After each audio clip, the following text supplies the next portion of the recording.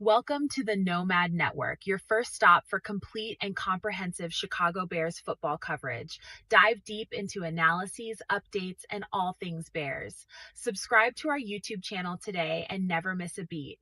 Thank you in advance for your support. We promise to bring you the best because together we're unstoppable. Go Bears.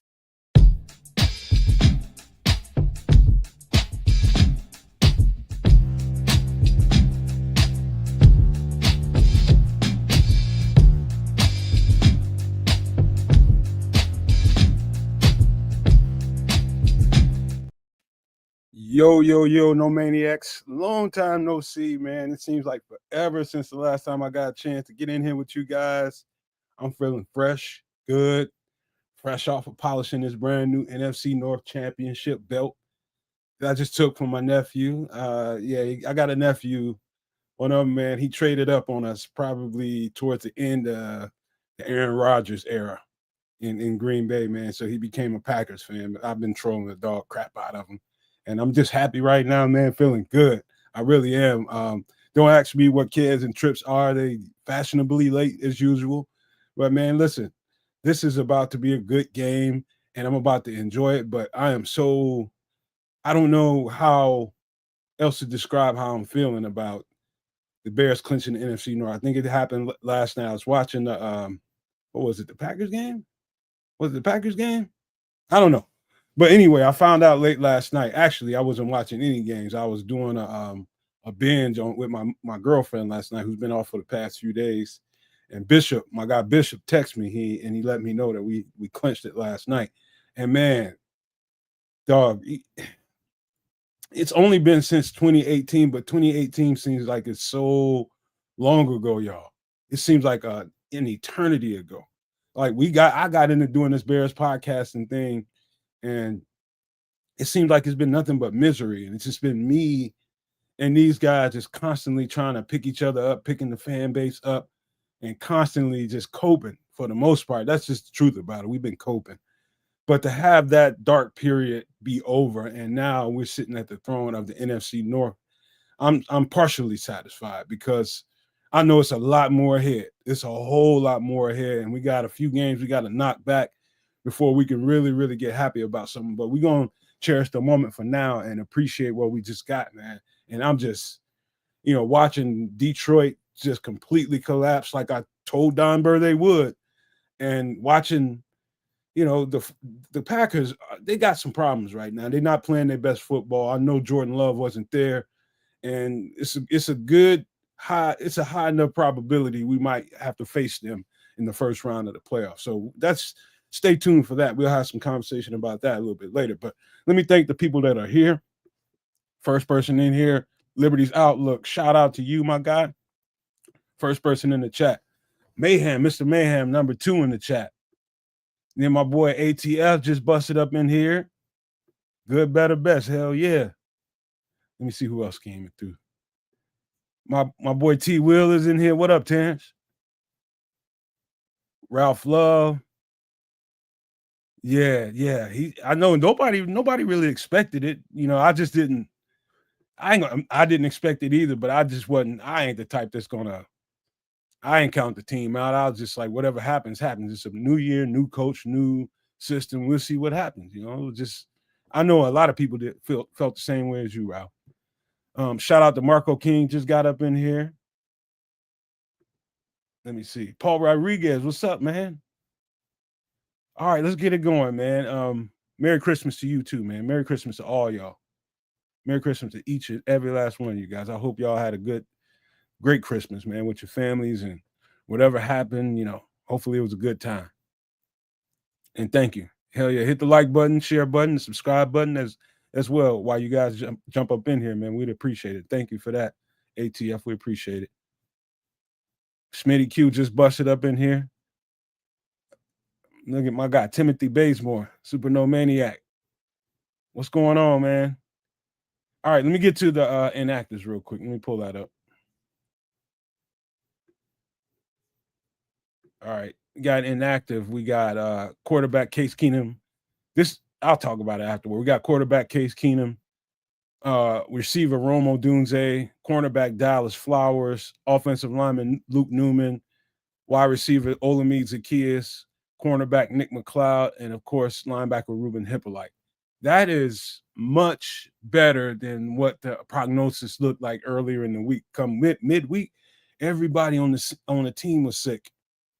Every single it's a bad flu bug that's going out around right now. I know a lot of people are sick right now. I'm one of the fortunate ones that isn't, knocking on wood.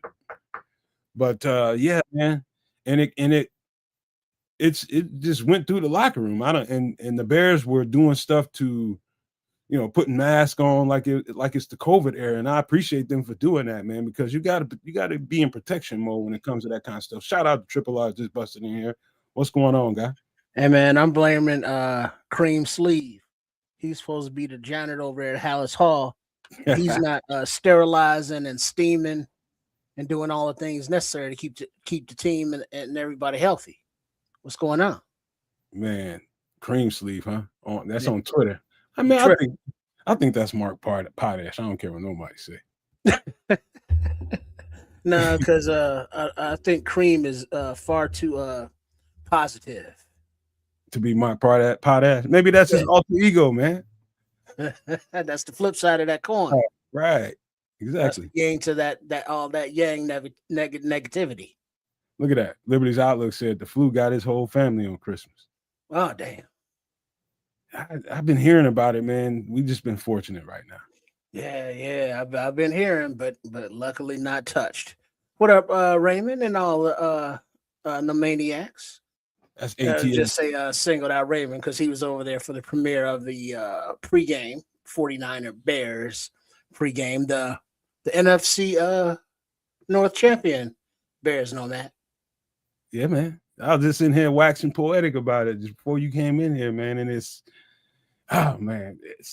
such a relief, man. I don't know if I felt this much relief since I became a Bears podcaster, because it seems like, I don't know if it's just me and my background to always be trying to lift people up all the time. It seems like since I got into this podcasting world, since we got into this stuff, I've been constantly trying to pick the Bears fans up. Like, come on, it's going to get better. I've been that kind of person, seemed like the whole time. And that takes a certain amount of energy, right?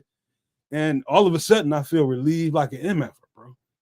I just feel relieved. It's just like, I don't have to do that every week. I don't have to look on social media and see people saying nasty stuff all the time. It's just a relief for me to not have to be in that mode. And so I've been enjoying myself these past few days.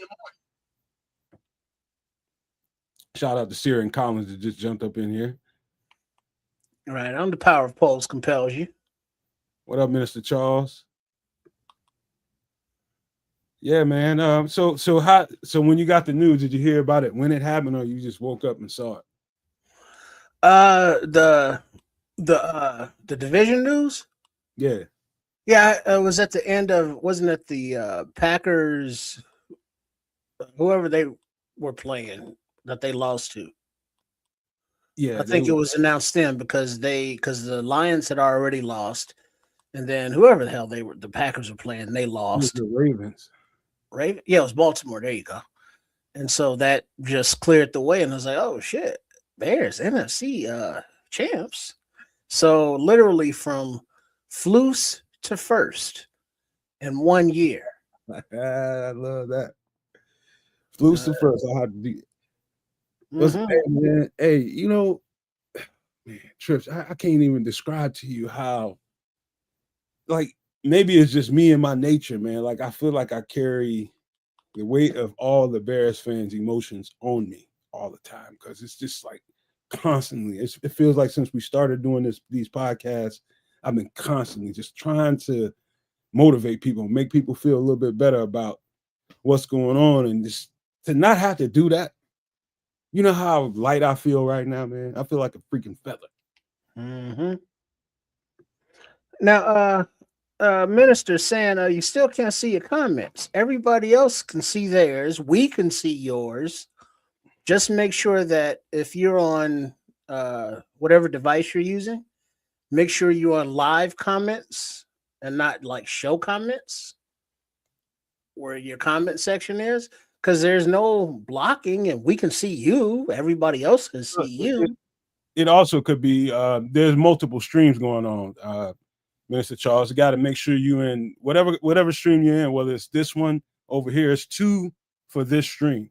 There's 2 actual streams. No, but I can see, but we can see them. So yeah, it's coming up.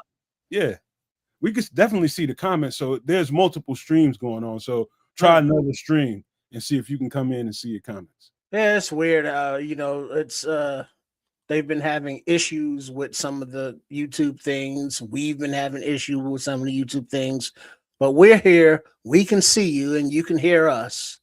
So it's all good. It's all good. Yeah, you might be on a vertical stream too, Minister Charles. Oh yeah, that for the vertical stream for the cell phone devices. Yeah, made for those screens more. I don't know what he's on, whether he's on a cell phone or whether kids, pop yourself in whenever you want to. The hell you doing down there? What up, P. Higgins? We're gonna have to stop. As soon as kids get to him, we'll break the game down real quick. Trying to wait on him to get in here for that. Yeah, man. What up, American Z2Y? What's up, man?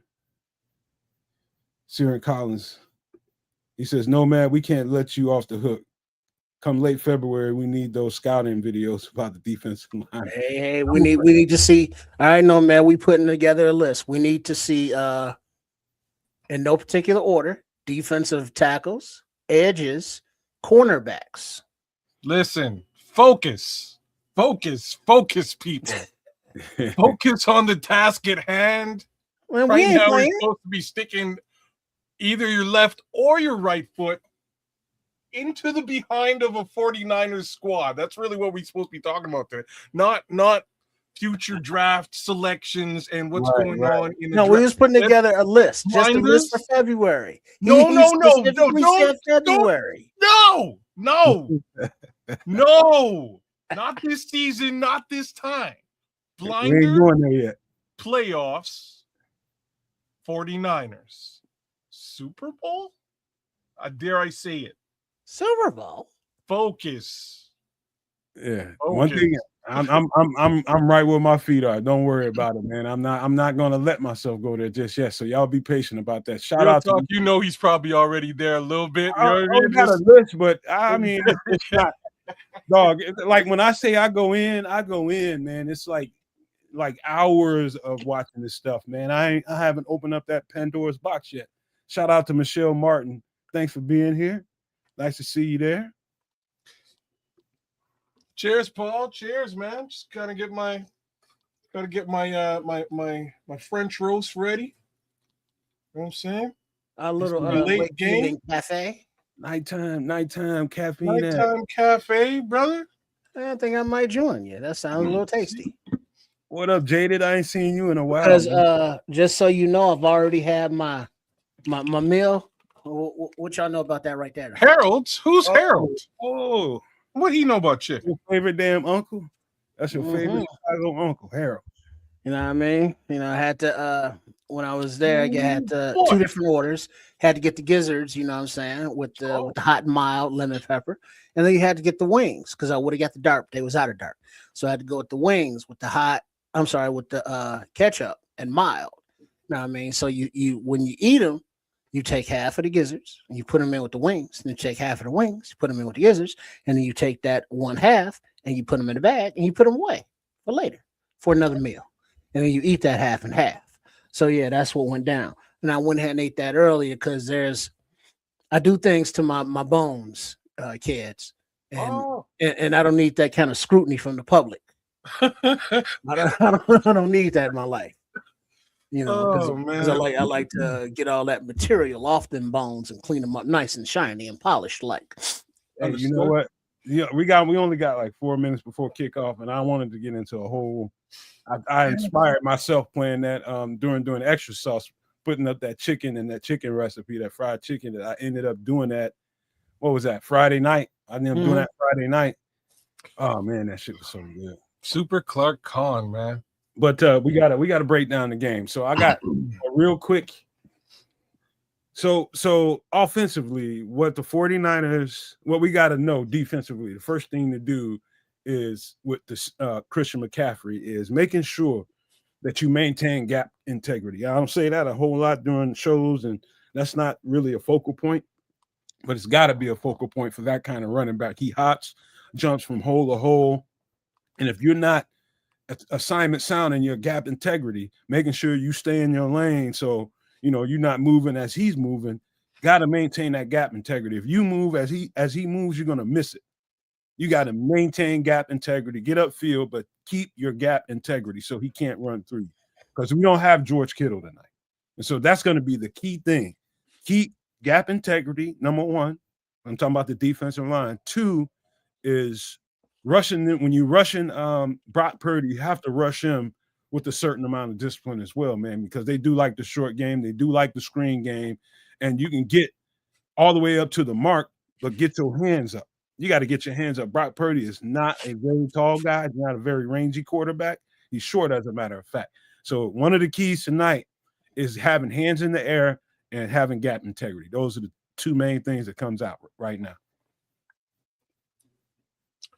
I don't have a lot for this one, man. I'll wind up throwing it up the trip there in a minute, but I find these two squads, especially given the potential attrition today. So, is it official that DJ Moore and OZ are out today? OZ is out. DJ is in.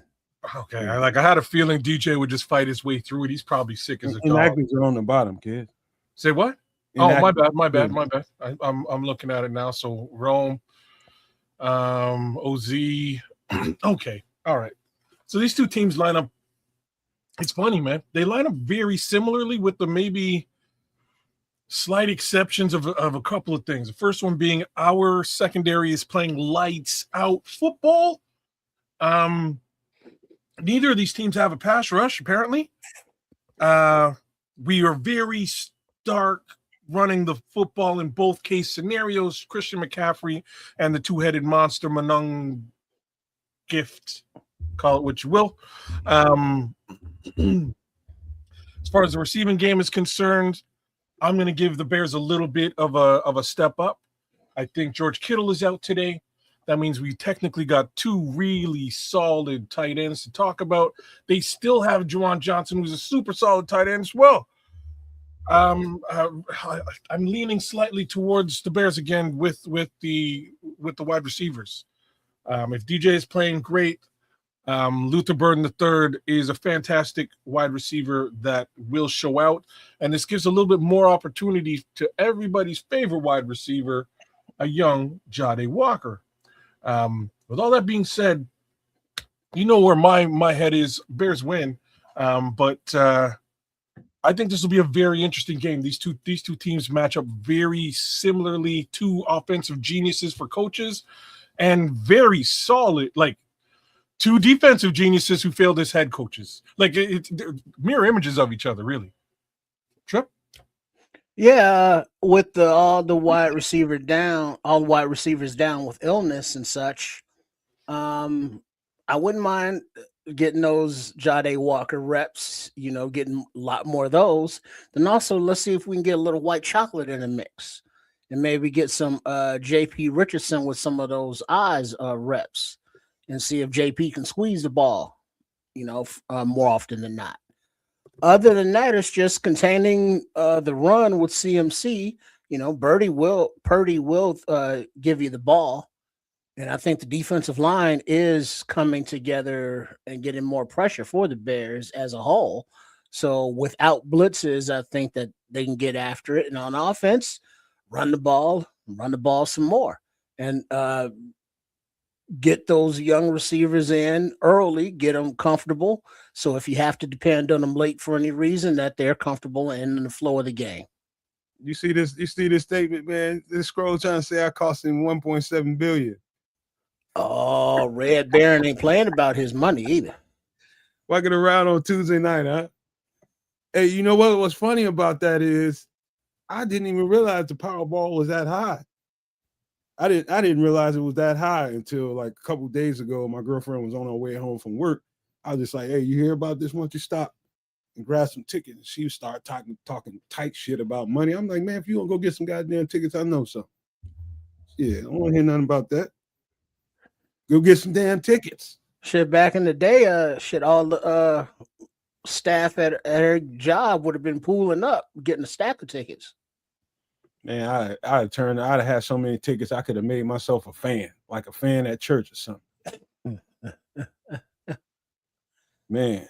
All right. So right now on the picture, we're looking at the NFC playoff picture with Seattle number 1, Chicago number 2, Philly number 3. Philly just completed their victory over Buffalo. Buffalo went for 2, did not make it at the end of the game. So the playoff positioning, there is still things on the line, but the Bears must first handle their business by defeating the 49ers in order to have an opportunity to move up to 2 or 1. Let me get the banner off. All right, we ready to go, man. Getting ready for kickoff. Man, this is gonna be interesting, man. I just want to see, because I thought the injury report was gonna be way worse than it ended up being, and we ended up getting where we needed to get to by the time game time. I never played with the flu before, so I wouldn't know what that feels like. I wish I could relate to it, but I cannot. Well, all right. Here's Go what ahead, it is. No, I'm What just up, saying, FG? it is what it is, man. Play with the flu. Michael Jordan did it and shut things down. So let's see if DJ Moore can do it too.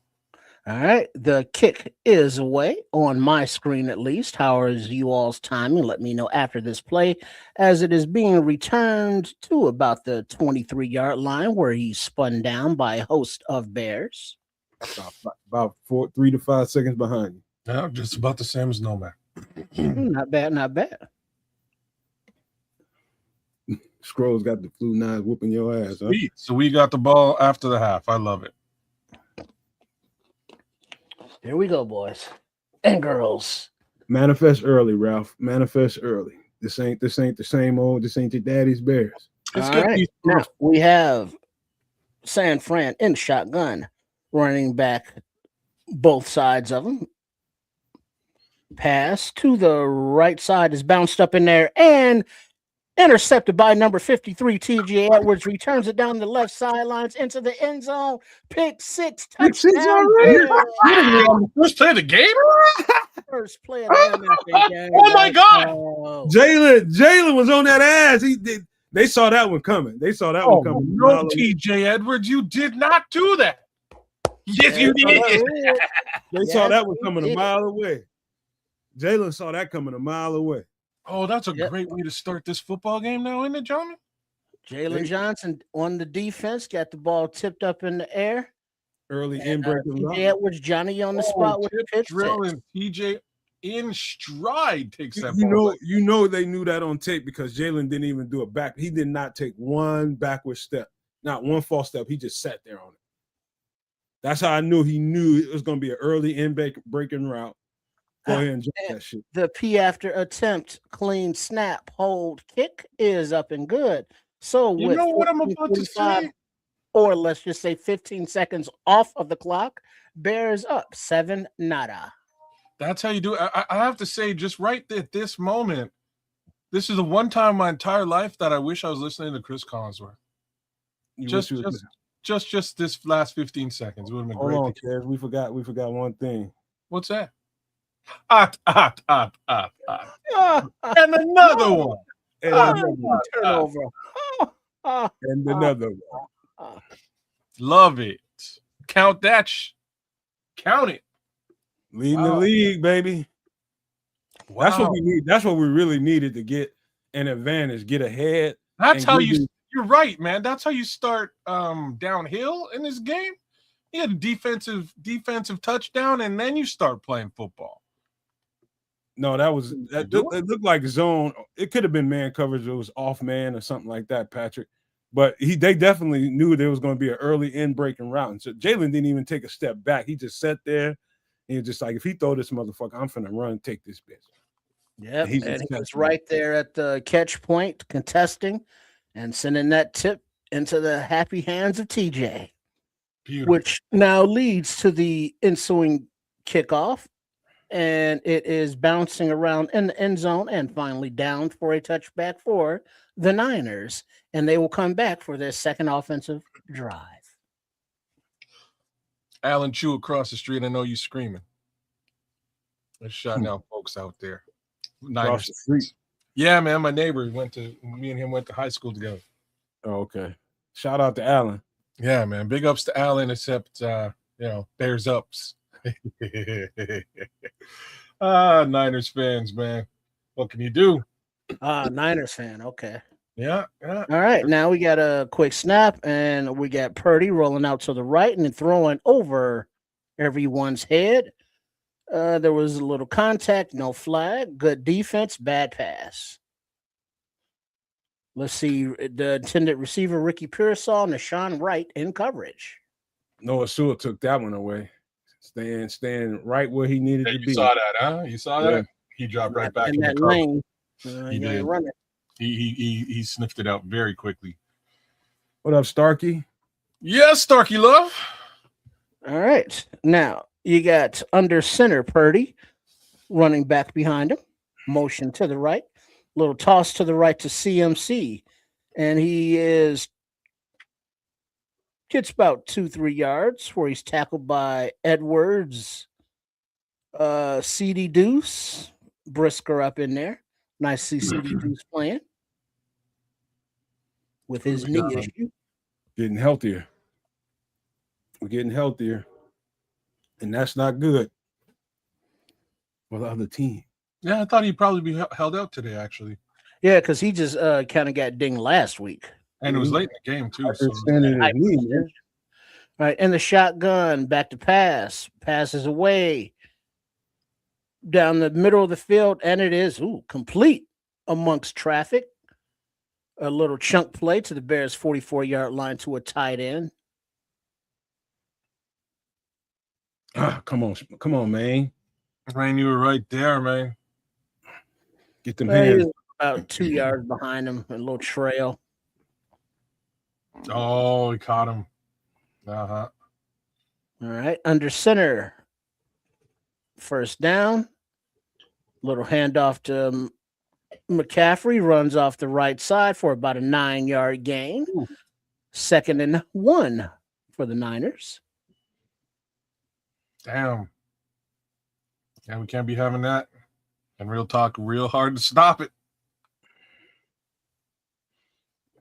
Here's another place where these two teams line up real nicely is at that offensive line, man. They got a decent offensive line. There's no question.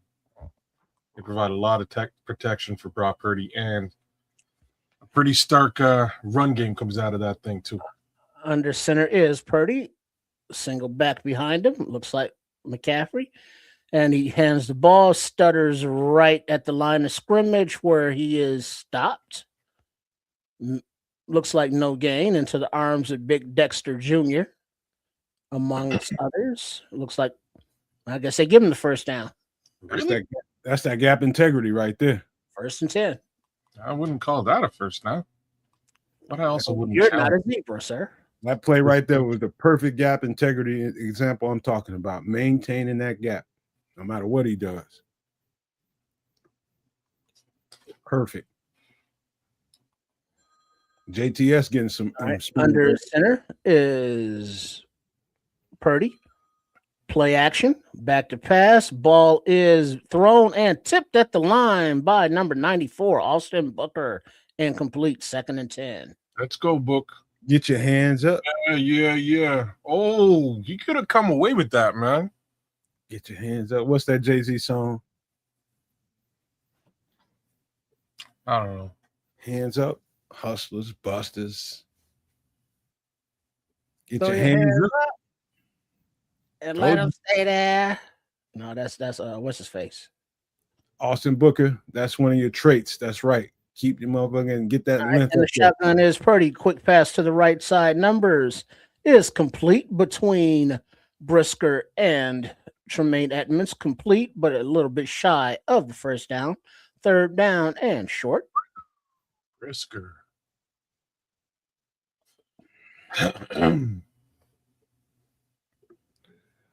And they stay there. And they stay there. All right.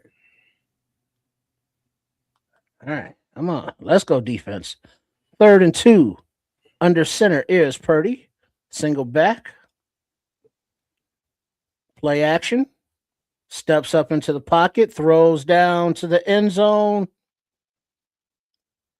And it is complete Damn. to the 1-yard line to number 5. Ooh. But there is a flag on the play. Preliminary indication hold on the Bears, No. which it is against number 1. First Damn. down.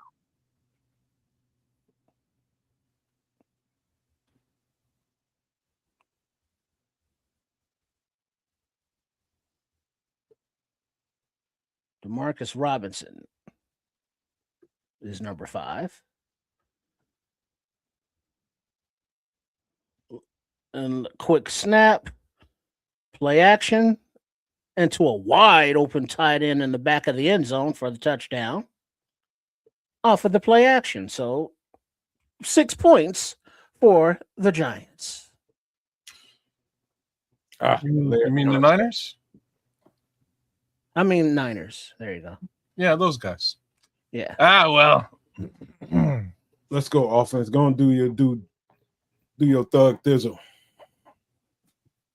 Go and beat their ass up in their house. In your house, I'm gonna beat you up. You know whose man that was, whose coverage, but they didn't make it. And the ensuing PAT, clean snap, hold, and kick is good. So they tie up the game at 7s with 10:57 on the clock. Man, this is a much higher scoring game than I had expected at this particular juncture. I'm pretty sure there's going to be some points put up. All right, offense, it's the Bears' turn to get it going, and hopefully the team gets it in gear from early today. And Brock Purdy's throwing in some really tight windows. He does that. They're going to have to deal with that today. But he will throw it into windows that the defense can close. This was sort of what I'm leaning towards. Most of these little windows could have been closed on. It's tough. You got to get used to it.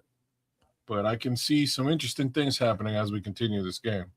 But another thing that will help with those windows, pressure from the front 4. You're darn straight.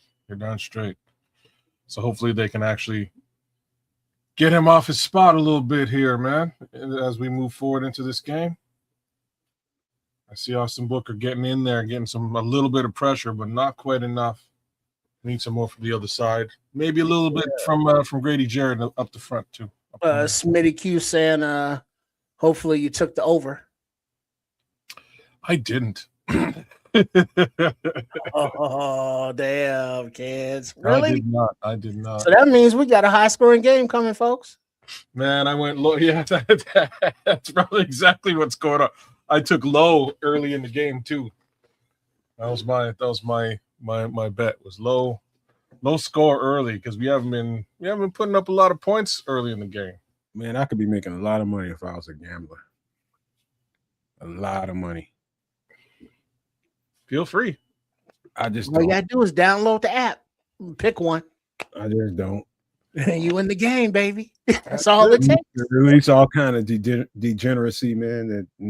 That's a slippery slope to me. Slippery slope. Well, it's all about what you're putting down, man. You have a limit. Stay within it, as they say. I'm so confident, kids. I'll bet. I'll bet big. Don't do that. Don't be dumb now. I ain't dumb. That's not dumb. I just got a lot of conviction, brother. Also need pockets. Yeah, conviction to make that money. But I need you to check out, pay attention to Trent Williams, who went out with an injury, and see if you see him on the sidelines or hear anything about it that I may have missed, y'all. Oh, when did he go out? Just now? I didn't see it. Exactly.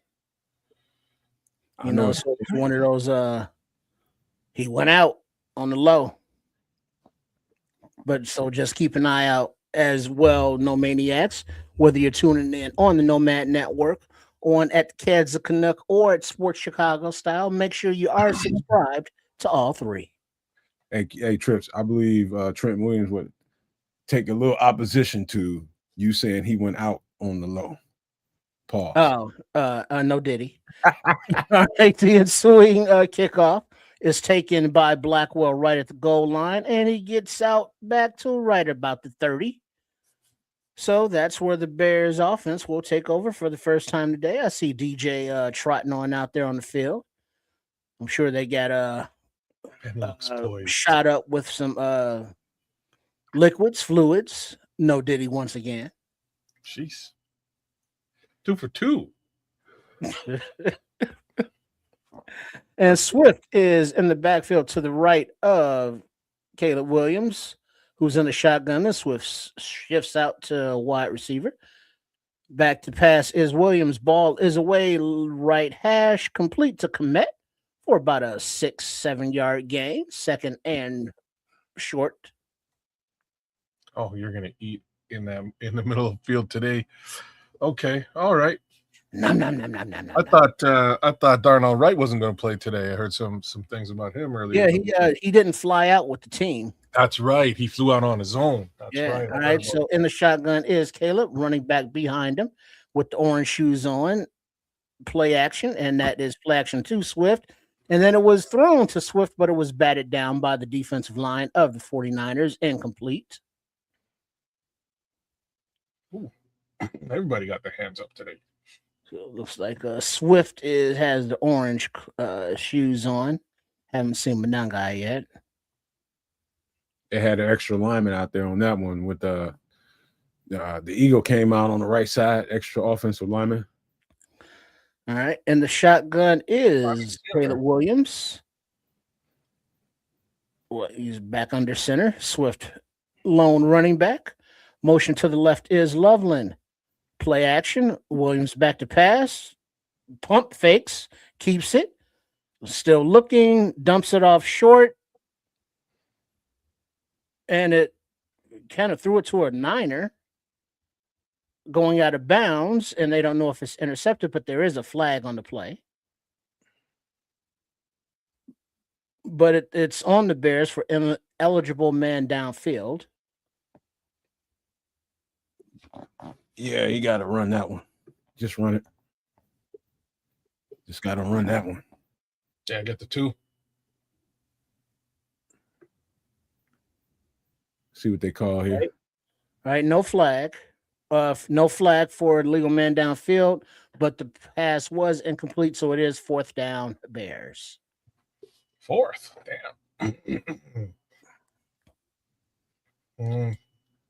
You don't really want to punt here. What do we got? 4th and 3? Shit. You know what, Starkey? That's a good question because I'm just going to imagine that the box was looking a certain way and they just didn't start the game off like that. I didn't notice how many they put in the box. Back to punt is Taylor. Yeah. Punt is away, and it bounces into the end zone for a touchback. Quatu, get your ass to Mars, bro. Do they run the ball on Mars, Quatu? I thought with the less gravity, they could turn that out. We got a Niners fan up in this thing. Look at it. What up, Even man? on Mars, they know to run the damn football, man. Oh, geez. That's too funny. Yeah, it's weird. He doesn't like to run the ball like you should really run the ball early in games. Get this thing, get that motor greased up, you know? Get her going. We got plenty of that coming, man. I'm sure. I ain't too worried about it. Here's my worry, though. I'll give you my worry. These 49ers have they're not of the punting kind. So apparently they haven't punted in quite some time. I heard like since November is the stat, which is pretty crazy. The thing is they either get touchdowns, field goals, or turnovers. Okay, cool. I like the last one. That last one's awesome. We've already seen that. Well, we've seen the first 2 2 of 3 so far. Okay, all right. Yes, 2 of 3. So let's go for I will be fine with the other one if that's what it winds up being. But yeah, we got to. Point being, why I bring it up, we got to make these fools punt, man. See, Quato knows his football, man. Who knew? We got some new people in here. Shout out to Stacy Stoltz. What up, Stacy? Eagles, that was a surprising game because they really took it to the goddamn Bills, man. Big time.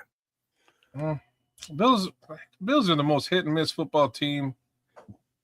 They playing their worst football at the end. That's trouble. Just don't. It's very hard to call what's cracking over there, man. Just saying. Right. Josh Allen is hampered a little bit. That's the main thing with them.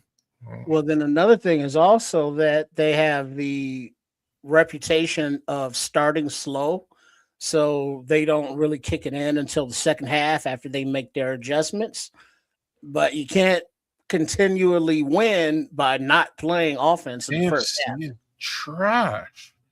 The Skrulls, I wish I could argue with that statement. Maybe it is. Maybe it is. It's true. Possible. Very true. Outside of the, sometimes Bills and the Texans right now, AFC is kind of sketchy. It's super sketchy. Right. Like, what is there to be afraid of? You got Trent Williams on the sidelines, but he has no helmet, so you got to keep an eye on that. Oh, there he is. All right, and the shotgun is Purdy. Back to pass. Ball is away in the middle of the field amongst traffic, but it's complete to his tight end just past the sticks. First down. Oh, come on, y'all. Y'all can't allow that. That's embarrassing. All three out there. TJ got a little too deep on that one. Trent Williams, he's questionable to return with a hamstring that he suffered on chasing down that pick six. Oh, he just pulled it. There was no evidence of anything. All right, they got a quick snap, handoff to McCaffrey running right out of shotgun, and he gets to the line of scrimmage or so. Second down and 10. No way to chase that down, Tremaine. Right down the line. That's a concussion tackle right there. Drove his head right. That's an old Roquan Smith shit. Yeah.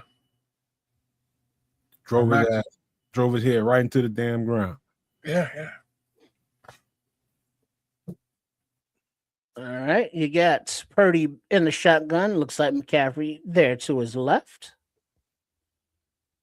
Motion to the left. Back to pass is Purdy. Pocket collapsing. Sweat misses the sack. Purdy escapes to the right, slides down after about a 5-6 yard gain. Third down. 6. Damn. They need to put Sweat on the other side now that Trent Williams is gone. They can go and see that and go and put him on the other side. Let him just give somebody nightmares over there. That's what I would do immediately. They're saying Purdy and Caleb Williams hold the ball longer than the other quarterbacks. So the defense has got to be prepared as the snap comes. Back to pass is Purdy. Ball is away, but batted down at the line. Looks like Austin Booker may have gotten a hand on it. Two knockdowns for you today. Hands up, Busters. Man who needs cookies. This is not psychology tonight. Be careful. I don't know what to tell you about that, but bacteria. That's all I got. Yeah. All right. So back to punts. Are the 49ers is something that they haven't been doing, as Kaz brought up, but they are doing it right, MF and now. Bear down. All right. The punt is away and a fair caught at about the 16-yard line by Devin Duvernay. See, that's what I wanted to hear. That's why I brought it up. I wanted to see them punt. There it is. How about the pregame notes to how we get this game? Defensive line keeping the hands up. 2 blocks already. Hands up. Yes, sir. Yo, we streaming on three streams right now. We on the Nomad Network, of course. We also on Kansas Canuck and also on Sports Chicago Style, man. Show some love. If you love this Bears content, man, we all do it. So you might as well show some love. Stop for a second. And beep. Shout out to ATF and Starkey and Smitty Q. Big ups to Frank Murdoch. coming through. What it do? Frank wants to win. I'm not sure if you are a Bears fan or a Niners fan, and I want to win too, but hopefully you want to win along with me. Bears Dog G5032, shout out to you. And big up to my God, Patrick Higgins. He's a Supernomaniac. You should be as well. We'll give you details on how you can do that as we go throughout the day. Quato, Patrick, others have commented. Now, let's run the damn ball this time, see how that works out for us. Oh, yeah. They're gonna definitely run the ball a little bit. There's some screen game going on. Bear Dog. There's multiple comments coming about the ground game or lack thereof thus far for the Bears. We've had one possession. It's okay, guys. Odds are he won't do it here either. I'll just put that out there now. We'll see what he does. You know, see if he takes the advice from the sage from Mars. Scrolls that green, and it's gonna hit that head anyway. Now I don't care what shit how much food you got going on. You're gonna that green gonna hit your head. Might not be able to taste it now. It's not the same. You're not gonna be able to taste it. Especially if it's messing with your respiratory system. Yeah, it's not the really same. Inhale and breathe like that. You know, that's when you want to go for the gummies. Once these Bears win, we won't have to crush our 40 whiners. The 12s are in the building. Oh, listen. I love that, Mario. 40 whiners. I love that. I absolutely love that, man. Mario Flores. Okay. Hey, you guys make sure you hit the subscribe button to all 3 channels, man. We'd appreciate you guys. We need your support. Yeah, I was hoping that the 12s. All right, here we go. We got 18 under center. That would be Caleb Williams, Gizmo to some. As we have, looks like Monangai is the running back with a tight end at the fullback position. Monangai takes the ball, runs a little bit to the left, gets about 1.5 yards before he's pushed backwards. Second down. Okay. Come on, Kyle. You could have bounced that out a little bit. It's about an 8-man box right there. Yeah, that's what I'm saying. He could have bounced it out. There's some room on the outside. Y'all asked for the run game, and here it is. So.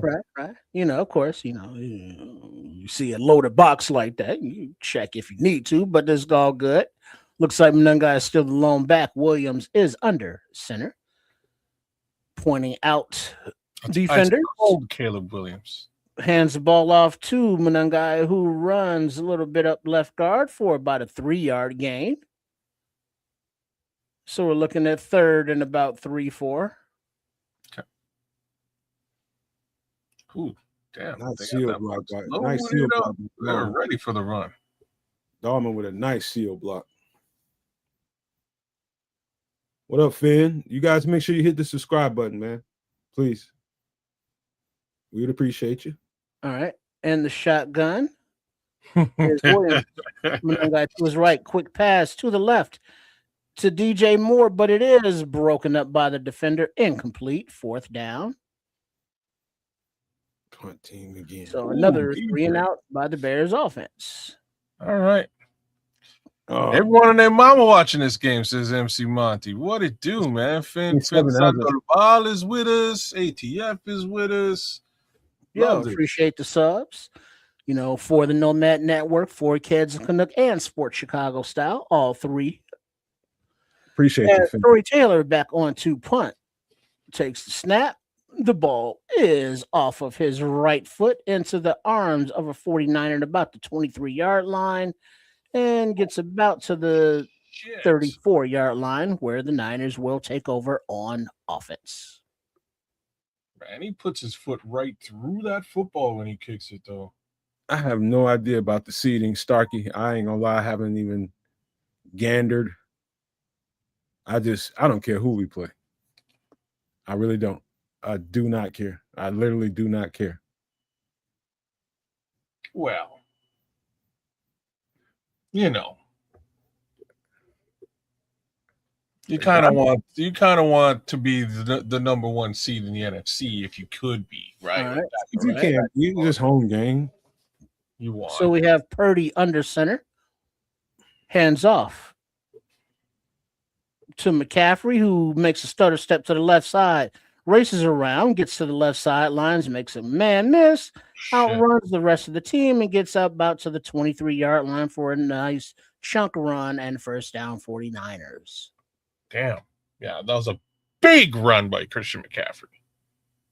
Can't be allowing stuff like that to occur at all. And there it is. That's a big run. Snap. Gap integrity right here. Oh, no. Wow. Integrity. Good awareness, Christian McCaffrey. Gotta give it to him. His body was about to take him right outside, out of bounds, and he just found his way back in.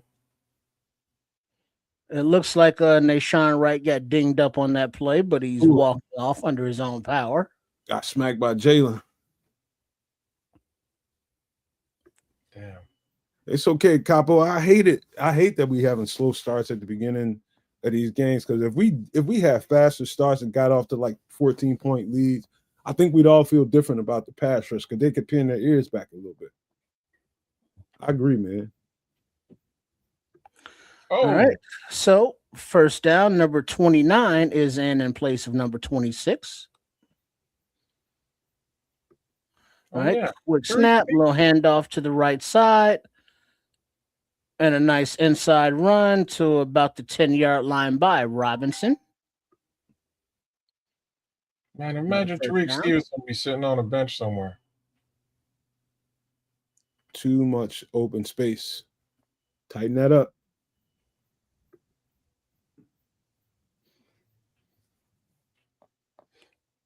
Yeah, Starkey Love. I think he might have.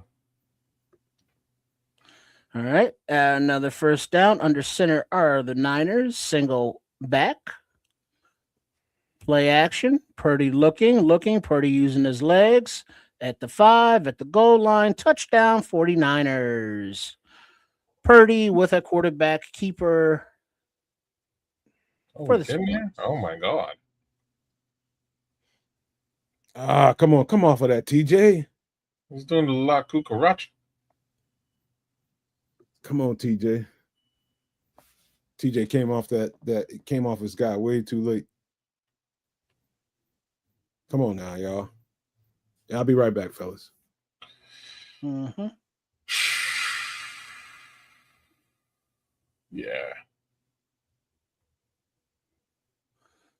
All right, so for the PAT, the Niners are lined up, and you have a clean snap, clean hold. Kick is good. And there we have the Niners take the lead 14-7 over the Bears with 4:52 remaining on the clock in the first quarter. Wow, we're still in the first quarter? Holy points today, kids. Yeah, a couple. Right now, need a couple more from these Bears. Well, yeah, that's the part that we hope holds up their side of the bargain, because the defense needs breath right now. They need to make some adjustments even before the halftime adjustments, but they're going to need more time to do that than another 3 and out. Yep. Yeah, we got to get this rhythm going. This rhythm going. That's what they need. Get things rolling here, boys. They have to stop the run. I don't know if they can, Tim. That's the worry. This team has a great offensive line, and Christian McCaffrey is a great back. Very tough stop in the run with this particular squad. Patrick Higgins, let's score points. Patrick Higgins is right on point, man. We can't keep 3 and out and shit. No, drive, put some work on their ass, man. Get this defense a rest. We've been putting way too much pressure on the defense early in games, and that's costing us. That's it. We got to score some points here, man. Take a nice long drive and come back with 6. That's what we need right now. Get it going. Get a drive going. Get these guys reeling a little bit. Get them, get some hands on the hips a little bit, man. Nice extended drive and finish it with a touchdown. That's a That's a gut punch. Yeah. Yeah. So gotta get in gear.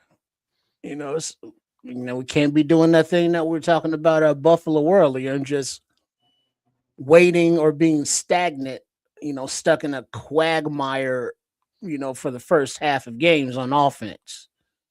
We got to get something going on that side of the ball earlier. Yeah, and I mean, the defense went and did their thing. They got us a little something early. That's super helpful. Now this offense has got to get going. Got to get this thing moving, right? Got to get this rhythm, Got this rhythm moving, man, because we can't wait until the fourth quarter to start playing football every single game. Football's a four quarter sport, man. You can lose it in 3 of them. Yeah. So here we go as the Niners are ready to give it a kick. And the Bears back to receive. And the ball is away. Looks like it is being caught by Blackwell right at the goal line, and he returns it out to about the 24-yard line, 23. But now we want them to run the ball, but when they do run and they see and Caleb sees the box loaded, can he check to a different play to take advantage of that defense? Does he have that freedom in the offense? These are good questions. I don't know if he does, and I suspect he does not. I'm not sure if he should. Well, all right. Well, he's under center right now, and looks like a play action to Swift. Passes down the left numbers, but it is high over the head of Loveland and complete. Second down. So damn 6. Oh, let's go. 49ers are leading. Look at that. We got Niners fans in the building too. It's crazy. All right. Well, it was a medicine ball. I'd be mad about that one. Yeah, I don't know. Let's look at this here. You got tipped right there at the last minute by the underneath guy, 48. But it was still high. And Loveland took that shot at the end. Yeah. All right. In the shotgun is Williams. Back to pass. Passes away to the left side, and it is complete to the hands of LB3, Luther Burton, and he is electric down the left sidelines past the sticks as he's run out of bounds after gaining about 15. Down there. Smooth spin, y'all. All right, Burton. That's Darth Burton, man. Darth Burton? And Jade Skywalker? Well, there's it was during the Packers game when he grabbed Buddy by his throat. They make that into a picture. It was a choke slam. And now we got a handoff to the right side with the orange shoe wearing Swift. And he gets right to the sticks and a collision after a 9-yard gain. Second down, Bears. What up, you guys? All you new people, please hit the subscribe button, man. We'd appreciate you. Shout out to Frank Murdoch and everybody else that just busted up in here. Ralph Love, what it do? Oh, look at Romo Dunze out there mean mugging fools. But that hair though, bro. That's a fro for that ass. All right, Williams in the shotgun. Looks like Swift behind him. Swift play action. Little quick screen to the left, set up to Kmet. He has a convoy in front of him, but he is upended right at the 50-yard line. But that is still a first down, Bears. Hey, get something going on. Get something going, y'all. I love that. All Using right. that aggressiveness against Miguel. That's what's up. Miguel Goncalves to the rescue. Yeah. My man. What it do, Miguel? Thank you for that. Personal foul, appreciate illegal block below the waist on the defense. Shout out to Miguel. Always generous to the network like that. You guys, anybody that received membership from Miguel, it would be nice if you give him a shout out and say thank you to him, man, because that was very nice of him. Yeah, absolutely. Good looks. And shout outs to Ismael Martinez, He says, shout out to Daly City. I assume you are a San Francisco 49er fan, but what do I know? What do I know? All right, so the defender there went too low, went through a blocker to get to the tackler, which is illegal. So the Bears will take that penalty yardage and take the ball in the shotgun and back to pass, going deep to the end zone and dropping it into the bucket to LB3 is Caleb Williams for the touchdown, Bears. And there he is, Darth Burton.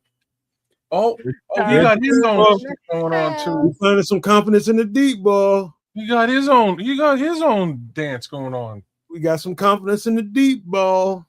It's about time, eh? Yeah, man. Right at the perfect time. Shit. This is exactly when you start to need that. Yeah, this is exactly when we need it.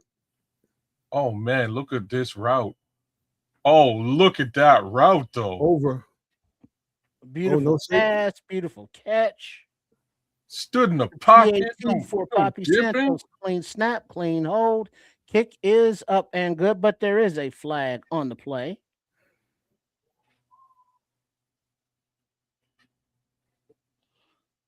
And there's a discussion.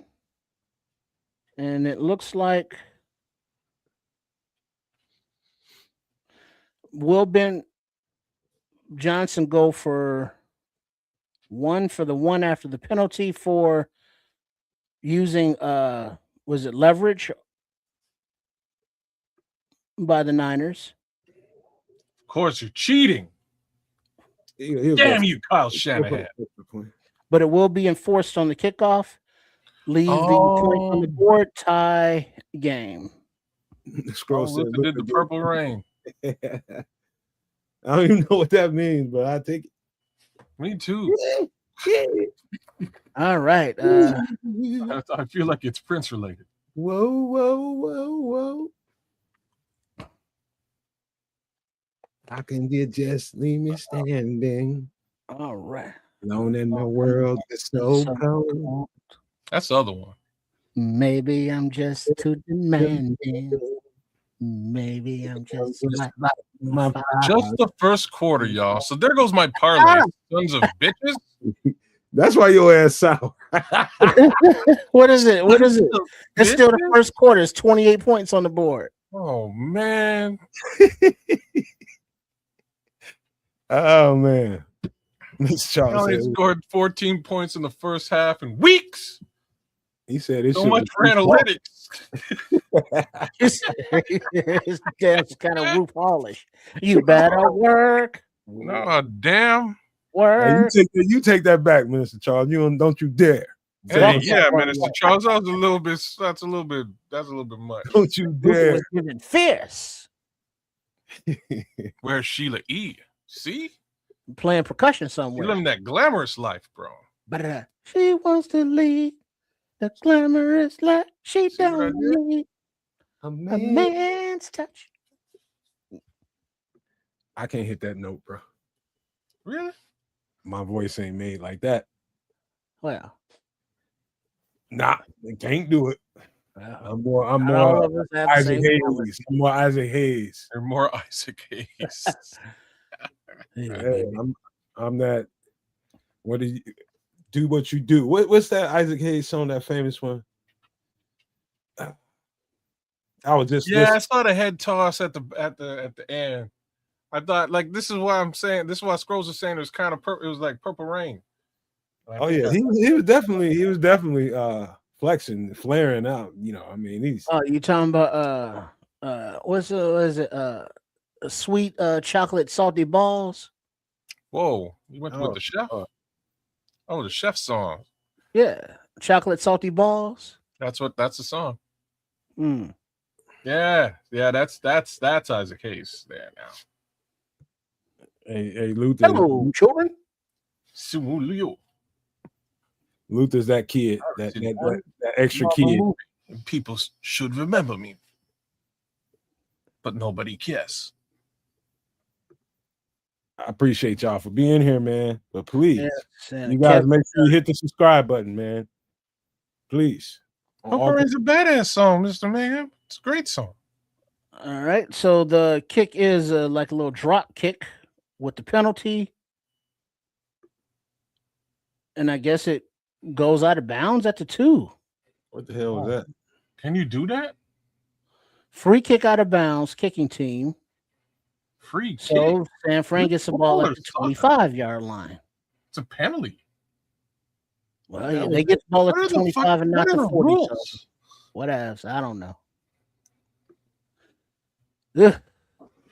What are the fucking rules here? Yeah, Starkey and Caleb couldn't really step into that pass either. So that deep ball is coming along. Pause. Why pause there? Going deep balling. Oh, Ball okay. deep. All All right. right, back to pass is Purdy, back to the left side like a little screen, but to Pearsall, number 1, but it is dropped incomplete. 2nd and 10. Oh, Ricky. And Ricky did get shot too, didn't he? He did. He got shot up. But he's able to come back, and he's back on the That field. was also in California, Yeah, it was. coincidentally. Collins was finally starting to get fat. Coincidentally. All right, so under center is Purdy. I guess that's CMC behind him. And play action. Purdy looking down the field to pass. Plenty of time. Steps into a pass to the left side. And he finds Ricky, the aforementioned, wide open for a nice chunk play. Boy, First look down. how many defenders were there. Why didn't you break on that, Nashawn? You watched him. That's his own. Yeah, but damn. The ball's in the sky. The ball's in the sky. Oh, that was a nasty route. He lost Nashawn. Oh, is that why? Oh boy, that's okay. There you got. That's why. Oh, it was man coverage. He's just off man. All right, a little handoff to CMC. Run to the left. Gets about 6 yards. 2nd and 6. Shoot.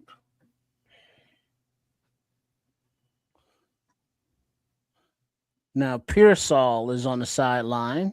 He's making grimacing, Good. but he's holding his helmet. He's good, I guess. Looks Damn a it. little ginger. Under center is Purdy. Handoff to McCaffrey to the right side. He's wrapped up, but he makes a couple guys miss, but gets a yard after being tackled again. Flag on the play. Flag. Holding offense. Oh, Here's in these situations. What do we got? The refs are conferring. probably the holding out there. in the Al second Shanahan half. is sweating. Probably was a All right, hold. there is no foul. 3rd down. Wave it Yeah. off, pick it up. There is no foul. Okay. So you're just throwing laundry around for no good reason. Yeah, they talked about it, picked it up. Saw something. It was like, no, what you saw didn't happen or is not illegal. So with 1:23 and ticking left in the first quarter, little inside handoff fake. Purdy keeps it, runs to the outside, being chased by Montez Sweat, but slides past the first down marker for a gain of about 2-3 yards. First down, Niners. Damn. Damn, he just got a little bit outside of Montez, but not much. But it's quicker because he's like 100 pounds lighter. All right, so 1st and 10 are the Niners. Purdy under center, McCaffrey lone back, then the shift, and then McCaffrey takes a toss to the left, but he's met by Noah Sewell, and Big Dollar Bill, and rolled over. And McCaffrey says, "I need to come out of the game for a second, please." Ooh.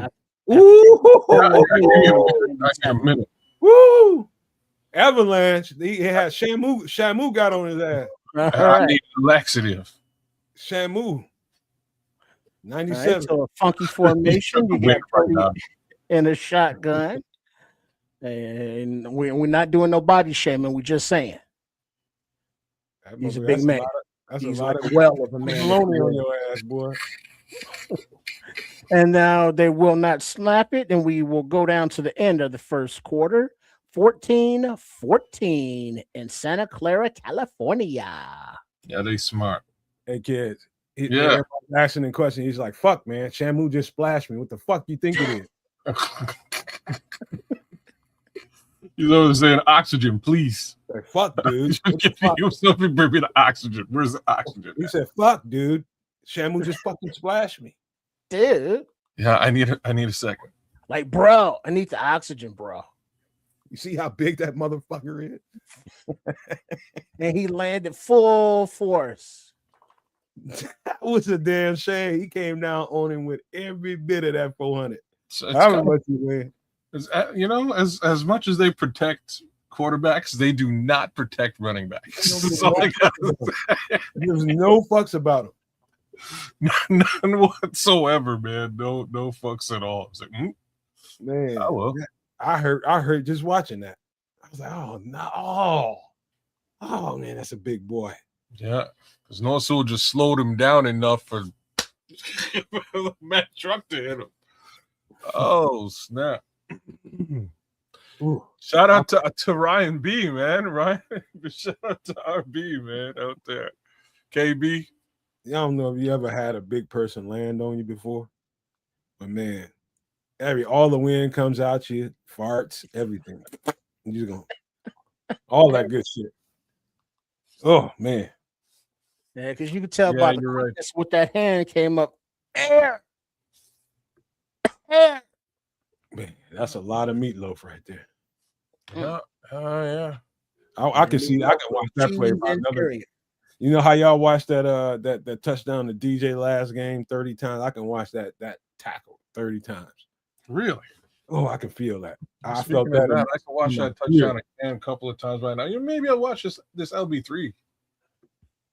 Yeah, Darth Burton putting it down. That was a nice pass, man. That was a really nice pass by Caleb Williams. The myth of the the deep ball issues seems to be dissipating. If he hits that one more time, if he hits another shot like that one more time, the Frisco will have to play him differently. I think that's how you take advantage. I think that's how you take advantage of Frisco right now. They're loading the box, so you do what what Quato says, and you run that ball and you play action the hell out of them and strike. Pick your poison. Yeah, baby, strike them deep.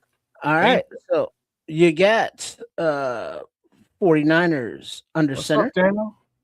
And back to pass is Purdy pass down the right numbers complete to Pearsall, who's back in the game for about a 15-yard gain, another first down. 49ers. C.D. Johnson could have got disruptive there, man. Oh, he just got that right over his head. Mm-hmm. He was right in the line there, man. Let's see. Okay, I'm glad they're showing this to me at a different angle just so I can see. All right. Purdy back under center. Little handoff to the left. McCaffrey is back in the game. Makes a cut, makes a man miss, and gets down to about the 4-yard line where he's written down by Tremaine Edmonds. First and goal, 49ers. Damn. Guess that oxygen worked.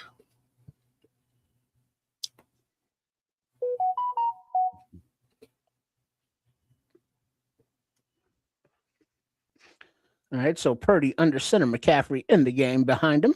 The lone back. Motion to the right, a little toss to the right. McCaffrey finds a hole and goes untouched into the end zone for another 49er touchdown. Let's see what happened here. Yeah, this is a problem. Y'all gotta get a body on him, and defensive lines gotta get a body on him.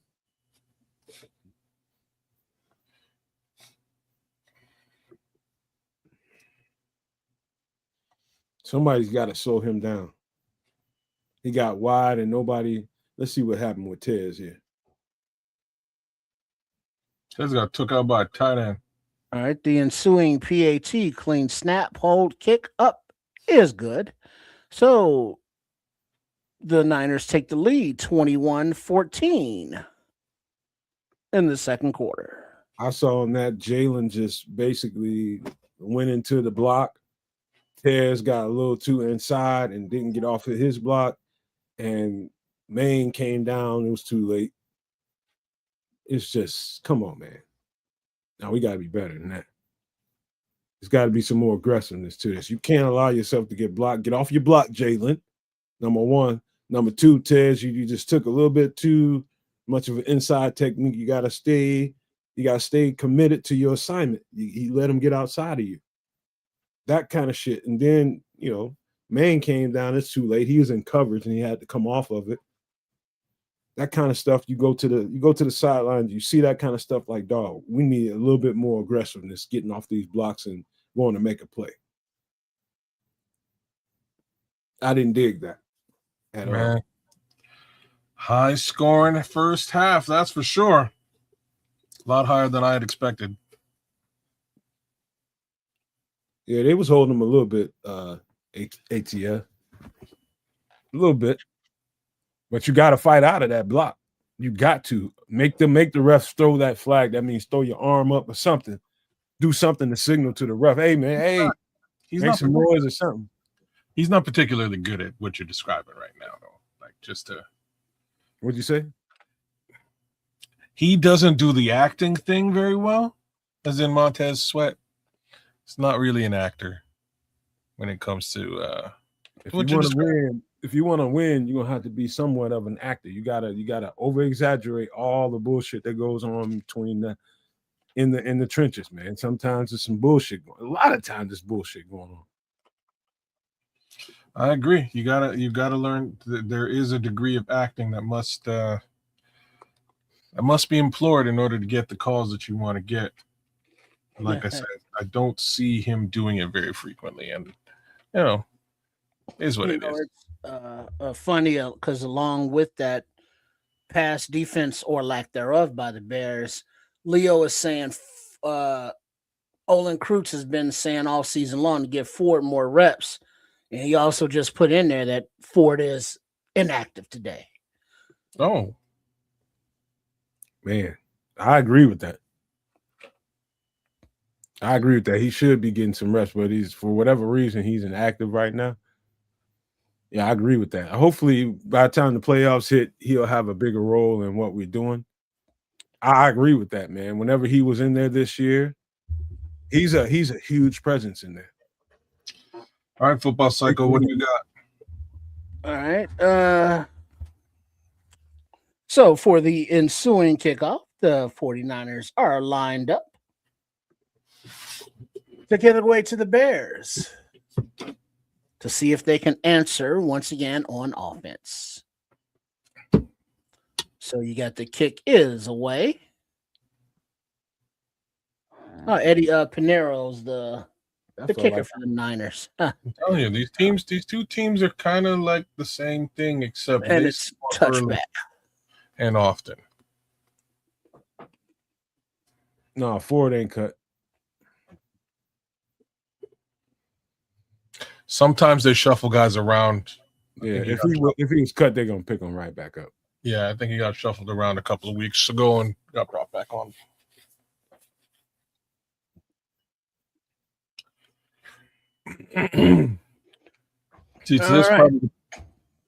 Now we have the Bears under center. You have a fullback and a running back. The running back of Kyle Monangai gets the ball and he finds a hole and he makes a seam, he makes a cut, and the touchdown saving tackle at about the 48-yard line. First down, Kyle Monangai. Ooh, he gashed the shit out of him. Damn, Kyle. You have to run that man over.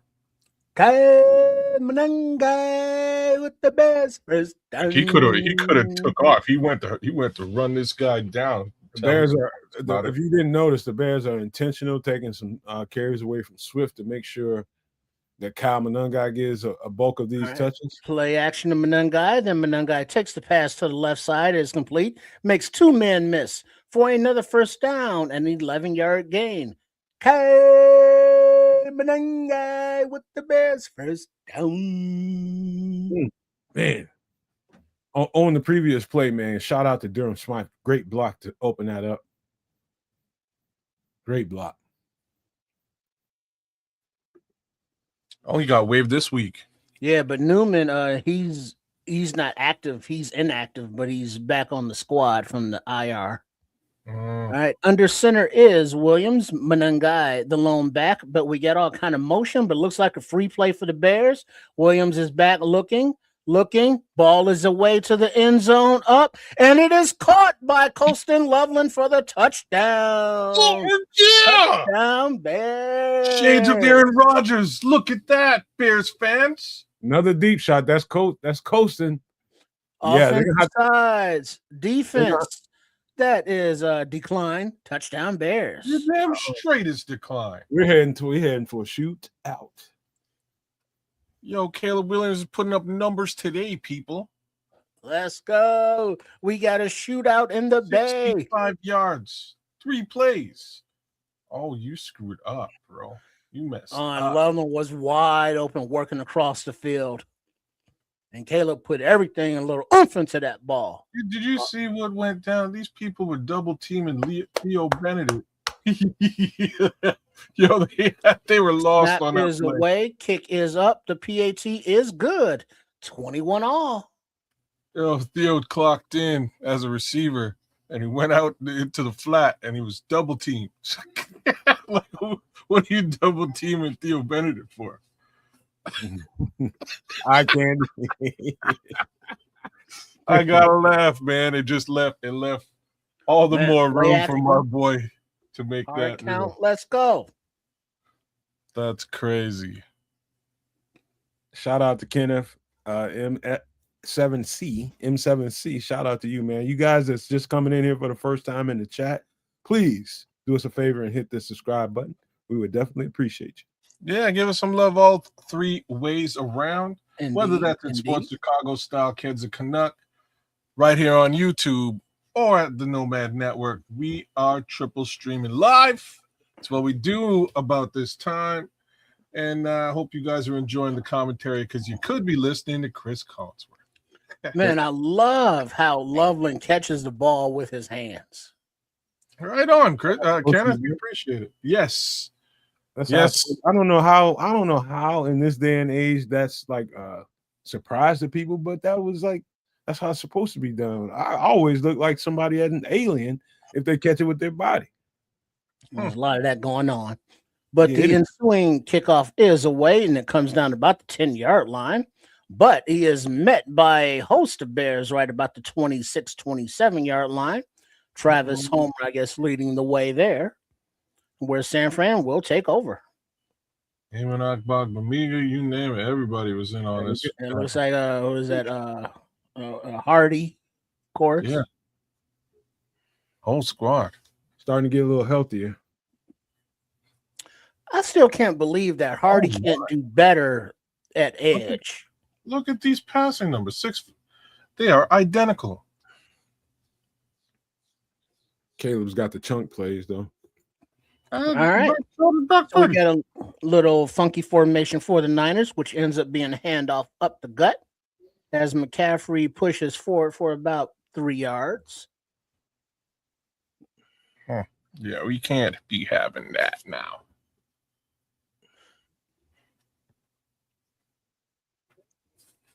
Looks like it was they got some rotation in at the defensive line. Little rotation. Let's see. We got 94 Booker still out there. I can't see the other numbers right now. We got that same formation for the Niners. Different motion. Play action. Pass to a wide open receiver. 88. They're tied in. They're at the 40-yard line. Another first down, Niners. He's eating today, Jake Tongas. Yeah, former Bear revenge game. Damn it. Yeah, Tongus looks like he beat Kwani B there in coverage going across the field. I think that was 9. Yeah, it was 9. All right, under center is Purdy. Hand off to McCaffrey. He gets about 2-3 yards. Get him. Holy cow, my boy just keeps his feet moving.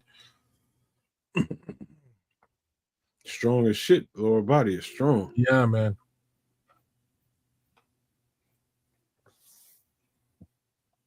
We got Kyle Juszczyk out there. Brought the fullback out. And he's spreading out wide for now. You don't. Okay, maybe he's supposed to. Shifting. All right, now you got single back, little razzle dazzle, which ends up being a little pitch to the left, a lane, and a first down by number 9. After about a gain about 10 yards by Moore. Oh wow, nicely designed. Nice design play. Good tackle by JTS to finish that off. Good design. Beautiful design. Think I've never seen that. Mm-hmm. All right, under center are the Niners. Straight up hold there, though.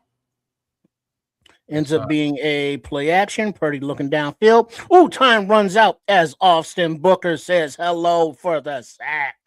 Boom! Holy shit. There we go, Book. Hello. Hello. Wow. Hello. Hello. Heat-seeking missile. Hello. It's me. I've been thinking about you. See that? Oh, no. Oh. All right. Purdy, welcome. So, welcome to the NFL, bro. Back to pass on 2nd and 17. Purdy ball is away down the right hash to McCaffrey. Damn. Complete. Just shy of the first down sticks. 3rd down. He did a diamond cutter on his ass. Dallas Page. What's his name? Dallas what? Yeah, Diamond Dallas Page. DDP.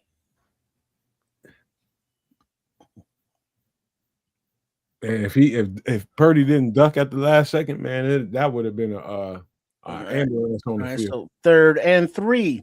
Niners under center. Single back. Hard to count, but there's a timeout. 49ers. 8:10 on the clock remaining in the second quarter. Tied up at 21 all. New people that are coming in the chat for the first time, we sure love having you here in the community, man. But please stop for a second and hit the subscribe button, which is totally free. Please, we appreciate you guys. You got the Nomad Network. You got Kids the Canuck, and you have Sports Chicago Style. A threefer. There you go. Got all these streams going on. Please stop and hit that button. We said threefer, Red Baron, not reefer. Threefer, not reefer.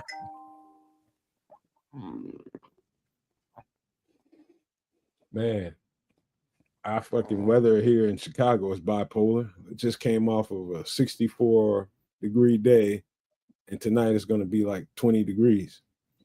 Colder than that. All right, so in the shotgun, back to pass is Purdy. Time in the pocket. Pass down the left side, but it's contested and incomplete. Kwani B on the coverage against that tight end. 4th and 3 for the Niners.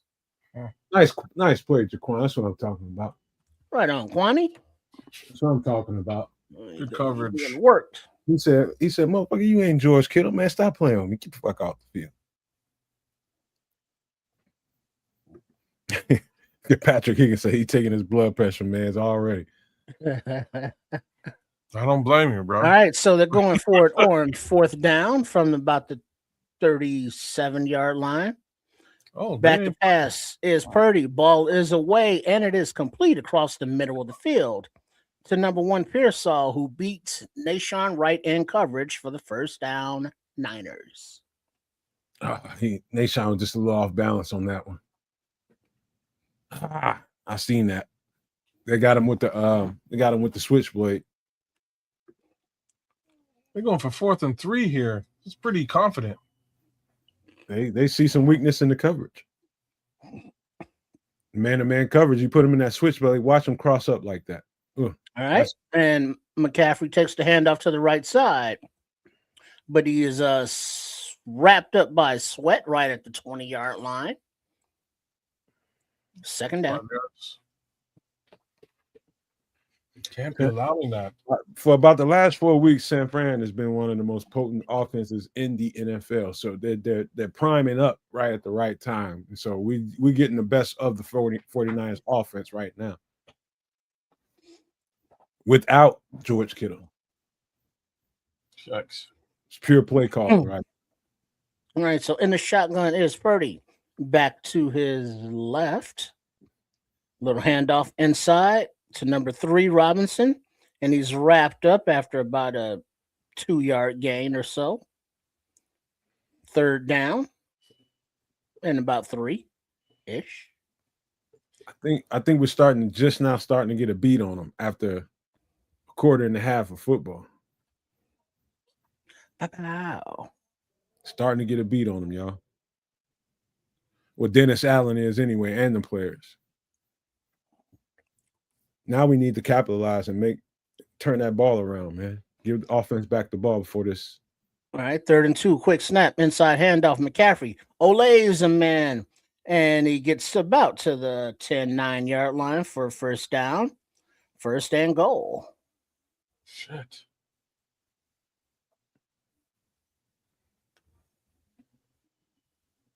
Dex looks like he's playing hurt.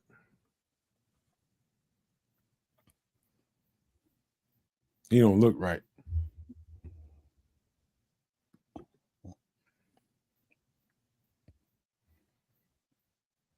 JTS might have been a little All too right. good. Back under center. Little pitch to the right. But 53 TJ Edwards blows that play up, and a host of Bears clean it up for a loss of about 1 or 2. Second and goal. Nice, TJ. There you go. I shoot the guy. There we go.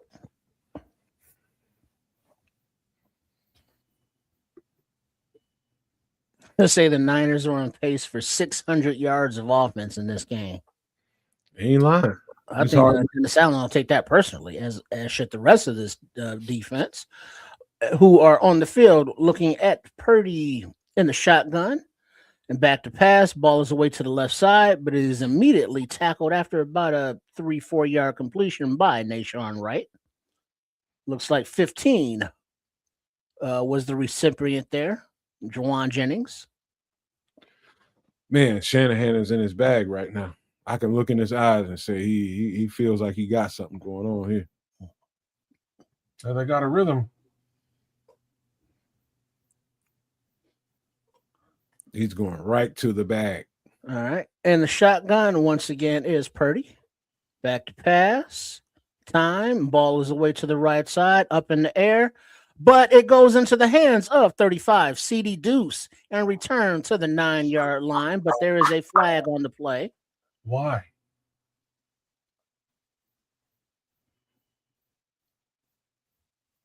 Preliminary indication is against Chicago. Ugh! Hands to the face. Come on, man. I want to see this. The flag is on CD Deuce for hands to the face, which will negate the pick.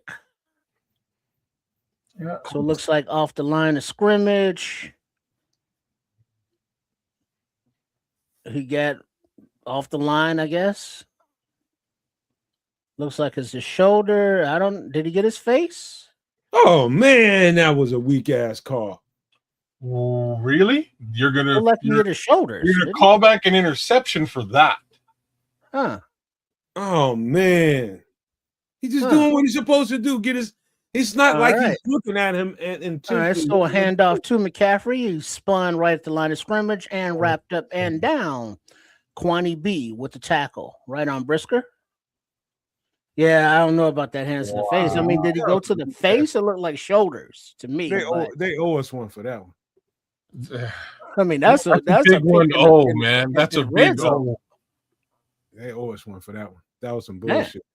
That's a big O. That's a weak ass call right there. Yeah. He got that. That ref was getting in his quota or something. Wow. That was weak and weird. That's just a normal football play, bro. All right. Is problems the 49ers are having with their communications. So they call another timeout their second of the half. So 3:27 on the clock. Second and goal. One timeout remaining for the Niners. I think there's some personal the way Shanahan is calling this shit, and Ben Johnson has been getting all the attention in the world because of what he's done with the Bears offensively. Offensive coordinator Kyle Shanahan is feeling it. He's trying to flex his muscles here. He is this is personal. This is personal. And Ben Johnson will start seeing it that way. And the shotgun is Purdy. Shifts. Nope. Goes back to the shotgun. Back to his left. Inside handoff. Nope. Purdy keeper around the left side. And he waltzes into the end zone for the touchdown. 49ers. Shanahan is in his bag. Damn, Brock Purdy. 15 play, 72-yard drive. What was that 6 minutes, 6:57? That should have been a pick. We should have the ball. That was a weak punt. So, that was I ain't too much against the refs most of the time, but that was a weak ass. Montez Sweat lost contain on the right side. Huh. All right, so the ensuing PAT, clean snap, hold, kick, good. 49ers 28, Bears 21. That'll happen when you put two tight ends on the side. That's Shanahan in his bag, bro. That's what that was. Wow. You got to give that one to Brock Purdy. You changed it at the line. I'll throw that one at Brock. No, that was designed. The change at the line was designed? No. That change at the line that you thought you heard was just them bluffing. That was designed. They went to the sideline and got that one. They just got Sweat in the cross. He's sitting there with two tight ends over on him. He just got him in it's damn if you do, damn if you don't spot.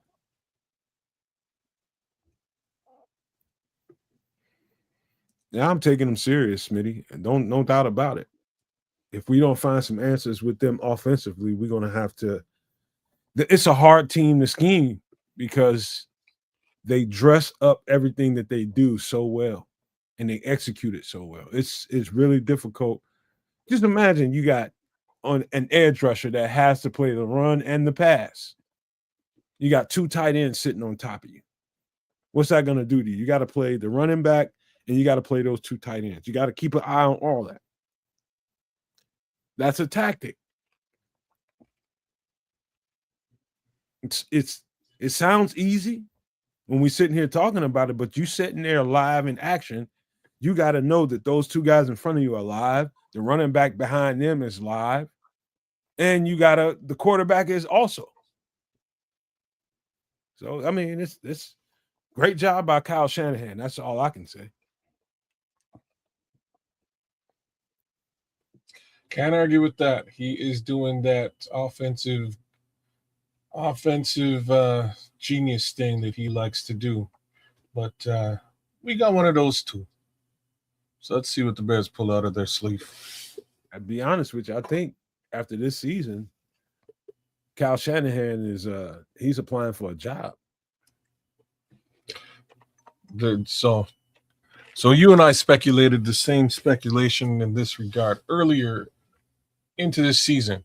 I don't think either one of us would have suspected that this team would be potentially vying for playoff contention right? Yeah. Here they are. But they're So playing that good football right now. I don't think he's applying for anything. I think his job is kind of secure. I thought they would be in a situation where they would be looking at retooling. But once more, they're headed into the playoffs. Them quite like Detroit, they should be 2-3 Super Bowls in. Yeah, they should be. All right, with 3:23 on the clock remaining in the first half, the Bears take the kickoff. Devin Duvernay and returns it to about the 30-yard line, but there is a flag on the play. Of course, there is. They owe us one. We're going to get one back. I'm telling y'all right now. What's up? It ain't here. What's During up, the return holding receiving team. So let's back it up. Travis Homer with that holding call. What's up, Unknown? Hit that subscribe button, my man. Appreciate you. What up? What up?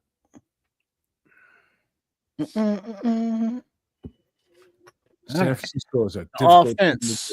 3:16 to work with. All 3 timeouts. Down by 7. A quick snap from Williams under center, play action. Back to pass. Plenty of time in the pocket. He escapes to the right, uses his legs, gets about 4 yards, and runs on out of bounds. Call it 3 yards. 2nd and 7.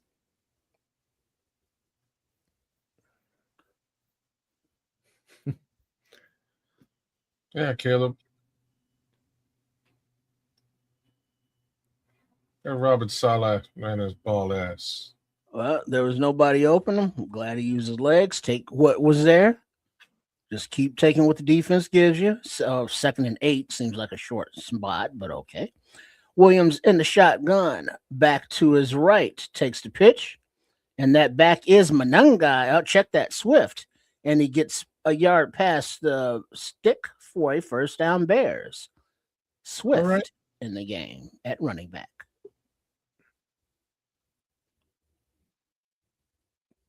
All right, let's chew up that 3 minutes. We're now at 2:22. 2:17 and ticking. That'll talk to you. But yeah, let's keep chewing up that clock. All right, they're at the line. Motion. Clock is ticking. They are not going to snap it before the 2-minute warning as it expires. So we go to break. 28-21 49ers. 2-minute warning, first half. They haven't attacked the 49ers yet, but they're getting ready to start. Offensively, they haven't really attacked them. You would think that the free ball that Loveland caught, that was just a gimme. But the one deep to who caught the first deep ball? Who was that? LB3. LB3. That was the design and back the defense off, but they haven't attacked this defense just yet. But that's coming. Since Kyle Shanahan is in his bag, watch in the second half, watch how Ben Johnson comes out aggressive. That's what I was about to say. I think he's going to save it for the second half. Not to say he won't push the score here. I think they'll get in the end zone here. But I think we start to get funky with it. I think they're trying to save their guys, man. They're distributing the ball, making sure that they're not giving one person too much of the load. Talking about DeAndre Swift, making sure Kyle Manungai takes the bulk of the carries. Pause. Shit like that. That's just preparing for the next part of the season. That's it. Keep these guys healthy. Since we're on break, you think any of these folks play next week? Yeah. Yeah. Well, there's still going to be something on the line, right? Maybe.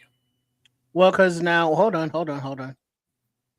Right now, since the Eagles, according to Brad Biggs, since the Eagles hung on to edge Buffalo, that means Philly is still a potential challenger for the number 2 seed.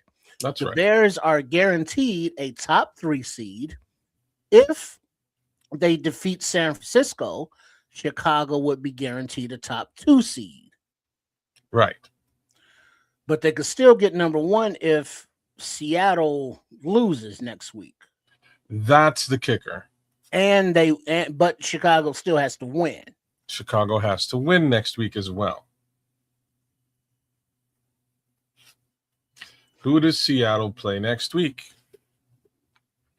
This is the question of the day. Let's find out definitively, shall we? Please. I will tell you momentarily because I can. Would you imagine? They happen to play the San Francisco 49ers next week. Nice. All right, so in the shotgun is Williams, 1st and 10 from the 31-yard line. Looks like I think Swift is the running back behind him. Takes the snap, hands off to Swift, and he runs to the right side for about a 3-yard gain. So 2nd and 7.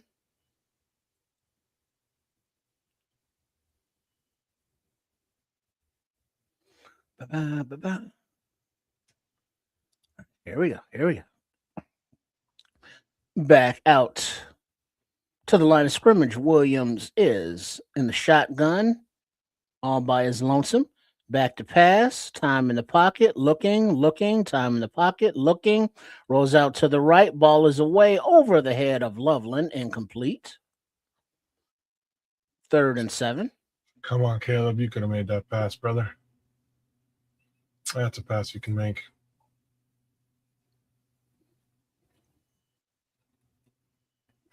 You overthought that one. Let's see what happened here. Let's see what happened. Caleb Williams. Time rolls out. There's his man. Oh, just botched it. All right. So 3rd down after that incompletion. Williams in a shotgun all by his lonesome.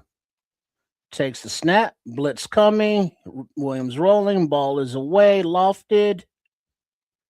Out of bounds to no one. Incomplete. 4th down.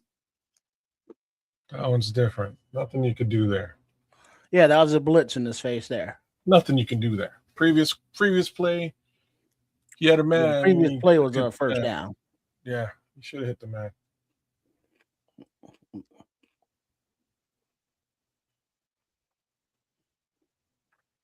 Damn. All right, so back to punt is Taylor. After an unproductive offensive drive. Back to the 10-yard line and immediately tackled by number 33, Jalen Jones. Holy shit. Jalen Jones.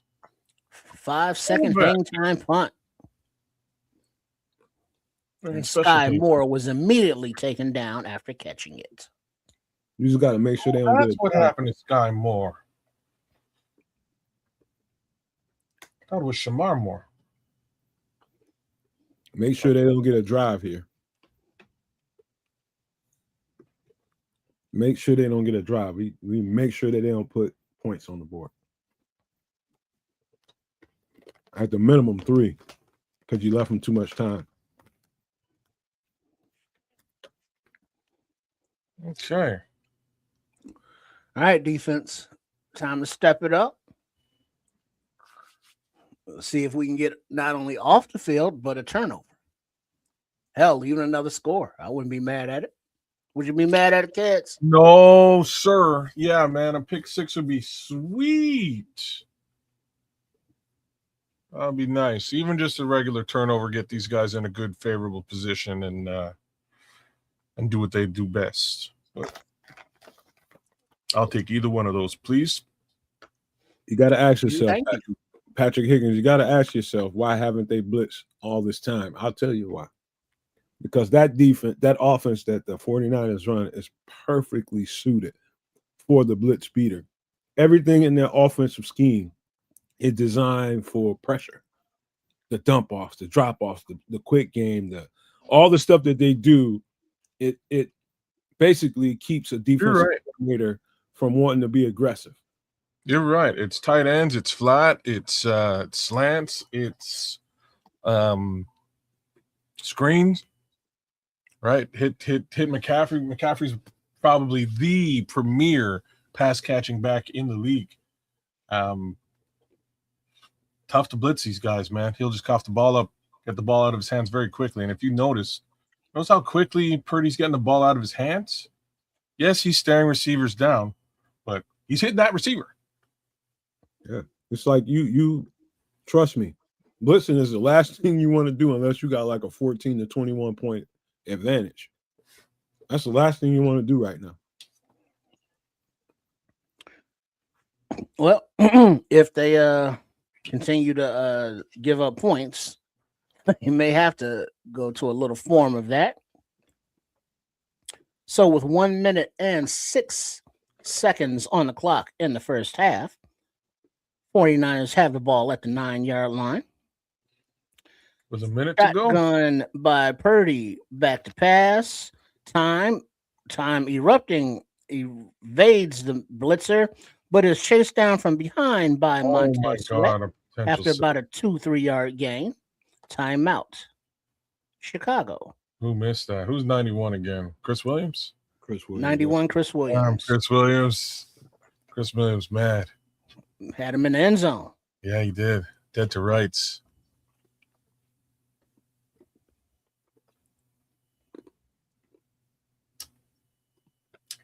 Damn, Chris. Look at that face. They know they got to get him off the field. They don't want them to drive. Got to get home. 3 and out, getting off the field would be preferable.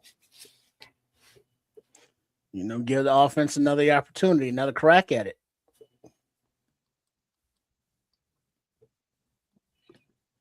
Somebody call a timeout here? Is it Chicago? Yeah, the Bears did. They want that ball back. Okay. So, 2nd and 8, 49ers in shotgun, little inside handoff, and he is tackled about 2 yards shy of the first down marker. 3rd down, and the Bears take their second timeout with 52 seconds remaining on the clock.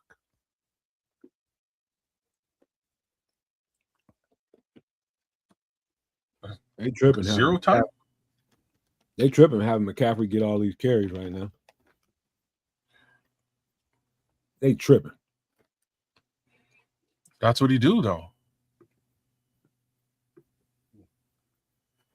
That's what he do, man. He runs the ball. They ride him hard to do it. I bet you somebody in that box, in the owner's box, the GMs and all them, they're like, why is he giving Christian all these carries? We got to play the playoffs. Well, they got to get in the playoffs. Have you seen? I might have seen one other back get a carry since this game started. Yeah, Robinson's got at least one. Empty backfield is Purdy in the shotgun. Back to pass. Time in the pocket. Ball is away short. And it is caught by the tight end, Tungus. And he makes a man miss and gets the first down by a yard or two from that missed tackle. So back to the line. Quick snap. Ball is away and complete again in the middle of the field to Marcus Robinson to the 27-yard line. Clock is ticking. 22-21. 2nd and 5. Back to pass. Ball is away short to the left side. And it gets to about the 35-yard line where a timeout is taken with 12 seconds remaining on the clock. 1st and 10 Niners. Oh, shit. That's why I would not have taken. It's not the end of the world, but just why I wouldn't have taken that timeout, man. I would let them manage the clock, see if they can get into Bears territory, which they're doing. Oh, they're still back a little ways. They're still in their own territory. They're still in their own range before half. That's all. They're not in field goal range yet. I thought they were in field goal range. Now they are out of timeouts. There are 12 seconds on the clock. So any completion within the field of play, the half should expire. Who's he glazing, Starkey? In the shotgun. Little inside handoff draw to McCaffrey. And he gets to about the 50-yard line where he is tackled. This play works. the clock has expired for the first half before they could spike it. So as we go into the halftime, 49ers 28, Bears 21. Bears will have the ball coming out of the half. Fair enough. Just in general, the Niners understood. Again, reasons why I can't stand that guy. I can't stand you. Now you don't like Collinsworth. First it was Aikman. Who, Aikman? Now you don't like Collinsworth? Wait a second. I respect Troy Aikman to a certain degree. You know what I mean? Just because he talked trash about my quarterback, I'm not going to like him because he talked trash about my quarterback. But Chris Collinsworth is a whole other story. Chris Collinsworth is the glazingest of the Glazers. The glazingest. If it was Aaron Rodgers, he's glazing up Aaron Rodgers. If it's Patrick Mahomes, he's glazing up Patrick Mahomes. Quite frankly, anybody who is not a Bears player, he'll be all over them like white on rice. It's kind of wow. We somehow got Aaron Rodgers here in commercials. They must have heard me speaking about him. But yeah, every time I see you go, I hear you go down that road. Because you're my boy, I don't hack you. I don't hack you up. But that is so like, don't nobody give a fuck about who the fuck a commentator likes more than the next. You clearly haven't been listening to Chris Collinsworth. I've been listening to it forever. There's no way. I was a fan before I was a podcaster. You were a fan of Chris Collinsworth. I was a fan of football, and I've been listening to the same stuff, and it's just like, I don't know why you care that much. It's in my thing. Well, but it's not just the kids and Chris Collinsworth thing. It's a large part of the fan base respect nationally thing. It's like, why aren't the national shows talking about the Bears more? Why aren't the national shows giving Ben Johnson, Caleb Williams more love, blah, blah, blah. But in the last few weeks, that love is starting to be shown more and more.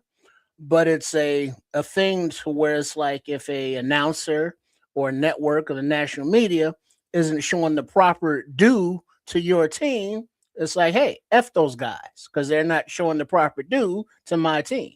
And I think there's some of that going on. Just a little bit. But I guess like, just don't sit with me, that's all. With respect to Chris Collinsworth, no. Chris Collinsworth is the glazingest. He just is. Feel free to watch Chris Collinsworth moving forward and listen and understand what I'm trying to say. And listen to him evaluate quarterbacks. It's a pretty funny thing. It's actually super funny. And I'm just saying, for those of you who are with me, give me a thumbs up in the chat if y'all know what I'm talking about. Chris Collinsworth sucks. This ain't that, man. I'm just saying. Up until, like I've been saying, up until 5 minutes ago, and I don't mean like literally 5 minutes ago, just very recently, the Bears have given no commentator anything to be like, you know what? The Bears are they haven't given them anything. And so it's gonna come off that way.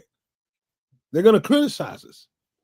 But up until 5 minutes ago, the Bears have given none of these commentators any good reason to be like, you know what, I like what the Bears are on to right now. And I think they got something. None of that's going on up until 5 minutes ago.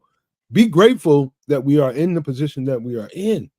I'm so glad that we're past that right now. So glad. Well, I agree with everything you're saying, except as the scroll says, I'm only quoting the scrolls. Chris Collinsworth is an idiot. That's what the scroll says. I'm just saying. Man, I just can't stand that shit. I'm sorry. That's what he says. I just can't stand. Who am I to argue with the scrolls? Who am I to be arguing with y'all? Because it's just like it doesn't affect me. It doesn't. That's okay. I can give a shit what somebody talking about on a broadcast. That's all right. I'm just there for the game. This is the same guy that coined the double doink and then replayed it like 8 times.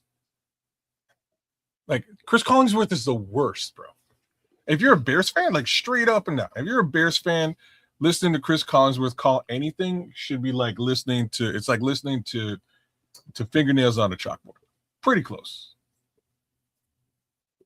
Pretty close. Can't stand the guy. Yo, the homie Jim likes he likes big women. I got nothing wrong. There ain't nothing wrong with that. All righty then. Well, Smitty, you saying Chris literally said Caleb is a burgeoning superstar. So that what you know what that means? That translates to, oh shoot, I might have to glaze this next. Hey, you know what? I called my a couple of months ago is when coming around. About a month ago is when the conversation really started to happen. I called one of my homeboys, ex-teammate, and he was just like, man, that typically happens when your team sucks, man. When people start finding reasons to point the finger and being negative about how they do. I was just like, I thought so, man. Our team sucks. It was sucking. And we needed the first outlet that we can find. It's the truth. But that's not the case no more. But that's the truth, kids. When your team sucks, you find the first thing to lash out at. Sure. Like and Scrolls is actually kind of nailing it in the chat, and that's not really the case, but I'll put it up still. It doesn't affect us. This is quote unquote from the mind of the Scrolls. Doesn't affect us, Nomad, but perception bleeds into officiating. So we'd like these guys to be unbiased. And I cannot argue with this at all. I don't know about the second part of that. What do you mean? Perception bleeds into a fish? No. I don't buy that one. Okay. Well, everything else I understand totally. Well, I still would rather my commentary be somewhat down the middle, somewhat down the middle. It should be, in my opinion, it should be neither here nor there with you. If you don't care what some motherfucker that gets paid hundreds of thousands, if not millions of dollars to call these games, that has no effect on how I view my team. That has no effect on how he's making somebody else view our team. That's not what so the problem with your visage here, with your view on this, is that might be the case for you specifically. Then that's fine. There's nothing wrong with that. I'm saying that what it does, though, is it unfortunately paints bias on new potential fans who are watching the team. It paints bias in that regard. Look at what Miguel is saying, man. Just look at that. Blaming refs is for teams like the Jets or the Browns. And up until maybe 9 months ago, I feel like it's beneath me. We're real far away from those two teams. That's how I feel, No Maniac, Super No Man Answer. And everybody that's hearing my voice, maybe my response to it is that I feel like that's beneath us. It's beneath me for sure. Well, I'm not talking about the refs. I'm talking about Chris Collinsworth. That's what I'm talking about. Blaming him, that's beneath me too. I'm not blaming him for the outcome of football games. I'm blaming him for the visage or the bias that is being pushed onto new burgeoning Bears fans. That's what I'm talking about. I'm giving you a hard time for conversation, but I believe everything I just told you, kids. That's all right. Tristan took off for halftime, then go eat fried chicken and shit. I already ate, so I'm having my little snack. Oh, you want to dessert? So let's give you a quick little tail of the tape. Hold on. Hell yeah, Smitty. That's some soft shit, man. I don't care what you say, kid. It's soft. Hey, that's fine, man. That's you can say it's soft if you want. You're all for favoring the refs. I'm not a fan of Bears tax in any forms, and I will fight Bears tax all day long. Fuck it. I'll put it that way. Tail of the tape, y'all. 154 total yards for the Chicago Bears, 330 for the San Francisco 49ers. 100 yards in the air for Caleb Williams, passing. 157 for Brock Purdy. On the ground is where things look a little bit different. So back to Kwatu and his advice from Mars, run the damn football. Right now, Chicago Bears 46 yards on the ground, rushing 173 for the San Francisco 49ers. A whole bunch of that going to Christian McCaffrey. That's pretty crazy. Yards per play, 8.1 for the Chicago Bears, 7 for the San Francisco 49ers. It's pretty interesting. First downs, 8 for the Bears, 22 for the Niners. Total plays, 19 total plays to 47 for the Niners. They're really controlling the clock and time of possession here right now, which is a major part of the issue. We've sacked Brock Purdy once, no sacks on Caleb Williams. 3 punts for the Bears, 1 punt for the Niners. This is something we need to keep them into. We need to have them punting the ball more frequently. Can't be ending drives in the end zone or with 3 points. Interceptions thrown, 1, should be 2. Not sure what happened to that other one, but won't too late to complain about it now. Hold on, kid. Patrick, That's fucked up. No, you want to know what? I have one, but like, hey, people need it. I got one.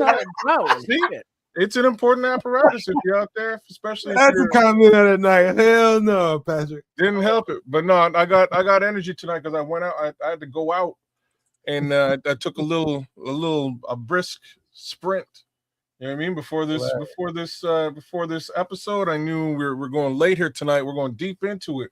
So I said, forget about it. Let me go do a sprint around the block. Took my doggy out, came back, and it is good to see you with some mad energy. He ain't lying, kid. It is good to see you with some energy. Jamie McFadden says, can you explain something to me? Sure, Jamie. What needs explanation? Keep it above waist. What so that means no about? muff, no fupa. Yeah, bad calls are just part of the game. It's fine. I ain't complaining about the bad call. It is what it is, man. Like I said, we're gonna get the ball back and we'll even up the score and continue on down the road. This is not a game that I'm worried about. I'm less worried about the biased refs. I'm more worried about the bias that young fans who are watching the Chicago Bears on prime time are being fed. That's really what I'm talking about. You got to read Watch those back, man. Jamie McFadden wants to know, why is it called football? All I see is the word foot when you say that question, and I start thinking triple R for whatever. Damn, reason. Jamie. Just know, all I know is that must trigger him to some deep. I'm gonna ask. Can I ask a question to your question, Jamie? Are you from North America? Are you North American? Or are you from across the pond? I was being facetious, but that's a good question, kids. Thanks. Well, maybe because baseball. One thing, maybe at the time, baseball and basketball, they were using their hands and stuff with it. So with this ball, with the kicking aspect of it, they were like football. Well, because remember, soccer didn't exist at the time in America. Of course, yes. Why was soccer disappeared? Soccer's been no around. One gave a shit. It's been around. No one does soccer in America. Just stop that's maybe. Sure don't. But like the fact is, that's not true. Soccer's existed for hundreds of thousands of years. Like it's. You won't find people walking around. As long as the ball has existed. What did they call soccer in America back in the day? No, please don't insult me like that, brother. But it's not a ball. Fair. Sorry, I wasn't trying to insult. I was just asking a question. If you're from Europe, or even the Caribbean, asking that particular question just makes a bit more sense. The reality is, in football, you seldom use your foot. They're kind of trying to phase out the use of the foot.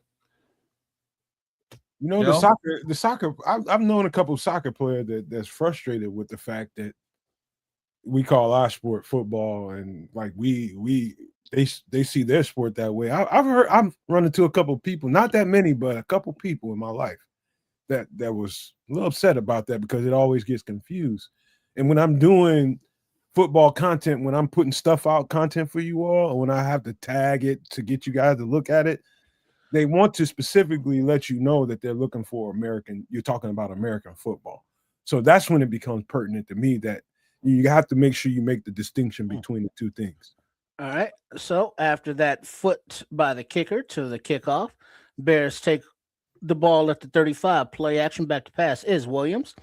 Complete to the left side to 81. Was that who's 81? Smythe? Smythe. And he gets a first down. Bennett is in. Wright must not be feeling well. Highly possible. Is he in on the right side? Yeah, coming after a week of being sick, how much gas you got in the tank. After traveling, you're sick. All right, in the shotgun is Williams. 1st and 10, back to pass. Ball is out down the right hash and is complete to DJ Moore for a gain about 6-7 yards on a quick pass. So so Jamie, you're a soccer player in that respect. He's right though. Like internationally, soccer is a much like I keep calling it soccer. Learned that in Jamaica. I didn't know that until I got to Jamaica. All right, under center is Williams. Handoff to Manungai. Straight ahead, runs hard for the first down after about a 4-yard gain. First down, Bears. Yeah. Football or soccer is definitely all over Europe, Africa, Asia, the Caribbean. Whereas American football is really only played for the most part in North America. Yeah, and that's really why I was asking you, Jamie. I mean, but there are like little soccer leagues all around the country, but NFL is king. Yeah. Like that's where the money is. Yeah. All right, so under center, Williams, handoff to Manungai.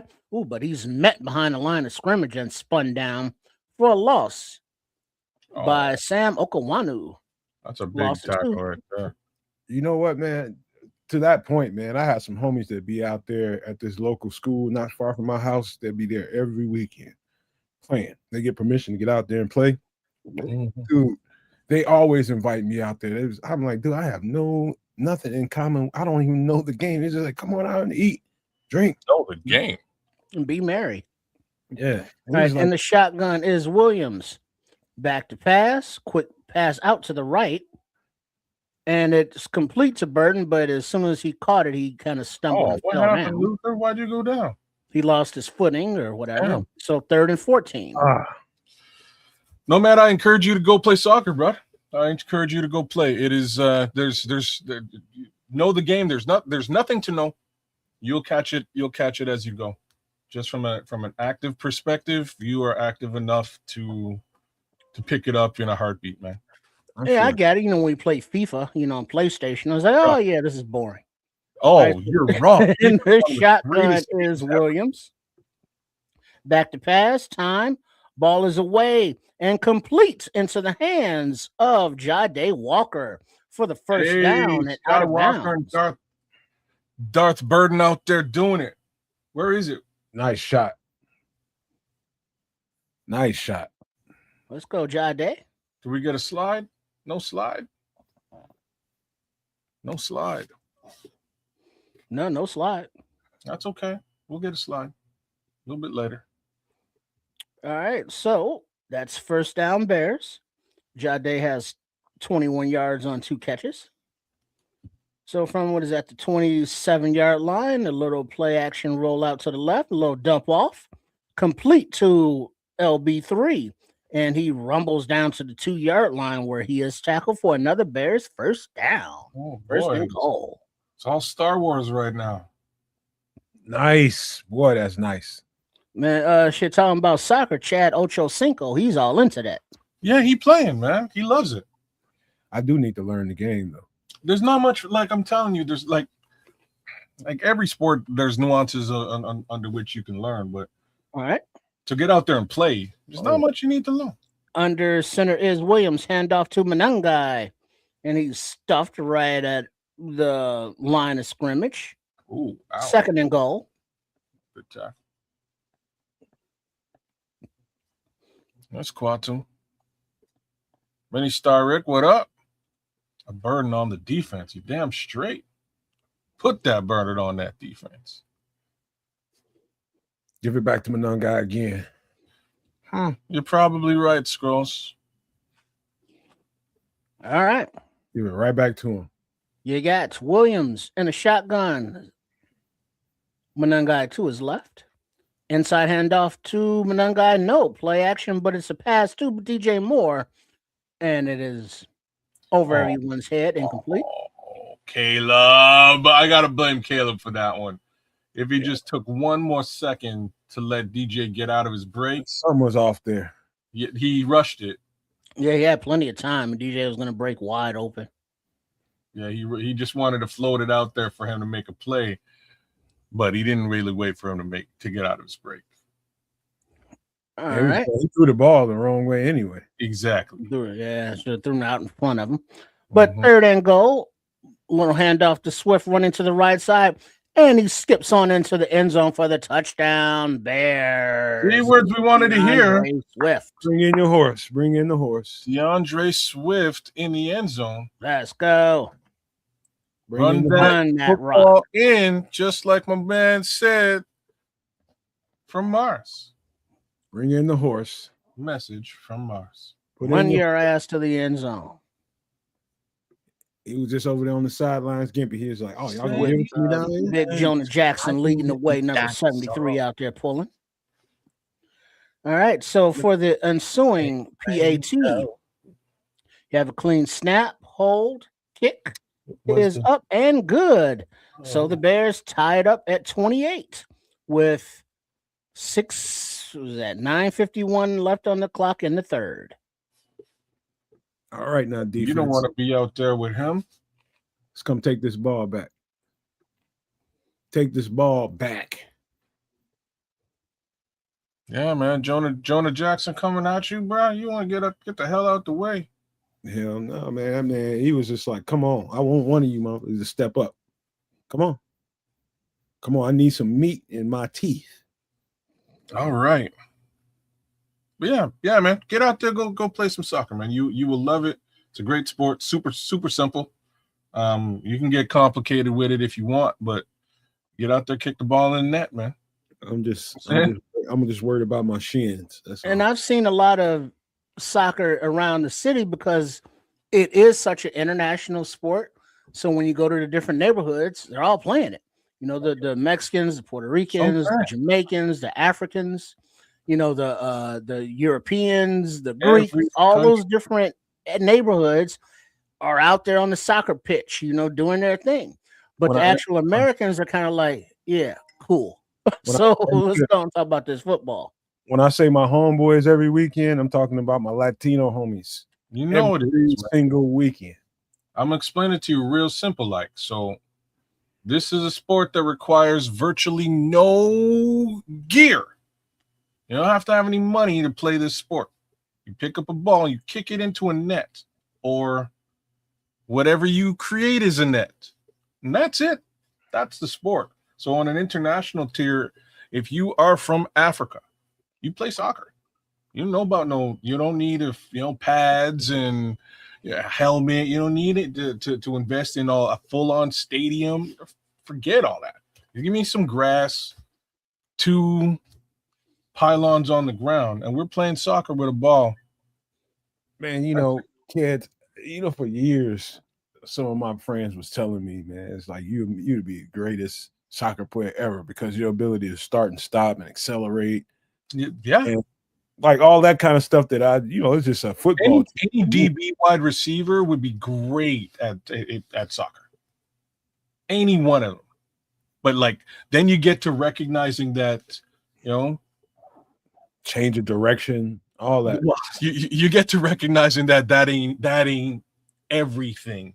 There's other things in endurance. Bro, like there's some of these guys are slow as all stink, and you're like, how's that guy on the team? Like, how did he make the soccer team? And it's control and breath control, and he's just out there. He's got wind all day long, hustling, right? There's different aspects to the game, but all right.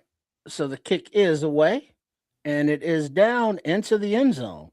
Yeah, every time I had to play floor hockey or soccer, I always play goalie. Notice I say had to play. Your I body, might go. Maybe Patrick. Maybe I'll go to World Cup this year. that's your body type, Triple R. Mm-hmm. Yeah, I ain't made for all that. So that's what I grew up and played. I played basketball. I played a little football, but I played basketball and soccer for many years here. I played soccer for 13 years. I played every position on the field, including goalie. But it is a great fun sport that again you pick up very quickly. Back to pass is Purdy, and it is complete to use check. No, I'm sorry, check that 84 more for a nice big chunk play in the first down 49ers. Bears, how are we gonna let Sky Moore come out here and put up chunk plays like Sky Moore couldn't get it done with Patrick Mahomes? How come he's getting it done? Even on the scheme, the route combinations are awesome. Awesome, straight up great route combinations. Under center is Purdy, and a handoff to the left. McCaffrey gets about a 4-yard gain or so to the 36. Second down. Montez Sweat just gobbled them up. Good play. They think the middle of the field is vulnerable, and they're using it. I don't know about that, Red Baron. Ice. You know what I mean? Handoff to the left are the 49ers. And McCaffrey with about a first down run, gets about a yard past the sticks. Man, you got to stop this guy. That Bears defense ain't did diddly poo-poo since that original pick six.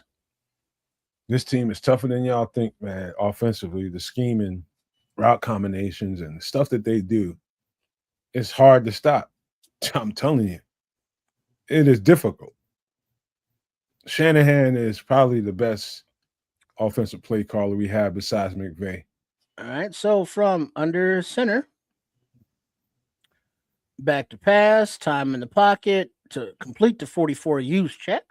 And he's tackled by Brisker after about a 8-9 yard gain. And they're going to let that go. Okay. But we have a bear down. Number 44, Noah Sewell, is grabbing at his right ankle Achilles area. So he's being tended to, timeout on the field. Damn. Oh, man. Got to get some pressure on Brock Purdy, man. Cloud Chasers out here. What that is? I'm gonna read what you're saying. He says no one is arguing that, no man. But does our defense get paid too? Nah, this is an embarrassment. Everything you're saying is right. Everything you're saying is right. I'm just emphasizing how difficult this team offensively has been putting up 30, 35 points a week for the last 4 weeks. They're hitting their stride. It is difficult. What Shanahan does best is tailor the offensive game plan to the guys that they have on the field. And so 1 week it might be Brock Purdy throwing it 35, 40 times. The next week it might be Christian McCaffrey getting 35 carries. Tailored to specific game plan that you have to deal with. Shanahan is one of the top 3 in the league. Ben Johnson is right there in that category as well. He's in that top 3 to 5 too. But this he's great for a reason. It's hard to deal with. It's extremely hard to deal with. Yeah, Dr. Erling kidding, man. And neither is Patrick Higgins. You're damn straight. Well, yeah, I feel you, Patrick and Red Baron, but that whole threat of deportation, is now a little bit different. It has been in past, years. So that could be affecting the whole tourism from those third world countries, if it is, because current leadership refers to them as different countries, but not third world. I think it's something about hole and boo boo. Cloud Chaser said, so what you're saying is Dennis Allen's getting cooked? Yeah, he's getting cooked today. I mean, look how many points on the board. Yeah, no question. Who's the defensive coordinator for the Niners? You gotta look at it though. There's a lot of motion. A lot of motion in this offense, and it's throwing things off. Like I don't know. Kyle's good, man. Kyle is good. There's no two ways about that. He's one of the better green cars and such. Shit, y'all braver than me. But as we come back, the cart is removing Noah Sewell from the field. Oh, that's not what we wanted to see. He blew a wheel. Oh, that's that. He blew a tire. Yeah, it's like that Achilles area. Hope he recovers quickly. Oh, he just stepped wrong. All right, so 49ers take over, a little handoff to the right side for a minimal gain, but first down. Man, 49ers. They're doing the work. Grady? Who's that? Javon? Where's Grady been tonight? I ain't seen much Grady. Man, if that's an Achilles. Oh, Lord. Oh, no. I think the movement right before the snap, like when you got a guy motioning in, he's looking like he's coming in, and then he motions out split second right before they snap the ball. That's very difficult. It is, because it throws you off, especially the backers. If you watch Tremaine's head on a swivel. All right. And we got a play action to the right, but a throw to the left, flag on the play. Whereas the tight end is tackled by TJ Edwards after about a 5-yard gain. Oh, we got a flag here. The flag preliminary signal is on the Bears. Really? Oh, he point. Yeah, they stretching these linebackers offside. That flag was out there early. They stretching these linebackers out with all that motion. Offense, defense, number 94, Austin Booker lined up in the neutral zone. Neutral zone fraction. All right, fine. He's saying his bad. I only have eyes for the Bears. Because these penalties, y'all, discipline. Suck it up. All right. 49ers under center. Handoff to the right. Behind Juszczyk is McCaffrey, but he is stuffed at the line by Big Dexter Sr. after a gain of about a yard. Second down. And now y'all seen Grady Jarrett tonight? Or is Grady Jarrett out tonight? He's taking some snaps. He was on the field. He just hasn't been active. They taking some snaps off him. He a veteran. Okay. Well, there ain't no time for veteran love. It is. So you got 90, 99, 97, 94 out there. So Don Rob is out there and not Sweat. It's a play where he drove his shoulder into the ground too. You probably all right. Back to Grady? pass. Yeah. And the ball is away to the left. Complete. Cut back inside. Makes a man miss. And gets right to the sticks. Looks like first down, Robinson. First and goal, 49ers. Juszczyk. Third down is not good on the Bears for defense or offense today. Juszczyk is a problem, bro. He didn't get that ball, but the shit he used. And he just threw his body at C.D. Johnson, and that's what prevented C.D. Johnson from making that play. Only came back and made a little extra effort, too. All right. I formation are the Niners. Can. Little play action. A little roll to the left. Pressure. Oh, shit. Purdy yo-yoed in the pocket and dumps it off to Juszczyk and the what the heck? Touchdown. And then he does a little dance. Touchdown, 49ers. That's the whitest dance I've ever seen. I'm sorry. I didn't mean to be racist. Sorry. That made Carlton Banks look black.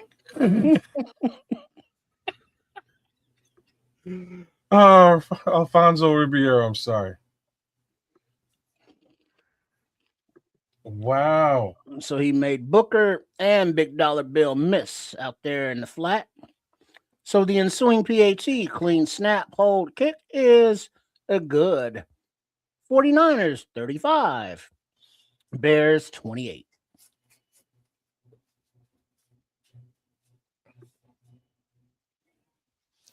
We all right, man. That's okay. It's a good game. This is not the game I expected, but it is the game I expected. Like I knew they'd have to keep up with this team and their ability to score, and they're doing it. So besides the Rams, I don't know if there's a hotter team in the NFL right now offensively. That's what we're dealing with. Well, that's okay. Bears got 28 points on the game. You just keep that going. Take it in stride, homeboy. Take it in stride. Keep that going. This offense is in a bit of a rhythm today. Defense is getting worked. Yeah, defense is not doing what they do. But here's the thing. Another turnover, another takeaway changes this game. And the one thing about this defense, bend, break, either and or, that they do get a takeaway here and there. There's already been one for 7 points. I expect there to be at least one more. If not two. We can get one or two more. That changes this football game, regardless as to whether we can stop these guys every single time they're on a drive. Miguel is right. Patriots are hot too. That is true. That is true. On the other side of the fence, so same with the Broncos, y'all. They like Broncos getting overlooked. They ain't hot on offense though. Holy smokes, yes they are. No, they fucking ain't. Are you kidding me? Dude, listen. Who do they that play? Quarterback averages about 5 yards a fucking throw. They are not hot on offense. Brother, they diced somebody up the other day. Hold on a minute now. They are not hot offensively. They win games. Who did they dice? Man averages 5 to 6 yards a throw. That is not hot offense. Oh yeah, it was the Green Bay Packers, Week 15. Diced them boys up. 4 touchdowns for Bo Nix, 300 plus yards. Diced them up. Dog, that is the Packers. You looking at a stat that is so misleading. That is so misleading. I watched the game. With Micah Parsons. I watched the game. That was not a dice up. Oh, brother. 300 plus yards, 4 touchdowns for the quarterback. It's not a dice up. Okay. I don't know what you call that. Absolutely not. On 34 attempts. Purdy was doing the Dougie. That's what he was doing. Oh, was it? That's the what Dougie it was? Cats. Oh, that was well, his version of it, his rendition. He's talking about his old too. Yeah, it's not the Doug. He's just doing Doug, like Doug from Nickelodeon. All right, the kick is away. The Bears have it at about the 5. Then Josh Blackwell returns it to about the 20-yard line, where the Bears will take over. Big play incoming. That's all I can say. First down, play action, deep, post, boom. Call it, kids. Is it to LB3, Darth Burden, or is it to Jade? Oh, we doing that kind of thing right now. Let's go Jade Walker for 6, Alex. All right. Let's go, Jade. Under center is Williams. Dr. Earl said, no damn Dougie. Handoff right up the gut. Swift for about 5 yards. Second down.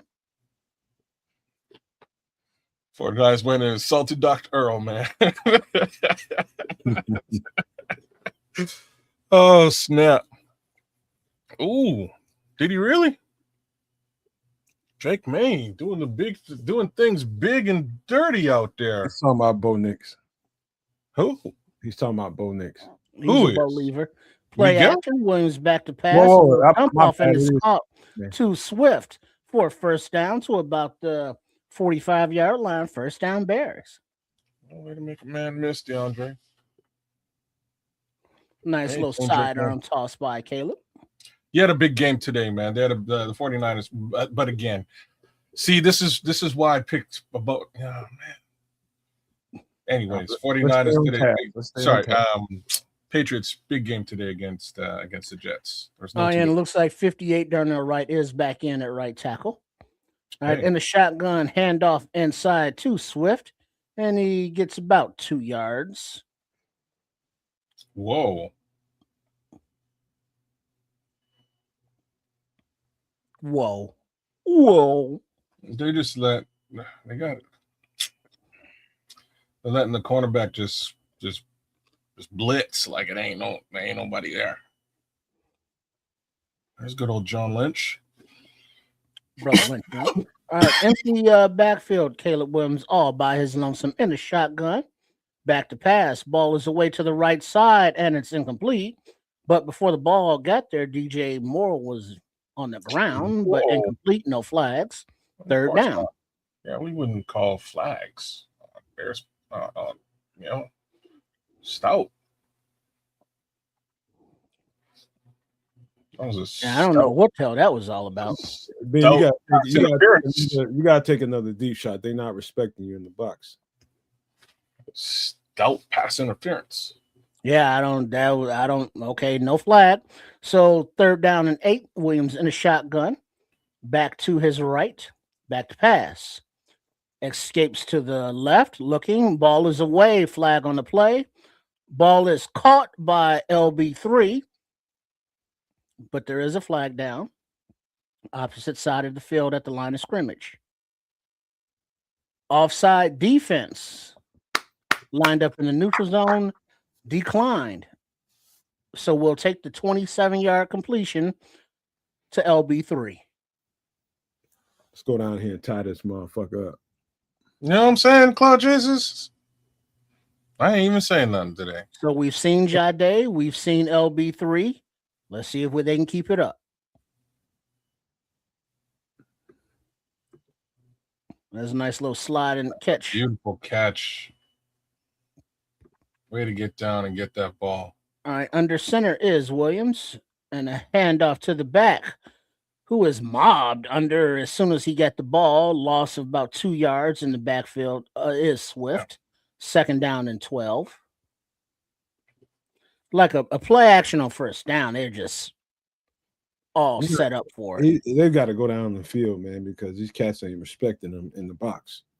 They've got to go down the field.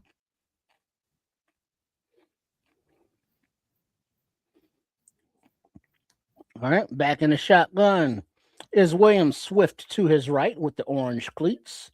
Ball is away to the left side and complete to the hands of Jade Walker for about a gain of Jade, you 3rd and 1. Come on, Jade. So was that a gain of about 9, 10? About 9, just shy of the 1st down, man. Just shy. 1:40 on the clock in the 3rd quarter and ticking. Bears down 7, 3rd and 1.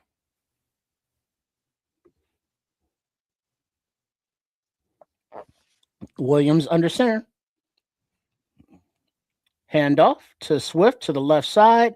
He is met right at the line of scrimmage and bullied under. Doesn't know. Oh, he should get but that. There's a flag down in the backfield. Holding offense. Oh, Fongula mama. Number 75. 3rd down. So Ozzie Trapillo, the rookie with the flag. The 1st down would have been close. They would have had to measure for it, but like Swift was just short. Oh, they took the yards. I would have declined and gave him 4th down. Yeah, okay, Ozzie. 5 penalties, 29 yards for the Bears. All right, so now we're back to 3rd and 11. Shit. From about the 32-yard line. And the shotgun is Williams. Back to his left. Looks like Swift. Here we go, baby. Blitz coming. Back to pass. Time in the pocket. Escapes to the left using his legs and tucks the ball a little early. And he is down at about the 30-yard line, 31-yard line, short of the 1st down marker.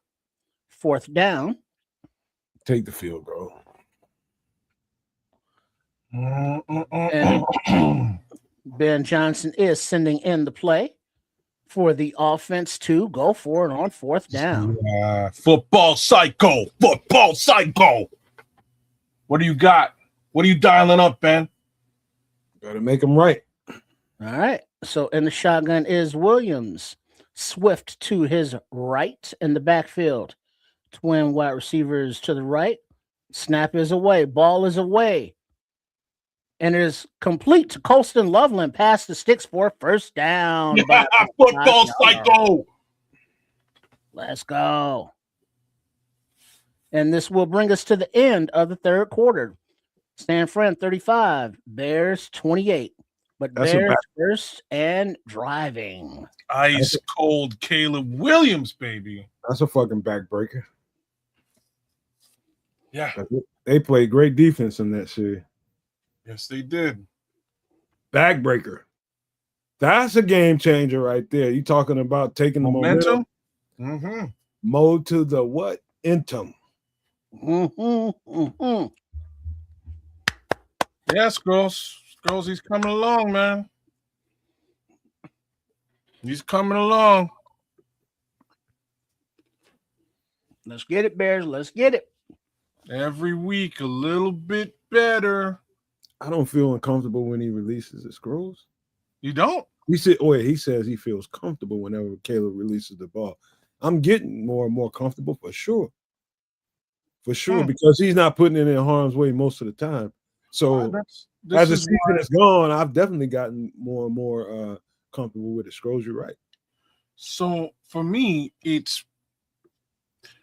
was comfortability with the deep ball. And what I'm going to say is that the first thing about the deep ball is, even though it was a little bit shaky for the better part of the season, it wasn't shaky like I'm getting picked off, right? There was only one instance that I can recall where he overthrew a receiver in an attempt to actually throw it away, and it got pulled out of the sky. Outside of that one time, I'm fine with him overthrowing if he's trying to throw the ball away. What we're seeing now is he's just getting a little bit more touch, a little bit more control on the deep ball, and that's what we've kind of been missing. So if he keeps that up, and it's kind of looking like we're watching this football game here, it's starting to look a little bit more consistent. And what that means is he's getting confident. And I think he had a little bit of a confidence issue, not just with himself in that ball, but with the receivers he was throwing to. I think that's disappearing. Yeah, it's like what you should be. It's like anytime somebody's doing something for the first time, I'm biting nails and with bated breath the entire time I'm watching it, because I'm not necessarily sure exactly when he's going to get this and feel comfortable with. All I know is what he's trying to do.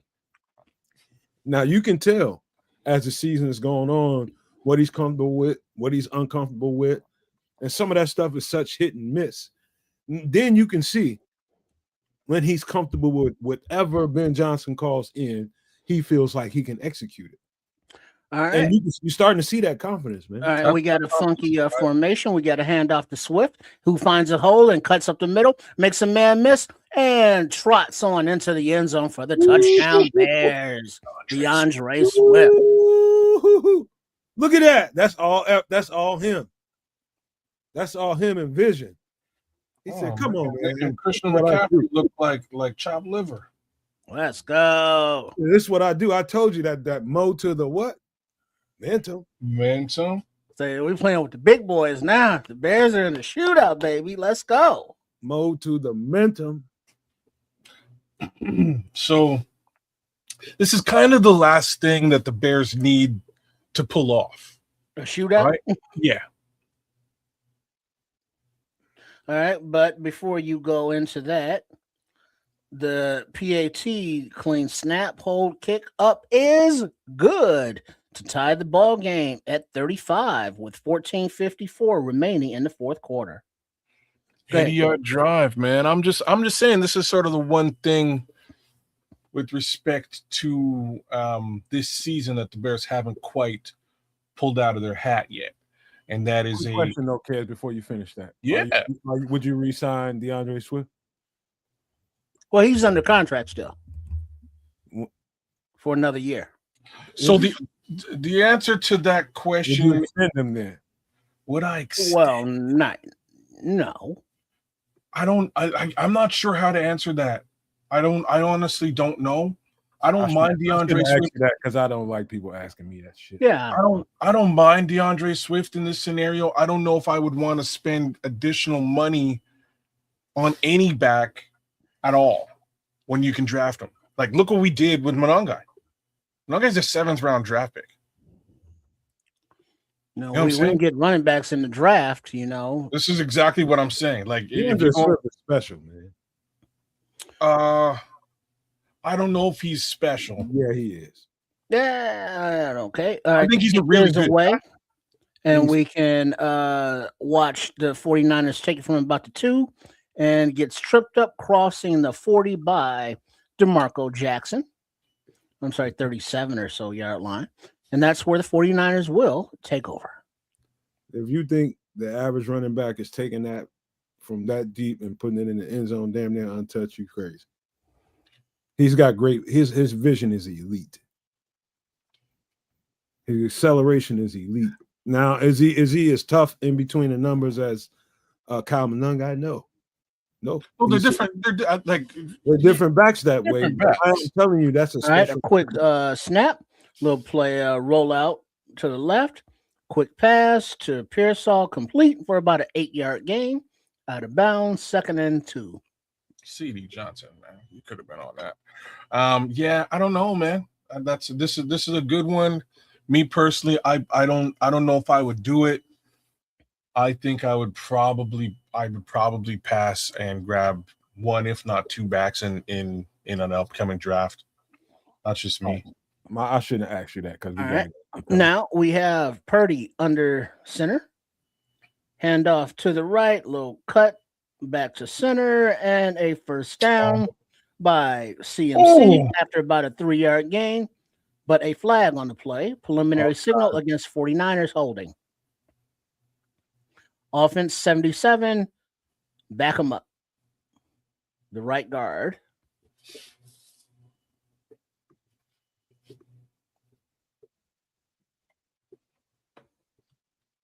Like, the one thing I will say about Swift, though, and it's in relation to what the Scrolls is saying, is that he's a commodity that Ben Johnson understands fully, right? He's worked with them long enough to know what he is and what he isn't. So I think that's helped Ben establish the run game this season. All right. It's all the more reason to keep him around. Bears showing blitz, fall back. Purdy back to pass, steps up into the pocket, steps outside after a miss, pump fakes, runs, get outside of bounds after about a 2-3 yard gain. Book just missed him. Yeah. Yeah, Booker's mad, bro. Booker's mad. Same thing with Montez. Montez was coming down and got flushed out.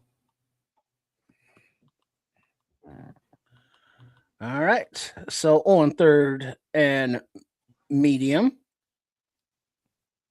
and 7, actually. Back to pass. Purdy steps up in the pocket, releases, and finds a wide open Pearsall for a completion. Who looks like Nashawn Wright in coverage for the first down and another chunk play. Wow. Route combinations. That man is good at this shit. Getting wide open guys like that. When he sees one-on-one like that, no. That zone blitz did not get home. It's a crosser. Defense still cannot get off the field on 3rd down for the Bears. As now it's once again first down in Bears territory. The 49ers in shotgun. Birdie back to pass. Pass is fired to the right sidelines and complete to Pearsall. Tyreek Stevenson in coverage. 2nd and 10. Did they take Nashawn Wright off? Well, it went to the other side of the field, so. Okay. They took Jalen off. Yeah. Well, Jalen's not out there. I think he's still working and alternating with Stevenson. Okay. But Dom Rob's out there, not applying pressure. We got that going for us. All right, so a handoff to the right side is CMC, but into the hands of Big Dex after about a 2-yard gain Yeah, is Dexter. number 3, Robinson. Way to get off that block, Javon. That's how it's done. Yeah. He played that well. 3rd down. Let's stop him here, Bears. Come on. All right, another 3rd down opportunity for the Bears to get off the field as the 49ers are in shotgun. And, of course, CMC in the game to his right. Back to pass. Blitz coming. Blitz pressure gets an arm onto Purdy. Incomplete pass. 4th down. Beautiful. Beautiful. Looks like that was a Booker that got a hand on Purdy. Right when we needed it. Right when we needed it. About time. No. Patrick Higgins, quote unquote. Punt team, come on. Yeah, it was Ghost Rush Book. Yeah, shout out to Greg Gabriel because he's gonna credit Austin Booker's long arms for that. I would too, man. Right. You would be right on that one. And one hell of a wingspan, that kid. Hey, Trip. Dun, dun, dun, dun, dun. Inspector. Yep. What's All the right, rest? the Inspector Gadget. The punt is away and fair caught at about the 10-yard line by Duvernay. So the Bears will take over, all tied up at 35. That's what you need, boys. 70 points in this game so far, kids. That's wild. Crazy talk. Oh, And it ain't over. This ain't your granddaddy's Chicago Bears, Bears. the Bears have consistently matched the intensity of whoever they've played. They've come up with ways to match pretty much whoever they've played. Outside the Detroit game at the very beginning of the season, we have matched everybody's energy.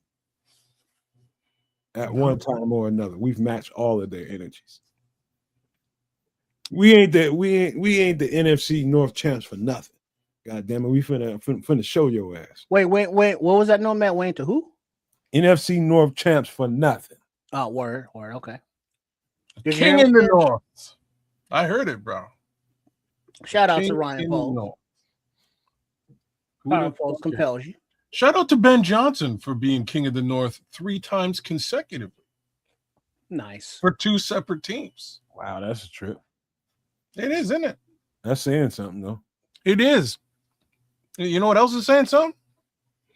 The previous team ain't even make the damn playoffs. Yeah, we're gonna bury them. We're gonna bury them fuckers next time we get some extra sauce. I don't know if we're gonna be able to do it this week because we got New Year's, but that's up to you two guys. Let's see what we can do the day before if you guys want to. After Kansas show, if you're doing it, it's up to y'all, man. I'm gonna leave it to y'all. Well, we'll figure it out, man. I have plans with alcohol. I got all kinds of plans with alcohol. Drinky. Oh man, look, man. People, man, and I want to deliver for them, man. I'm just saying that's a sad day in Detroit for all. I love these people more than I like having a good time sometimes. Just because they always there for us, man. They are always there for whatever we do. Whether it's on your channel, Kids of Canuck, whether it's on Tripp's channel at Sports Chicago Style, whether it's on this channel, they are always there for whatever we want to do. And so I have learned to love and appreciate that. So I will stop when I'm doing whether I'll do it by myself if I fucking got to. But I'm going to show them some love for loving us. Yes, indeed. Right on. All right. So we're getting down to crunch time, and the defense got off the field finally. Now the offense has the ball. Williams in the shotgun from the 11-yard line. Looks like Monangai in the back. Field to his right. Pass to the right is complete.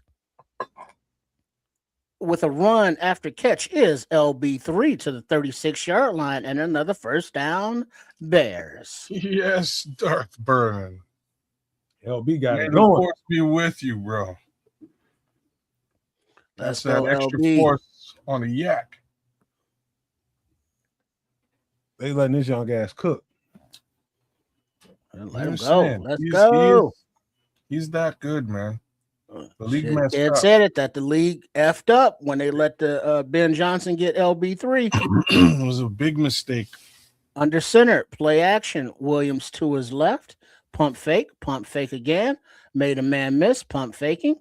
And it gets out of bounds after about a 3-yard gain. Oh, he blew that play up anyway. He fucked the motion up. Yeah, he did. And he knows it too. Yeah, he's admitting the mistake live right now. Yeah, I screwed that up, boys. It's all good. We'll go get him again. We'll get after it again right now. All right, Williams in the shotgun, Monangai to his right in the backfield. And we have the snap, and we have a handoff to Monangai, runs to the left side, runs a man over, like, get out of my way, little boy, and gets just short of the sticks. So 3rd and 1. Turn the edges. Yeah, they're gonna get tired of him. Especially at this point in the game. You layer him in now? They're not gonna like at him in a minute. And it looks like number 20 for the Niners is in concussion protocol, defensive back. What happened to Stout? Always in concussion He protocol? went down on that tackle to LB3, bounced his head off the sideline turf. So we have under center, Williams takes the snap and burrows for it for the first down on the quarterback sneak. First down, Bears. Oh, what a hell of a quarterback sneak. Ooh. Like 3.5 yards. He said Collinsworth said he just said the Bears game don't start until there's 3 minutes left. Shut up, Chris. Man. Leave CC alone. All right, under center. I remember when he was a receiver back in the day. Yeah. All right, under center is Williams. Monangai, the deep back, play action. Passes away deep down the left side into the hands of 84, Colston Loveland for a nice chunk play. First down, Bears. Big chunk, Colston Loveland. Big game, Colston Loveland. Good throw. Luther Burton the third. Good, you know, all these youngsters making plays out here. Yeah, man, the rookies stand up. That's a money throw. That's a money throw. You got to that linebacker had no chance to stay with Loveland. Wow. Behind his head, you got to be precise on that one. Yeah, that's back shoulder. Yep. Nice wheel route by the tight end.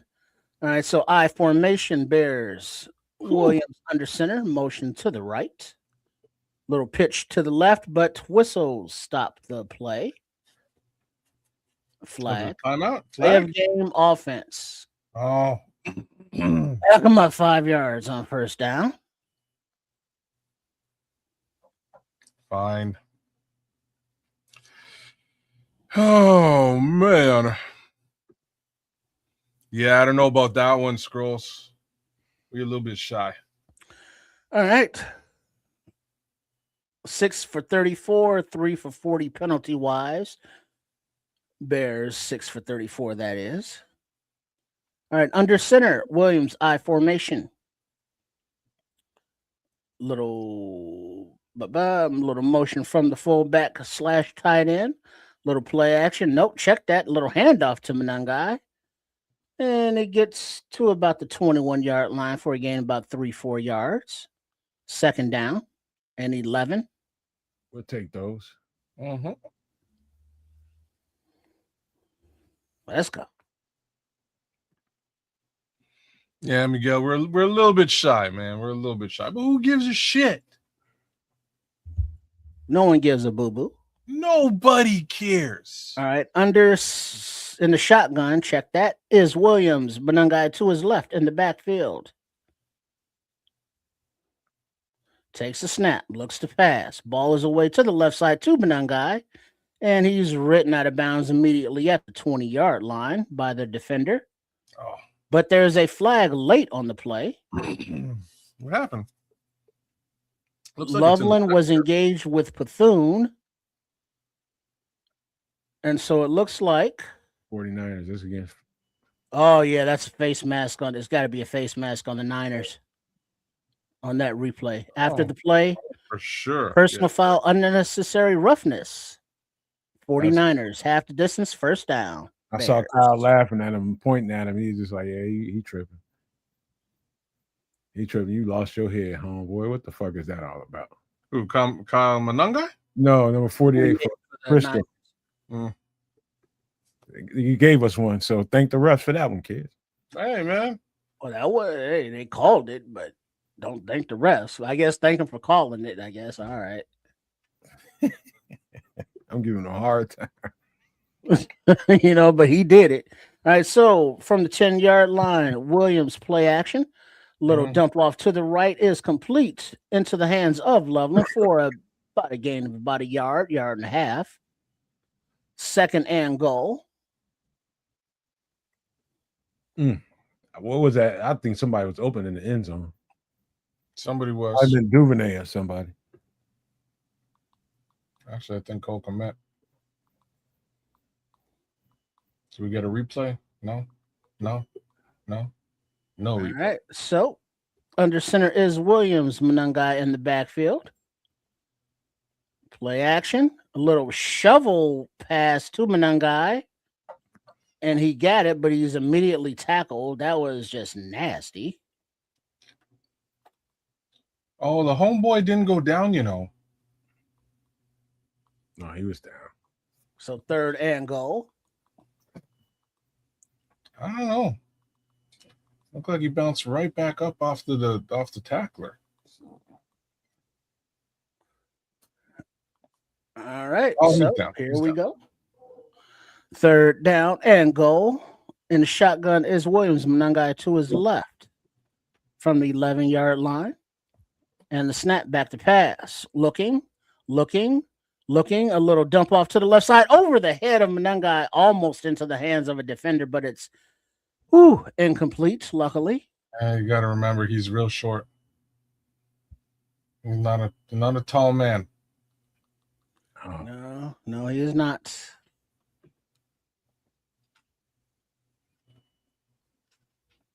He's thinking about going for this shit. Take the points. Get the lead. Let's take the points and get the lead, please. Take damn field goal.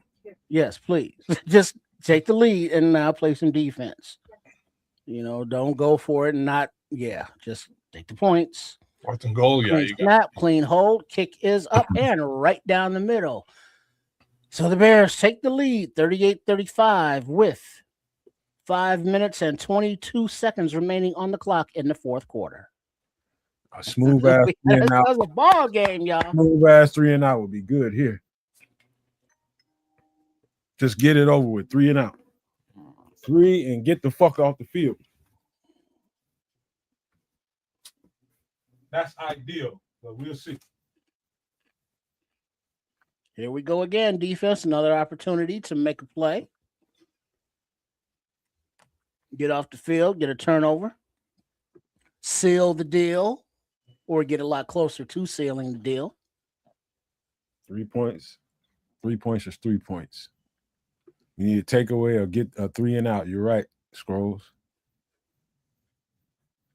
Look at Bear Dog says, I smell a pick. I smell one too. We just CD Gardner Johnson is perfect for this moment. He just built perfectly for this. Let's go. Let's see. Leo says, I need 10 more yards from Swift. Should I cash out or ride out, kids? Oh, Leo factor. You're going to get some more. You're going to get 10 yards from Swift. I think you'll get 10 more yards from Swift. Are we talking all purpose or rushing? 10 you more get yards. 10 more rushing yards? I don't know, man.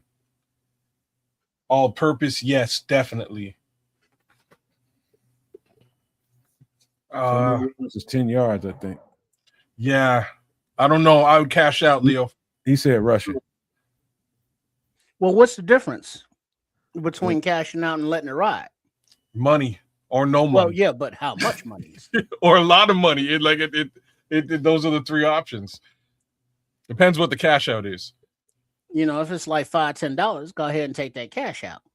But if it's substantial, let it ride. Mm-hmm. Speaking of which, I should check my parlay. Hey, Triple R, big time players make big time plays in what?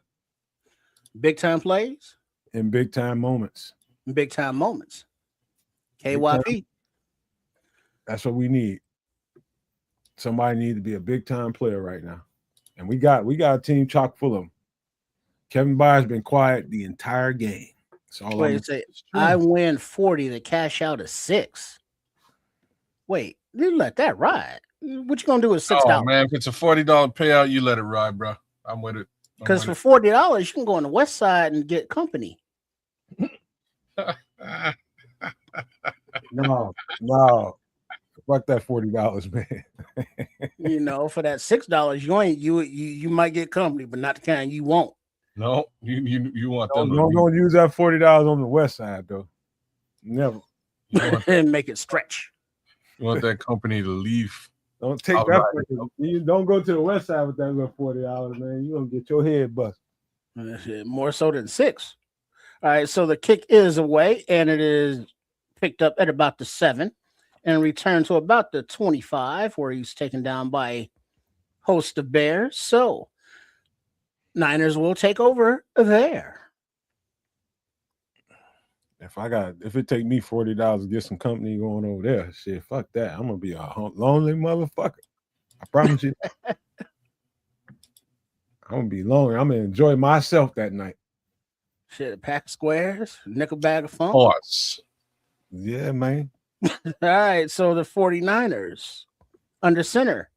Handoff to McCaffrey, who stutters to the right a little bit. Jalen Johnson in to make the tackle after about a 3-yard gain.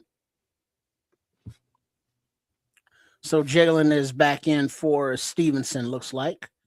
And it also looks like CMC was a little dinged up on the sideline, lower back issues. Yeah, we don't. That's why they should be playing him right now. He's over there doing leg lifts and keeping it warm. 4:44 on the clock and ticking. He's in the game. Purdy's in the shotgun, back to his right. Back to pass. Plenty of time in the pocket. Plenty of time. Ball is away, and it is incomplete. Get him. CD Deuce in coverage, forcing that incompletion. 3rd down. Mm-hmm. Well, I tell you, just the kind of man you need. All right, here we go, D. 3rd and 6. Let's get off the field. Force him to punt. Come on, defense.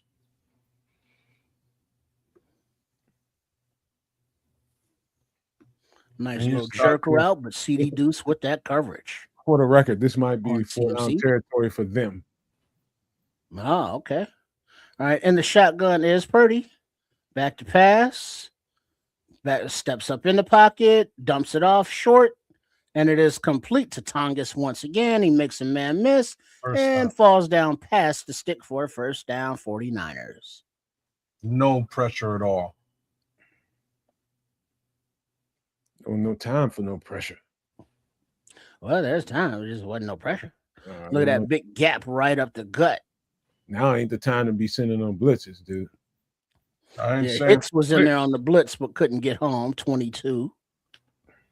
TJ was just late. Under center, back to pass. Time in the pocket. Ball is away, complete to McCaffrey for about a 3-yard gain. Owned out there. Just swallowed up by that offensive line.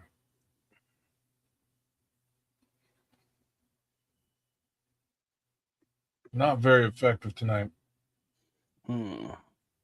Somebody's gonna get him, man. I'm just gonna tell you right now. Somebody's gonna get him.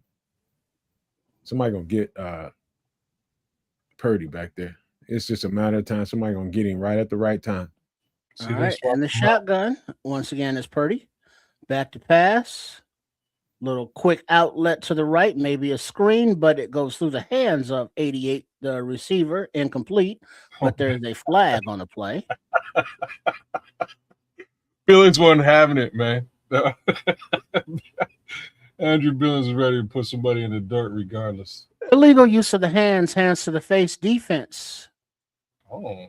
1st down, 49ers. Oh, you gotta be kidding me. Billings was on that motherfucker ass like he had a sub sandwich in his back pocket. Big Dex. Big Dex got called for that. Oh, okay. No, he That did. I pass mean, rush. hands in the face. Nothing you can really do about that. So first down, play action. Purdy throws to the right, little screen back to CMC, and he has a lot of room up the right sidelines, goes about the 6 only yards man. past the sticks. First down, Niners. Damn it. Convoy. 18-yard gain. Perfect play call. Gary the Snail came in. What up, Gary? All right. Bye-bye. Somebody just got to make a play here. Somebody just got to make a play. No block in the back there. All right, you got an inside handoff to number 3, Robinson, but he is met by number 53, Edwards, 91, Williams, and 90, Domrob for minimal to no gain, second down. Grady Jarrett was involved in that tackle as well. I think it was mainly him. About time we saw some What's progress. up, Gary? What's up, Gary? Gary the Snail. With 27 touches. Y'all hit that. You hit the subscribe button, you all. If you don't mind, it's totally free. And the shotgun is Purdy. Back to his right. All right, back to pass. Ball is away down the middle of the field to a wide open receiver, number 15, and he waltzes into the end zone. Jennings for the touchdown. Damn. Only problem is he left too much time. Damn, Kevin Byard. That is the problem, isn't it? Isn't that the problem? Left too much time, homie. Left too much time. Look at the cold stare of Ben Johnson. Football cycle. Left too much time. It's time for the Iceman to cometh. Yeah. Pause. Left way too much time. That's your fault. That's your fault, Frisco. About to pay the price now. But because Ben Johnson decided to take that 3 points on the last drive, we have 2 minutes and 15 seconds right now on the clock. The Bears have all 3 timeouts, but right now the ensuing PAT is up, and it is good to make it a 4-point game. So 49ers 42, Bears 38, but the Bears get the ball on the other side.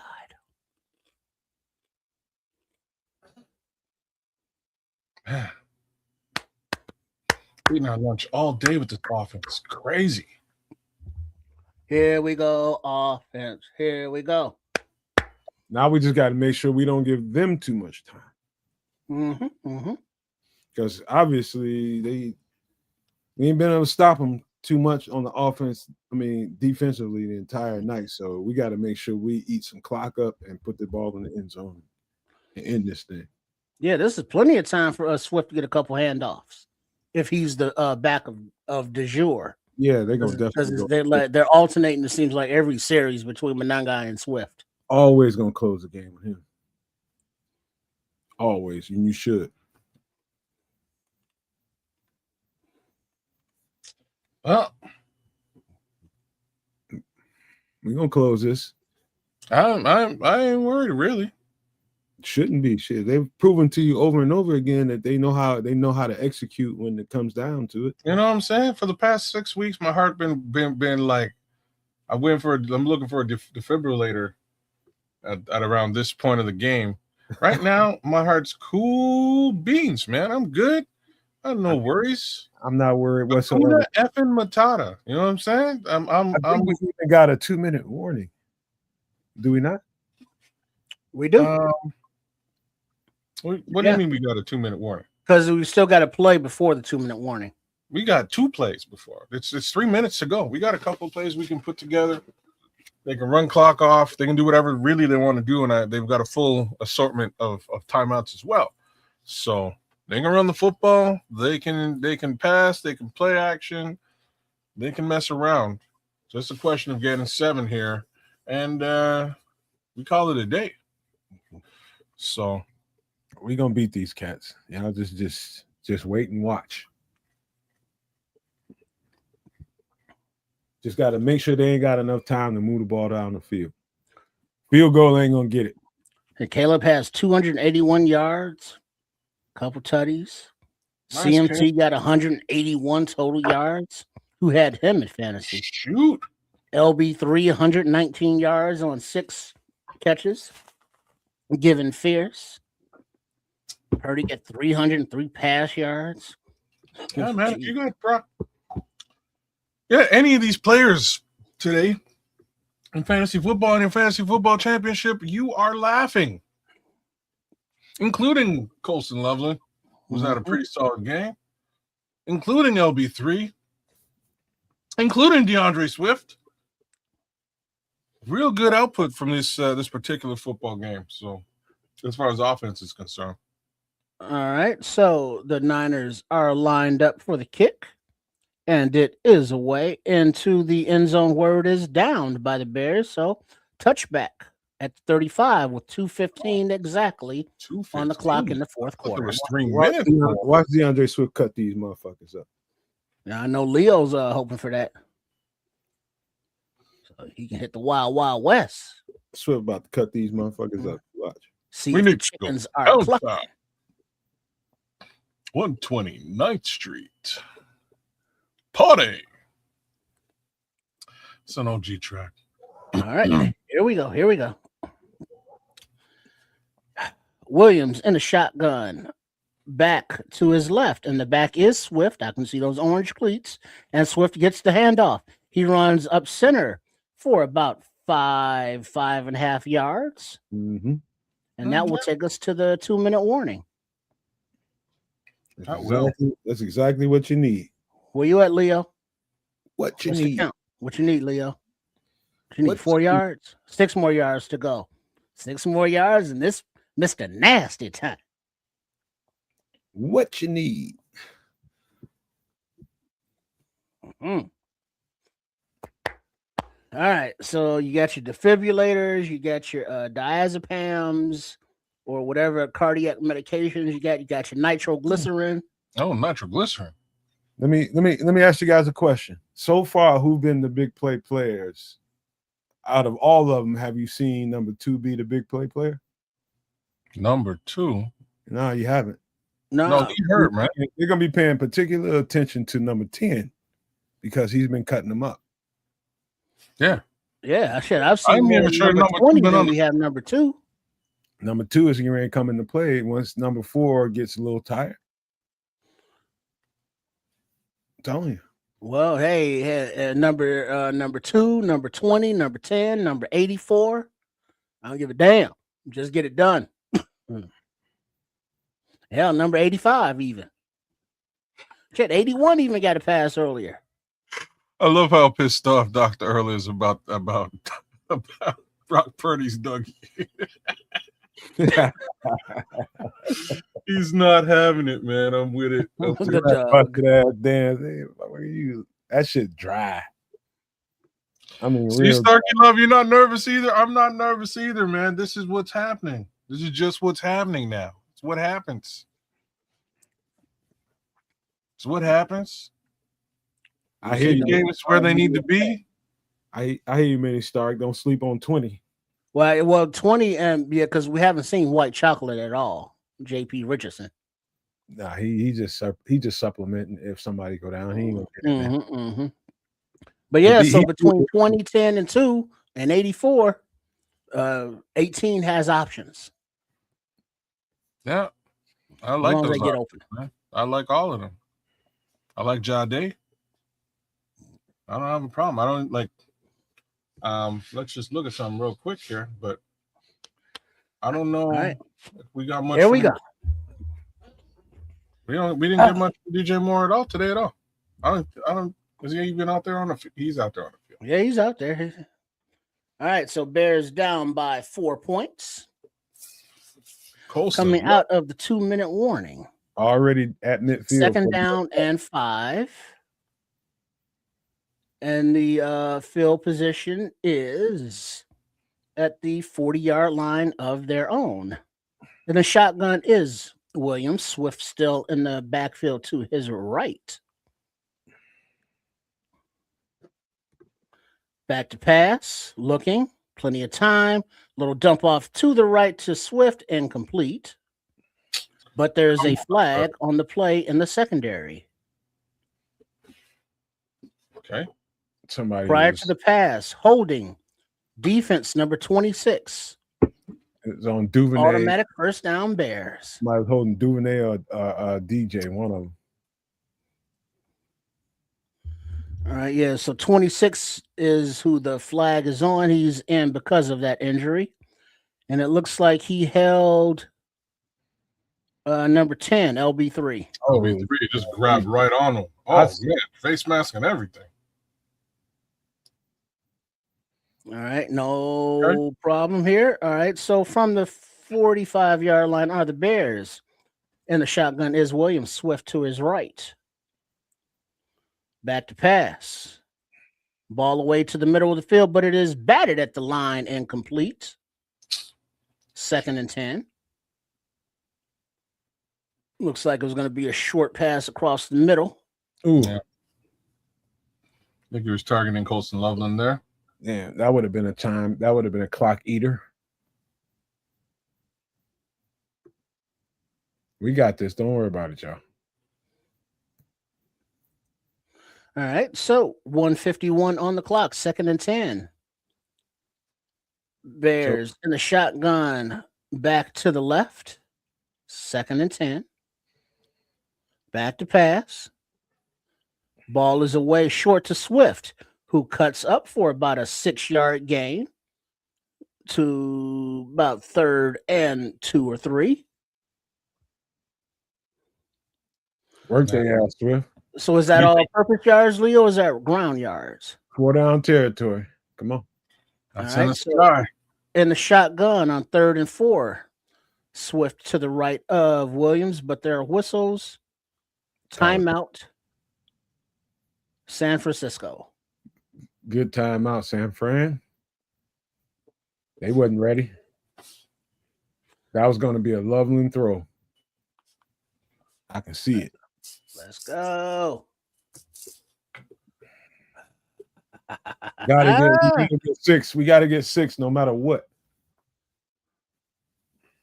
Actually, Into the end zone we go. Into the end zone we go. if you want to unalive, You take the shot right here? Well, I think he takes a shot. 24 on the clock. No, you don't take the shot here. You don't think so? If I the think shot presents itself, but I doubt it. I think he takes a shot. Or do you take more time off? Take some time. Because it's 3rd and 4. So, I mean, do you want to get the first down? Yeah, let me get the first down. Let's go. Get the first down. Choose some clock. Well, I would get the first down and not have it come to 4th, if at all possible. All right, so empty backfield, and in the shotgun is Williams. 3rd and 4. Caleb Snap. Williams run. Time in the pocket. Williams escapes to the left. He's using his legs. He has the first down marker and out of bounds after getting the first down, Bears. What did I tell you? Stay Caleb in Williams bounds, fool. Stay in bounds. No. It's only it's a minute. It's minute 17. He's trying to avoid the hits. I get it now. But it's a minute 17. I think we got just enough time that we won't leave them with too much time. You know what I mean? No, I think we're okay. Run that ball a couple more times. I agree with that. Make them burn a couple timeouts. At least one more timeout. All right. Williams in the shotgun, 1st and 10. Looks like Swift to his left. Back to pass. Ball is out to the right side into the hands of Loveland, but he turned around before he had the ball and dropped it. Incomplete. That's his first drop of the year, they're saying. Of the year? Mm-hmm. Okay. He probably was going to get 6 there. It's okay. It's all right. Stop the clock with 1:13, 2nd and 10. Scroll says, no, man. We need a TD. See? All right, yet. so in the shotgun is Williams. Swift to his right. Back to pass. Ball is away down the middle of the field. I guess maybe to Komet, but it was incomplete. 3rd and 10. Minute 9 on the clock. You're doing right in the traffic, and 6 is 6 is an assassin too.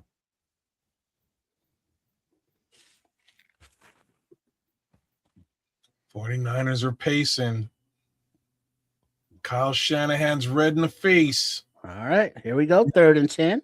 Put that ball Williams in the man. shotgun, Swift to his left.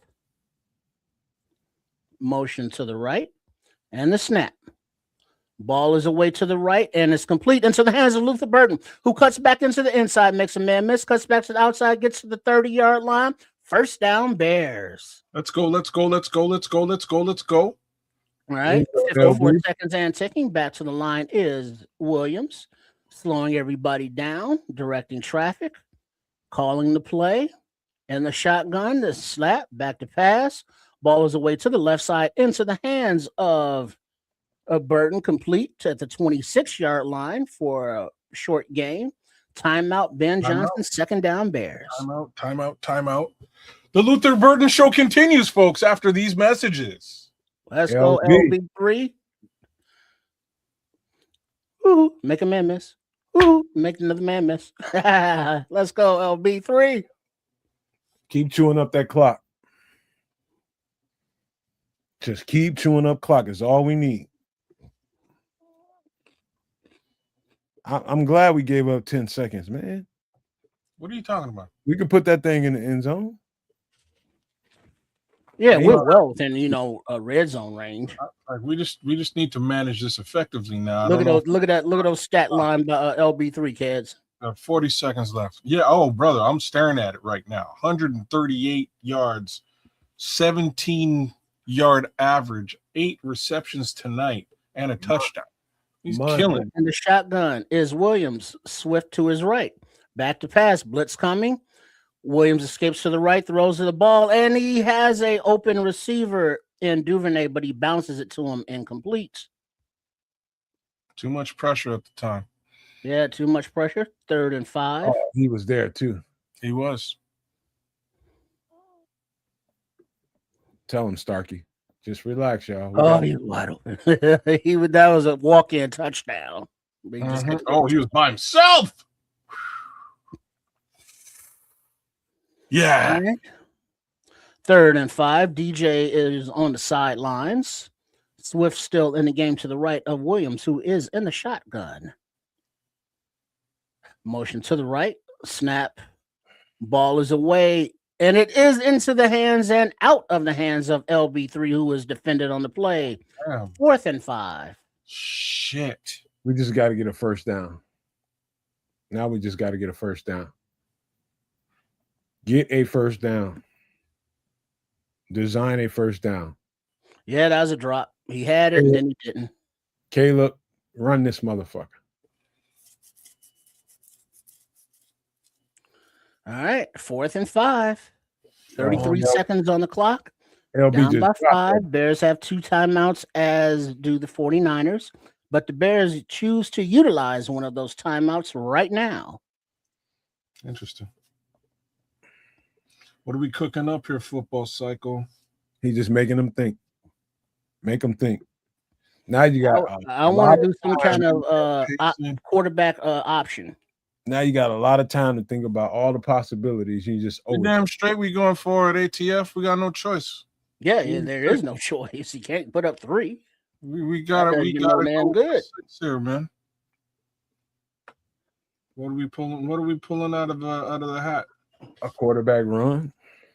I would be surprised. I would be surprised if it wasn't. I expect an empty set here and a quarterback run as well on the outside. How about a fake run looking like you're gonna run, then pop pass to a tight end? Even better.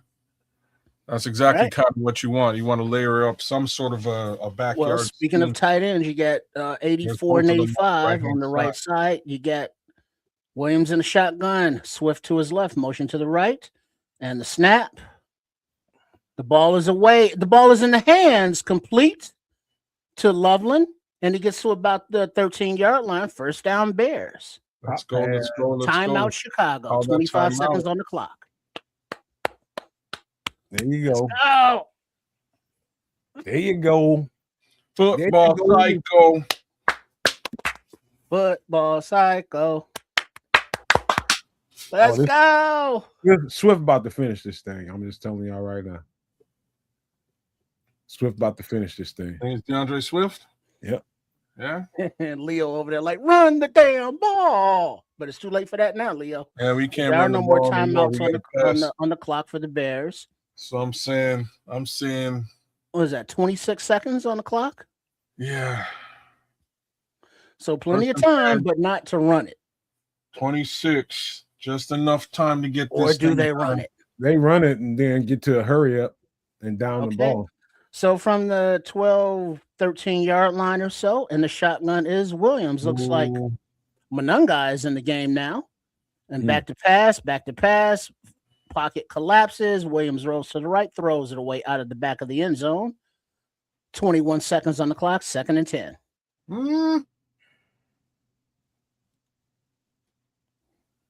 Okay. All right. Throwaway play. That's a good look at the defense. Yeah, it looks like Monunga was in there, but he went in motion before the snap. And the Leo backfield, or there was a Turner, receiver back there. my bet's long dead too, man. Let's just win this thing and call it a day. Let's get the dub. Get the dubs. All right, and the shotgun is Williams, 2nd and 10. Passes away, incomplete. A little hook and ladder into the hands of the first down, but short of the end zone. Need to spike the ball. 7 on the clock and ticking. 6, 5, 4. The ball is spiked with 4 seconds remaining on the clock. 2nd and goal, Bears. The little hook and ladder play, but it didn't get to the end zone. We'll take it. We'll take it. I think that's the 3rd time I've seen that today across the league, that play. I love that play.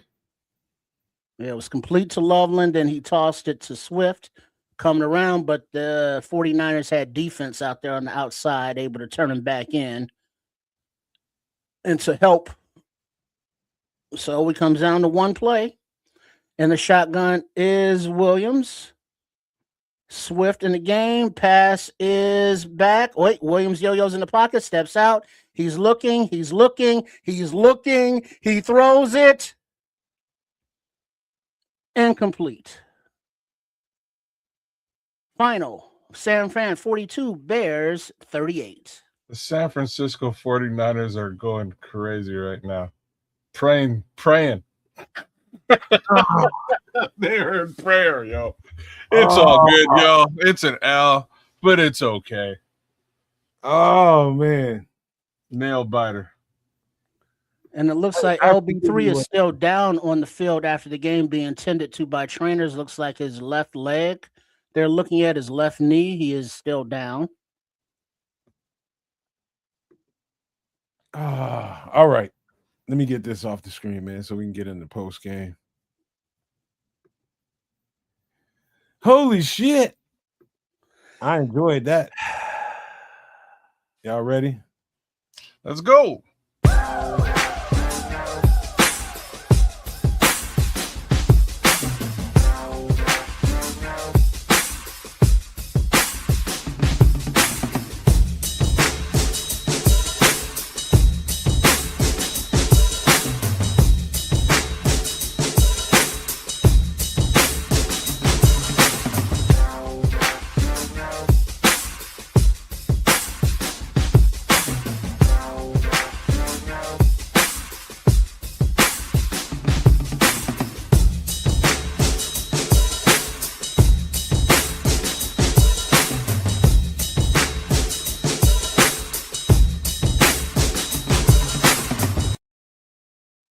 Hey, yo, welcome to the Nomad at Night post game show. You know, it hits different when you're the Kings of the NFC North, and the game really didn't mean as much as it should have. But look at how that game played out in the end. The moxie at the end, the everything that came through the Bears, everything that we sat here and said, you saw play out in the end, and we just didn't complete that last play to finish this game off. But we had them right where we wanted them, and we didn't finish it, man. There's no second place trophies in any NFL game. We didn't win that one. That's an L. That's an L. It's not a dub. And so, but I'm proud of these boys, man. there's some other stuff that's going on with this team that we're going to talk about in just a minute. But hey, welcome into the post game. Welcome into the post game. I agree, Patrick. That was a great game. That was a great game. So I don't want to take all the air out of the room. Let me pass it on to Triple R, who called the game. Great job calling the game. But we came up on the short end of the stick, bro. Yeah. Even on that last play, it was a good read, and Jade was there. Caleb just couldn't get enough on it to get it to him because of the pressure and the bounce to him. So incomplete and the loss. But two things. Number one, it's nice to have a team that can compete in a shootout. Would be better if they can complete it. But second thing, this defense. This team ain't going nowhere in the playoffs or anywhere with this defense giving up what they give up regularly and no pressure. So, yeah. All right. I'm cool with an L here. Like, I'm totally fine with this. Yeah, still disappointing. It is definitely disappointing. Like, it's definitely disappointing, especially considering, you're right there in the end zone with a couple of seconds to go, and you can't close the deal. Mind you, there's positives that came out of this game, and I'm pleased by it, man. I did not expect this team to be able to hang from an offensive perspective with what the 49ers have been doing over the course of the last couple of months. As I was saying earlier on, this team hadn't punted the football since November, which is wild and crazy things to talk about. They got them to punt a couple of times here and there, which is great. But most importantly, they stuck with them with respect to actually point score. They probably should have won this football game given one more attempt, one more kick at the can, a little bit more time on the clock. That's kind of where we are, man. I did not really expect a 42-38 football game here, and that's more or less what we got.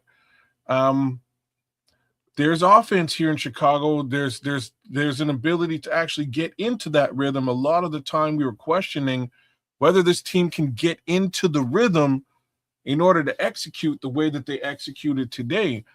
And that was not in question today whatsoever. Shout out King Booker. Good to see you, brother. Good to see you too, AC Adam. Big ups. But I'm just saying, like, and same to you, Paul. I did not expect them to put up these kinds of numbers. This is like a 70 plus, almost an 80-point game today. Something to that effect. That's pretty crazy. That means that we can do it to other teams too. So keep your eyes peeled in that respect. I'm a little worried about Luther Burden and where he sits right now. I'll give you guys some tail of the tape stuff at this moment. So, what do we got here? So, So Bears total yards 440 to 496. San Francisco passing yards 330 to 296. Rushing yards 110 to San Francisco's 200, and that's really where things go sideways. Yards per play 6.9 for the Bears to 7.3 for the 49ers. Very close. First downs, we really edged the gap in the second half. 26 first downs to 32 for the Niners. 6 out of 12 third down efficiency. That's probably a little bit of the problem here today versus 7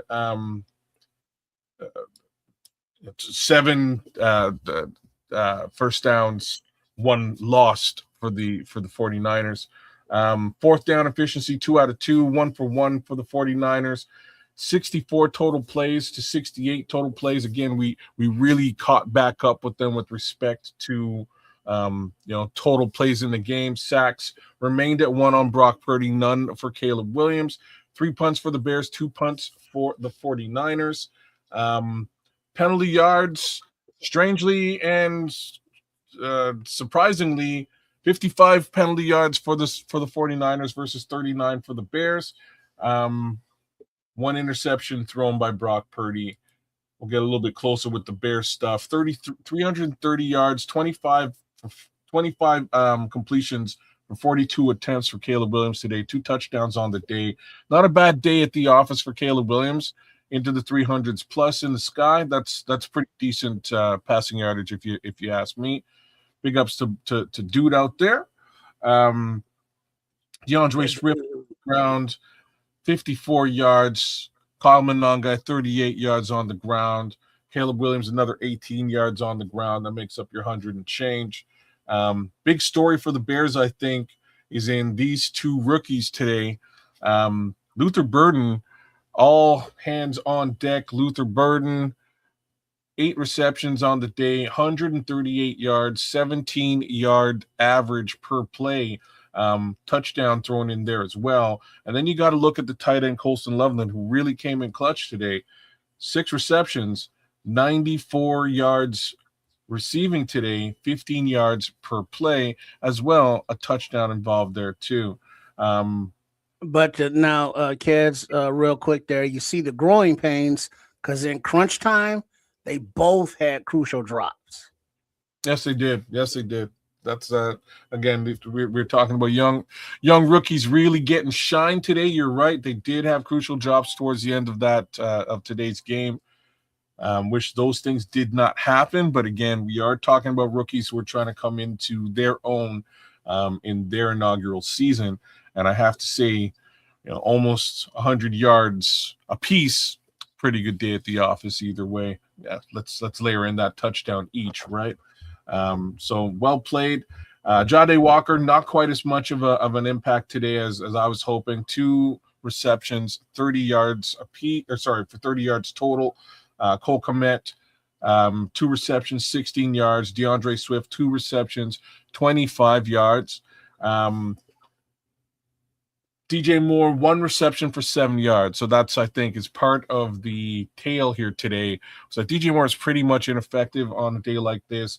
Not extremely surprised. I don't think the rest of you guys would be as well, considering that he was likely playing, under the weather. To my understanding, he was not feeling very good coming into this game. But yeah, that's it's kind of what we're looking at. I don't think the 49ers really did. How do I phrase this? I guess really they did. They really did have that Dennis Allen they played out Dennis Allen in the defense today in a major way, and I kind of don't want to ever see that happen again. I'm not sure why. It does have a lot to do with a fair amount of that motion that they're doing, that pre-snap motion, sort of throwing things off. But they really had this Bears defense reeling. You said something earlier when you started your conversation about how often they've punted recently. What'd you say? They hadn't punted since November. What does that tell you? That tells me that their offense is good. They're executing on offense without question. Offense is extremely proficient. Extremely, and we caught them at their peak. And I know a lot of people saw that and just like, hey man, this defense sucks, and this, that, and the third. They're a unique team. And you catch a team that's hot like that offensively, and good luck to trying to stop that when they have so many moving pieces. And I'm telling you, the window dressing on this 49ers offense is absolutely amazing how they pull that off execution-wise, how they all remember what to do, how to move at a certain point. It's how they put that together is, I'm telling you, it's a feat within itself, because nobody really knows, listening to this show, unless you played enough football, the kind of verbiage that goes into that. And what that guy has to do at the line of scrimmage to make those plays happen. You need to trust the quarterback. You need to trust your offensive coordinator that's calling the plays. And in unison, trust your guys on the offense to move in efficiency and execute the plays. That is not easy what he put together. That show you seen on offense, that shit was not easy. It looked easy because we're just watching it. We're casual observers of that on the sidelines. But I am telling you, that shit was well put together. So kudos. I always respect my opponent. Kudos to Kyle Shanahan for a well put together game. The Bears defense didn't play their best game. And in fact, they struggled most of the game, but that is a hard, very hard scheme to defense, man. It really is. There's a reason why they haven't punted since November. Just saying. I'm with you. That this offense is rolling. They are doing some special things. I'm just, like I say, I'm just glad that we were able to hang with an offense like this. It gives us a lot to understand, man. A fair amount to understand. I think there was a lot of learning that came out of this football game, and I think Ben Johnson and Dennis Allen were definitely tested. And the upside is, I think we'll be better prepared for the next time that we see this team, if we do see them again, or a team similar, right? Team that's also doing well from an offensive perspective. I'm just a little bit surprised at how out of sorts this defense looked this week. Is really where my headspace is, man. They think about what you just said, kids.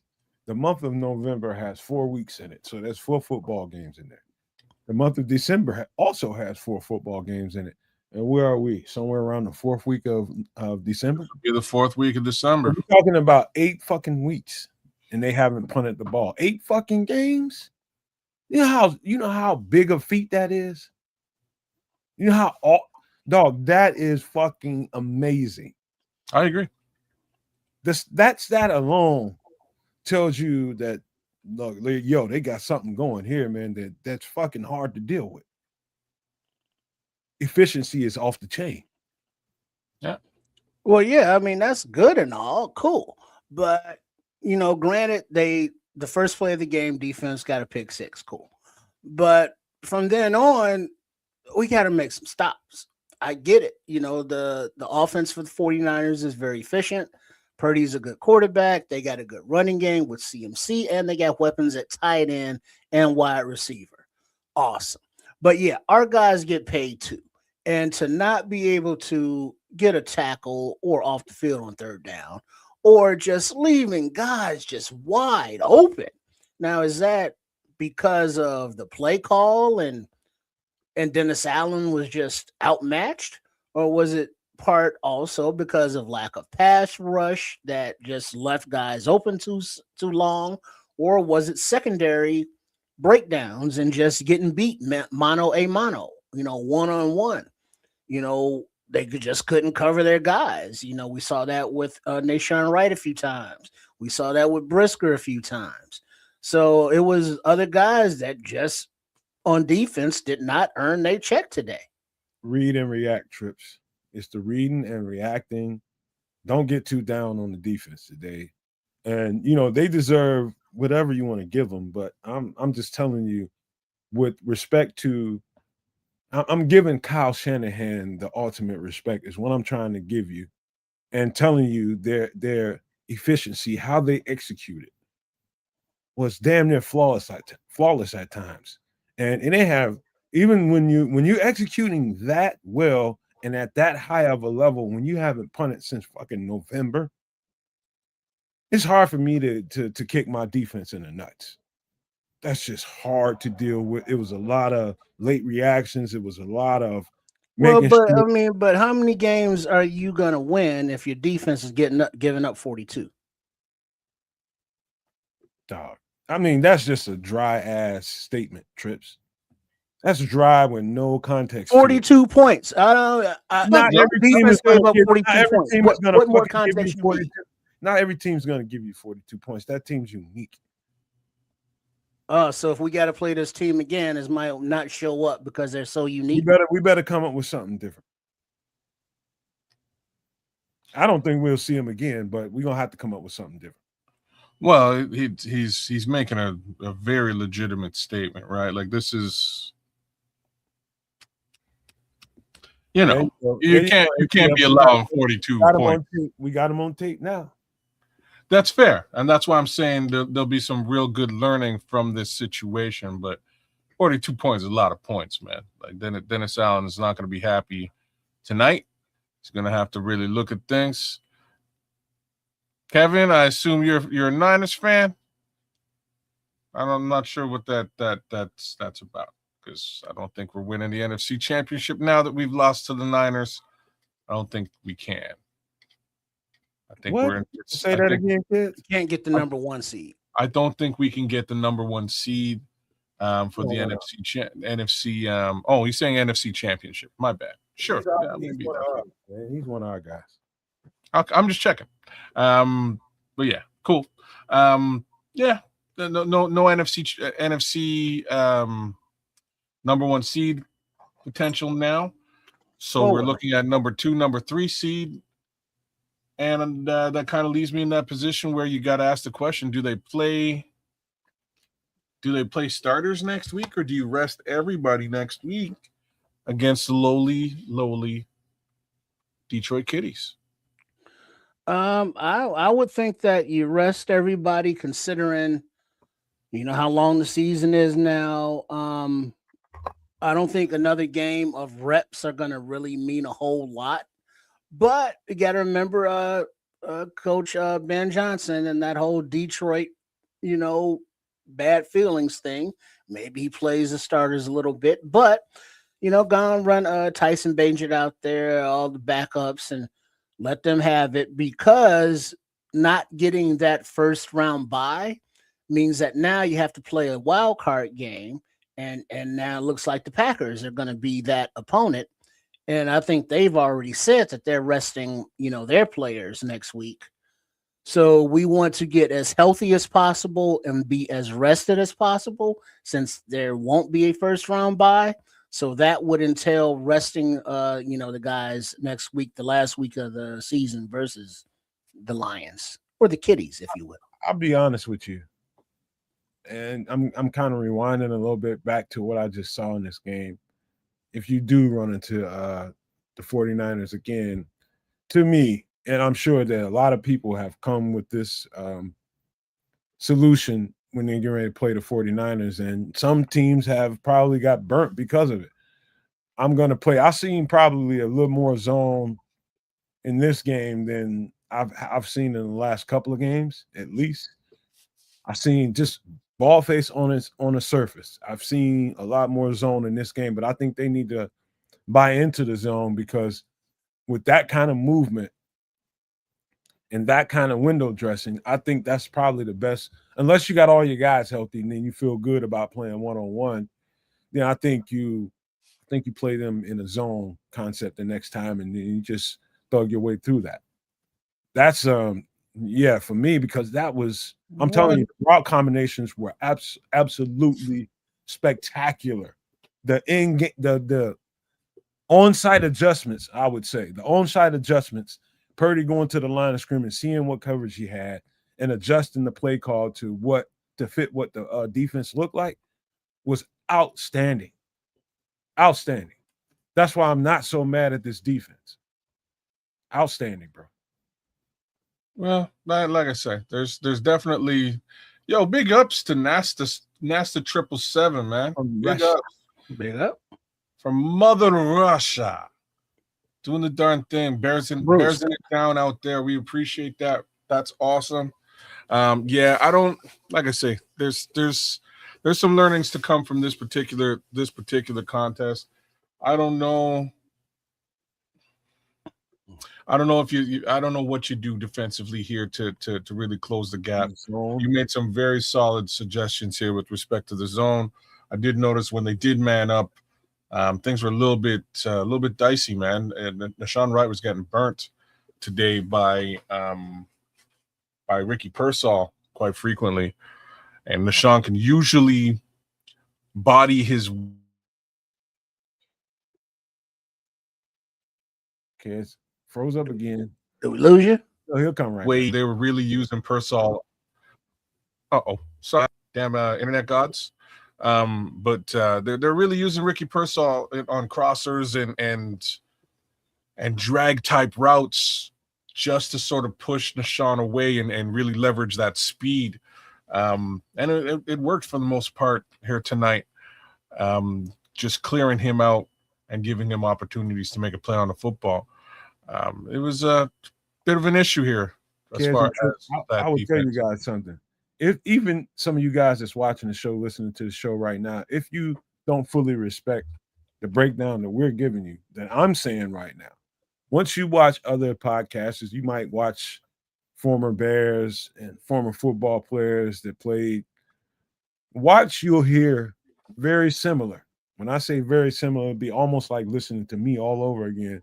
You'll hear a lot of people give credit to how well the 49ers offense executes on-site adjustments, things like that.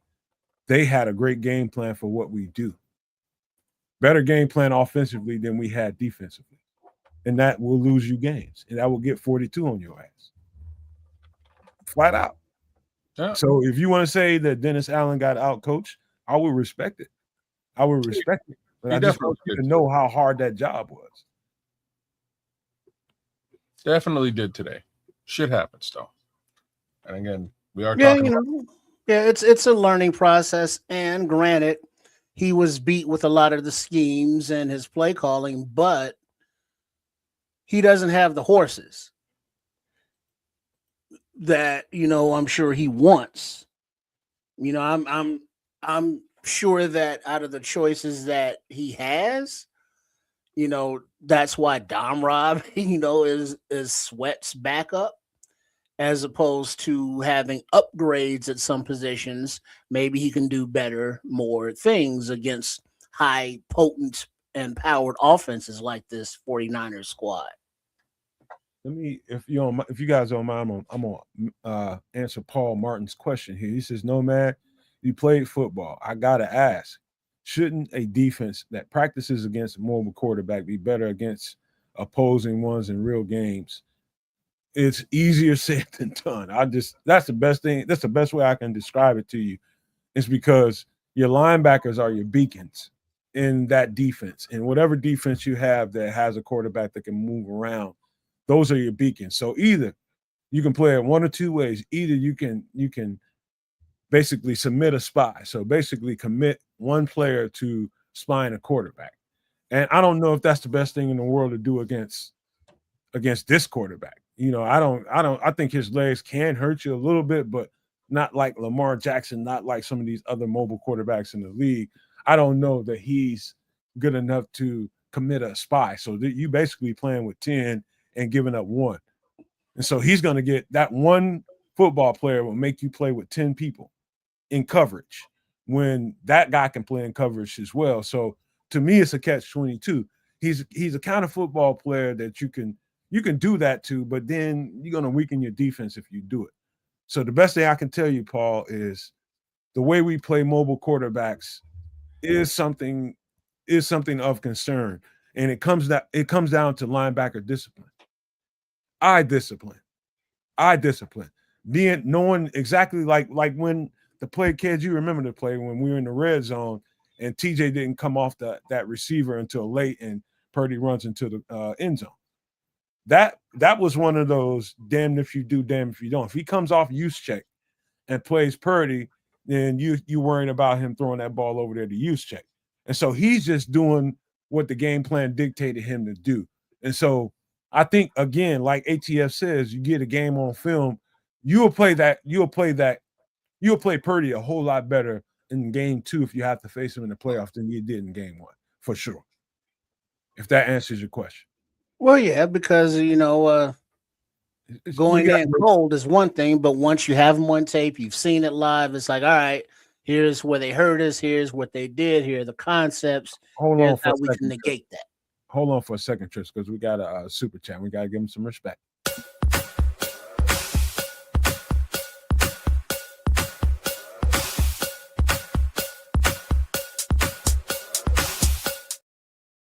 Shout out to Cloud Chasers Radio. He says that was a great game.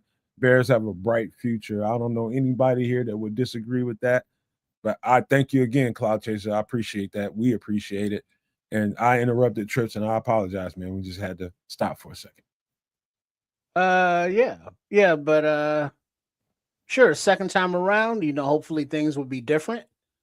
If they're not, that would be a huge issue.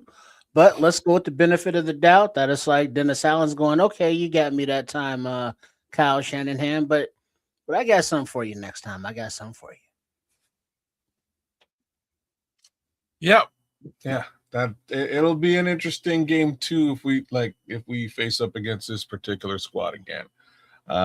Like I say, I am glad. I am pleased with what I saw today, man. We saw the team sort of rally together, find a rhythm, and be offensive. Where over the course of the last couple of weeks, that was just not in the cards, right? The offense happened within the last couple of minutes of a football game, and we won those football games. We were able to pull things out. But today they played within rhythm all game long, which was a tall ask. That's a huge ask for this particular team, and I appreciate that they're able to pull it out. But yeah, man,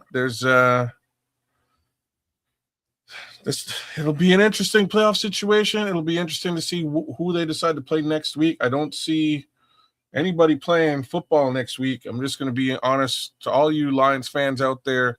I think it'll be a super boring game unless Tyson Bagent decides to light up the world, which is just as possible. Like, I ain't saying it ain't.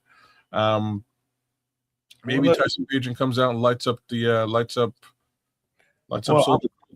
I'm glad you brought that up, Kez, because before we do nut kicking crossfire here about how bad the Bears were and why we didn't win that game, I think we've covered that. And I think everything that we said thus far is, I believe, true. It's you can blame the defense, but you can also give the 49ers credit at the same time for having a great plan. And I think both those things belong in the same sentence. So that being said, we lost, but let's move on to the last game of the season, priming into the playoffs. We're going to face the Detroit Lions for the rematch. Let me just start this off like this. I've been watching the Detroit Lions extremely closely, especially for the last 4 weeks, at least about 4 or 5 weeks. And I hate to take glee in people that really you don't. No, you don't. I do, man. I do, bro. Take glee. I don't. Take you damn. I don't, man. But I said this stuff time and time again to Don Burr, who hasn't been here for weeks and weeks and weeks. And I don't blame him for not coming, because that's a hard conversation to have when somebody told you exactly what was going to happen. And I remember saying at the very beginning of the offseason, the Lions Super Bowl window has closed. I remember kids even arguing with me. Bro. Kids even argue with me. Yeah, you argue with me. No, brother, I was right there with you saying the same damn thing. I wasn't saying nothing about that. Don't make me pull up the short. Let me finish. You find the short. You argue with me because they were so strong at the end of the season. I was just like, man, you get 3 solid years, 3 solid opportunities, and they didn't cash in. They did not cash in, and I've seen this team absolutely implode. That team has absolutely imploded, and they ain't gonna be the same Detroit Lions. I don't give a shit how good their draft is. I don't give a shit how good their free agency is, until they realize that Jared Goff will always end up being their Achilles heel. I can't wait to find this clip, because that's what I said. You keep going. Oh man, dog, you don't want me to do that. You find the clip, dog. Don't do that. But we talking about the Detroit Lions game next week, and I'm telling you right now, they have had it. That Detroit Lions teams that everybody feared, that ran ruckshot over everybody, it's over. It's over. I don't know what they're going to do this next game. They're going to probably try to give us their best shot to take some kind of momentum into the offseason. But I'm telling you, that Detroit Lions team is done. So long as you see Jared Goff as a quarterback, it's over. Over. You got Monty, almost to the verge of requesting a trade. You know, he's not getting the touches like that no more. They're not winning like that no more. They just don't have that confidence and the faith in each other like that no more. But that is something that we can say that throughout this game tonight, this Bears game, the confidence never seemed to waver within any of the players or coaches. The execution got much better on the offensive side of the ball, but the defense just couldn't, get those stops where necessary. So going forward, offensively, I think we're pretty comfortable in knowing that it's getting better. And what we've seen thus far, you got more deep shots coming in. We see the youth movement with Burton and Loveland and Walker. Hopefully Burton's not hurt too bad. And speaking of hurt, hopefully Sewell, isn't hurt too bad. But yeah, so the youth is coming along on the offense.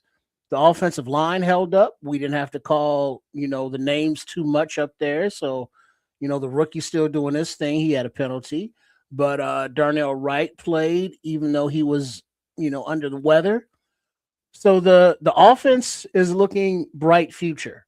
Defense, not as much. We see more flashes from Booker here and there. But other than that, everybody is kind of what they are. Nahshon Wright is, he gets beat in coverage. That's kind of his thing, but he makes up for it with the turnovers. Right. Today, they ran routes where they negated his speed and his height advantage because they were running across the field and gave those open windows. Kevin Byard is good, but when he's not getting turnovers, he's just kind of invisible back there. And just all along. So it's like individual guys are the weaknesses that they have were accentuated by this 49ers offense, and they weren't able to make it up or make the plays when necessary. And then once again, penalties came into effect on defense on third down where they were already having a problem getting off the field. Well, we got some color in the chat, so we typically try to stop whatever we want to say so we can give the shout out to the people. Well, are they going someplace?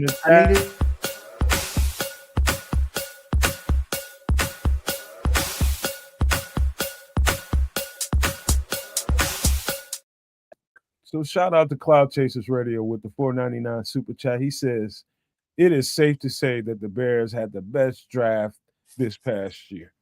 Yeah. I wish I can agree with you because I don't have everybody's drafts to compare them to, but I bet you we right there at the top. Right there, production-wise.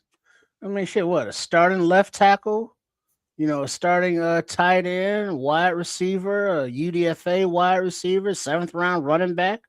The only ones that really can't say is Newman, and he's a backup offensive lineman, but he's been injured, injured reserve. And then Zay Frazier, the cornerback, he hasn't played. And then Shamar Turner, he went out with an injury. So, the whole rookie class has contributed. Ruben Hippolyte, but he was out for a little bit. But they've all contributed. So, yeah, this is a awesome draft class. Definitely one of Ryan Poles' best. 5 rookies contributed tonight, yeah? Yeah, man. Bears had 3 starters tonight from the past draft. So, yeah, I think we won it. I mean, again, I'm saying that not really fully looking at everybody's draft class and saying, I got, under with the Bears cap I have on right now, I would say all of y'all are right. I would say all of y'all are right, but I haven't seen a draft class perform as well as this draft class has overall. Yeah, I think we have, bro. I think we have. I'm thinking about it now. I'm just like, is it a draft class? Because I think Seattle had a pretty good draft class too. I think Seattle had a pretty good draft class. And I'm just making sure I'm thumbing through my head in some of the draft classes that I really like. I liked, be honest with you, I like Green Bay's draft class. I like their draft class, but you can put numbers to that argument. Like we've got certain players like running backs and receivers that can put up numbers, that have put up numbers that can give you more of an argument than some of your other draft class out there. So you're talking about Luther Burden, you're talking about Kyle Monangai. those numbers are going to stand tall over a lot of draft classes out there. Yeah, I wouldn't go with Green Bay's draft class. I'd probably. They had a good draft. Well, they took Golden over Burton, so I was just gonna say that's exactly where I take fault with it. Matthew Golden. I expected he would. I expected he'd establish himself as the number one receiver in Green Bay, and he just hasn't.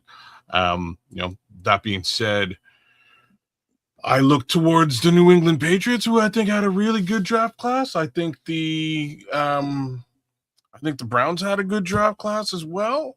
Hey, look at Daddy 37-9. They did have a great draft class. He's talking about John Lynch deserved GM of the year for San Francisco.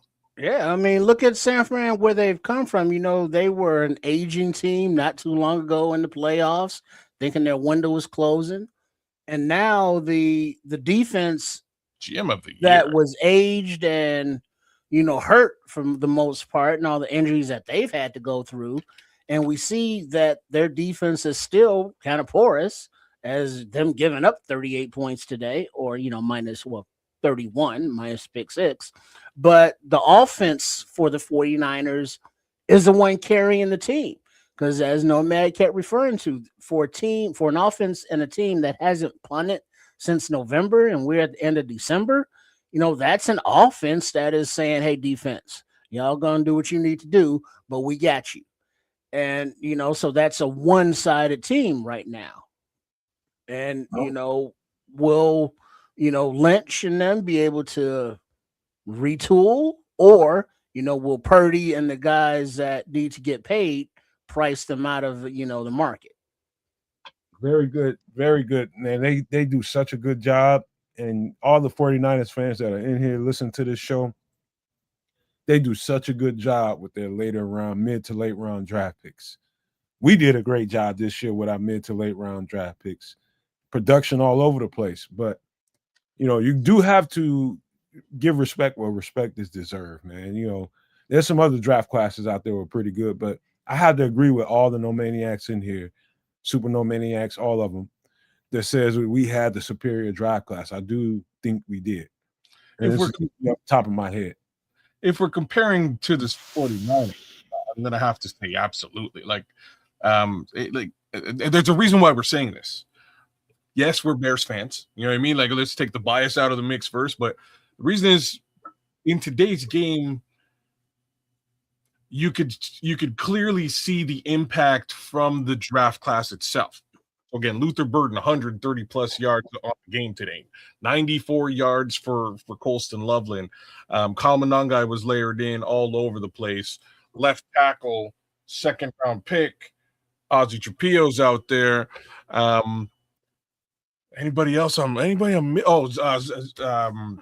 Walker, an undrafted free agent, making an impact out there. So those are that's 5 guys that I could say were really impactful in today's game. I'm taking a peek at the Niners draft class today. Guys, I would say were impactful in today's game.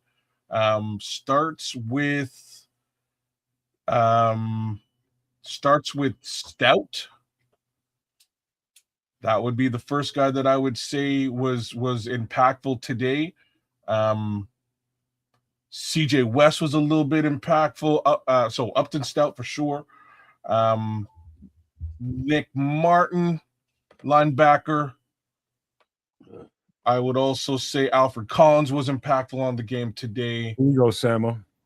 Also you got to remember that San Fran is a more established team, to whereas rookies don't have as much runway to make plays as this young Bears team has allowed these kids to have. And all right, Samo, my ninja. You gotta.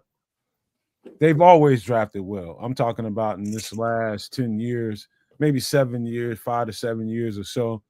They do a really good job of drafting stud players and fitting them into what they do. Where I would help make the argument that, okay, they have a little advantage and they've got a system that they've been doing for a long time. And it's kind of easy when you got an established kind of gears that flow, and it's greased and it's oiled, and all you got to do is fit the right pieces in there, get the right nuts, bolts, and everything continues to run the way it should be accordingly, right? So you can take that and put that to the side, but you still have to give them credit for the identity of the talent. You have to. The same thing should be said here. I'm not sure what you mean. Because they have a system offensively and defensively. They've been doing this for 5 to 8 years straight. The consistent offense, the consistent defensive system. They haven't changed anything. And knowing and identifying the players that fit into that construct takes a certain amount of know-how and assurance that, okay, I'm going to draft this guy in the 6th or 7th round, and I know that if we need him, he'll be able to play for us as soon as we put him on the field. There takes a certain amount of know-how to do that. Well, okay. So you're giving a GM thumbs up for doing his job, right? Like that's what a GM's supposed to do. I mean, it's not that simple, man. I'm not saying anything is simple, but I'm saying every GM should basically do what you just described. They should be drafting for the future of their team and allowing the players who are in place to play. And that's really what we have with the 49ers. The only point that I'm making is that today, due to injury for the most part, you saw the second round, you saw the breadth, not your second round, you saw the breadth of the draft class out there for the Bears actively contributing and playing today, as opposed to guys who are going to sort of develop into their position over time, which is fine. There's nothing wrong with that. I'm not saying John Lynch is a bad GM for drafting, for his team. You know what I'm saying? Like he's drafting effectively. Difference being these guys were playing today, and you could see it. That's a difference. Kid, it's like this, and we'll just leave this as one example before we get ready to get out of here. Like this year, now rarely have you seen a 49ers draft somewhere around where we drafted Zach Pickens or something like that. Especially they're a defensive-oriented organization. First of all, offensively, they're going to do what they do offensively. But you get a Zach Pickens that early in the draft, you expect that guy to turn out after 3 years. You expect that guy to turn out. When they draft somebody on the defensive line, that guy turns out. That's called conviction and called, okay, what we do as a system, we see your traits and what you can bring to the table. We just need you to come in here and get some experience with our coaches and do this, do that, and all the stuff that you have to do. And at year 3, we're gonna be in a situation or maybe a predicament of whether or not we need to pay you or not, or let you go. Same thing happened to DeForest Buckner that ended up as a Indianapolis Colt. Several guys, it's just know-how, man. It's just guys that know dogs. Dogs that can fit into this system, or you don't. And you have to give them respect. No, like I say, I'm not taking anything away from John Lynch as a GM. He's been a long-standing GM in this league. He's drafted some amazing players on both sides of the ball. All I'm saying is that 49ers have been competitive during his entire tenure, basically. For his entire tenure, right? Like I'm sitting here saying GM of the year, I don't know about that, but GM of the decade, maybe. You know what I mean? Like he's been doing it for a very long time, well established. They're developing players, and they'll continue to do so. I just, if we're talking about the year, I would imagine what I'm fucking saying here. I might lean towards Ryan Bowles. And yes, even established, experienced GMs like John Lynch make mistakes in paying people like Brandon Ayuk, who's going off the deep end because now he's more focused on his rap career. So there are all those mistakes that GMs make. It's not just a Ryan Bowles thing. So yeah, this season Ryan Bowles, with the addition of Ben Johnson and this entire coaching staff, to go from a 5-win team to division champs and a 11-win team right now, possibly 12 next week, plus the playoffs. So hey, let's go. The future has been bright in San Fran. They've been consistently contenders. Let's hope that the Ben Johnson regime, starting off that way, can continue that way, along with Ryan Poles as not the guy who's like, well, we're gonna take this guy and you're gonna make him work. To us, like, who you want me to draft, dog? Here are the qualities I'm looking for. Here's what you're looking for. Here's where we can meet and find the talent. So just considering what Scrolls was just saying there in the chat, and he's saying it facetiously, right? He's saying let Debo go and then kept Brandon Ayuk. Because of those two moves, I did not expect the 49ers to be going to the playoffs here this time around. And it looks like they're going to the damn playoffs. So you know what I mean? Like, these are GM machinations and moves that John Lynch has been able to pull off and have worked successfully. Like, I'll say one more thing here, and it's with respect to the quarterback. They went deep and drafted Trey Lance, and that fell apart in the worst possible way. And I'm saying in the worst possible way because we did similar things, and that also didn't work. Justin Fields. Somehow they gave up a lot for Trey Lance. This is what I'm saying. They threw out three. I believe it was three first rounders. I think it was 3 first rounders that they threw away to make that thing happen, and it crashed and burned and fell apart. But in the end, they plugged in Mr. Irrelevant. They plugged Mr. Irrelevant in, and he's still playing fantastic football. But then also I gotta give him credit because they gave up a nice little haul for CMC. Yeah, but he is pretty much their offense. He's holding it down when he's on the field. He's holding it down. So again, these moves and machinations by John Lynch are not to be overlooked by any stretch of the imagination. I'm not saying I'm saying Niners fans who are out there, don't get me wrong. I'm not saying John Lynch is a bad GM. He's actually a pretty solid GM across the board. Look at what he's done. Let me say this, and this is to what the point Samuel is making right here. And I love this comment. He says, most importantly, they don't let draft mistakes like Trey Lance, signing IU derail their teams. And that's the point. You come to the Nomad Network, and we are a Bear-centric channel. We talk about, this is about the Chicago Bears, number one, and some of the other stuff that we talk about on some extra sauce. It's extra sauce. But you just got to know when you come in here, you just got to understand, if you're a football enthusiast and you love football and you want to hear it spoken to in a real way, you come to a network like this, and you're just going to get reality. Whether it rubs somebody the wrong way or not, you're going to get authentic truth coming out of this channel. I pride myself on it. I know these guys do too. You're going to hear the truth, whether it's about the Chicago Bears or whether it's about your team. And so if you do nothing else, you hit the subscribe button for that reason alone. You're going to get some real authentic football conversation when you come here. I promise you. If I do nothing else, we do nothing else. That is what we stand on around here. I just want to say that, man, because it's a lot of people that listen to a lot of content all over the place, but you can rarely come into a conversation on networks and get this kind of detailed conversation. It's rare. Because right now we're talking about the Niners because that's who we just played, but we don't want to even go into, which I'm sure we will in a couple weeks with the rematch. What quarterback are we going to see with the Packers? Malik Willis or Jordan Love? No, it's going to be Jordan. And which quarterback would you prefer to see? I want to see Jordan so we can get it over with. So I just wanted to say that before we get ready to wrap this thing up, because my girlfriend's off. I ain't gonna lie, I'm cheating a little bit. Hey. Off for the last 3 days, and she's off one more night. And then tomorrow, and then we got one more night to hang out, man. So that's just where I'm at right now. Y'all got to understand, I'm a domestic fella as much as I'm a Bears fella. Mm-hmm, mm-hmm. On speaking of being domestic, real quick, a shout out to all the Giants fans.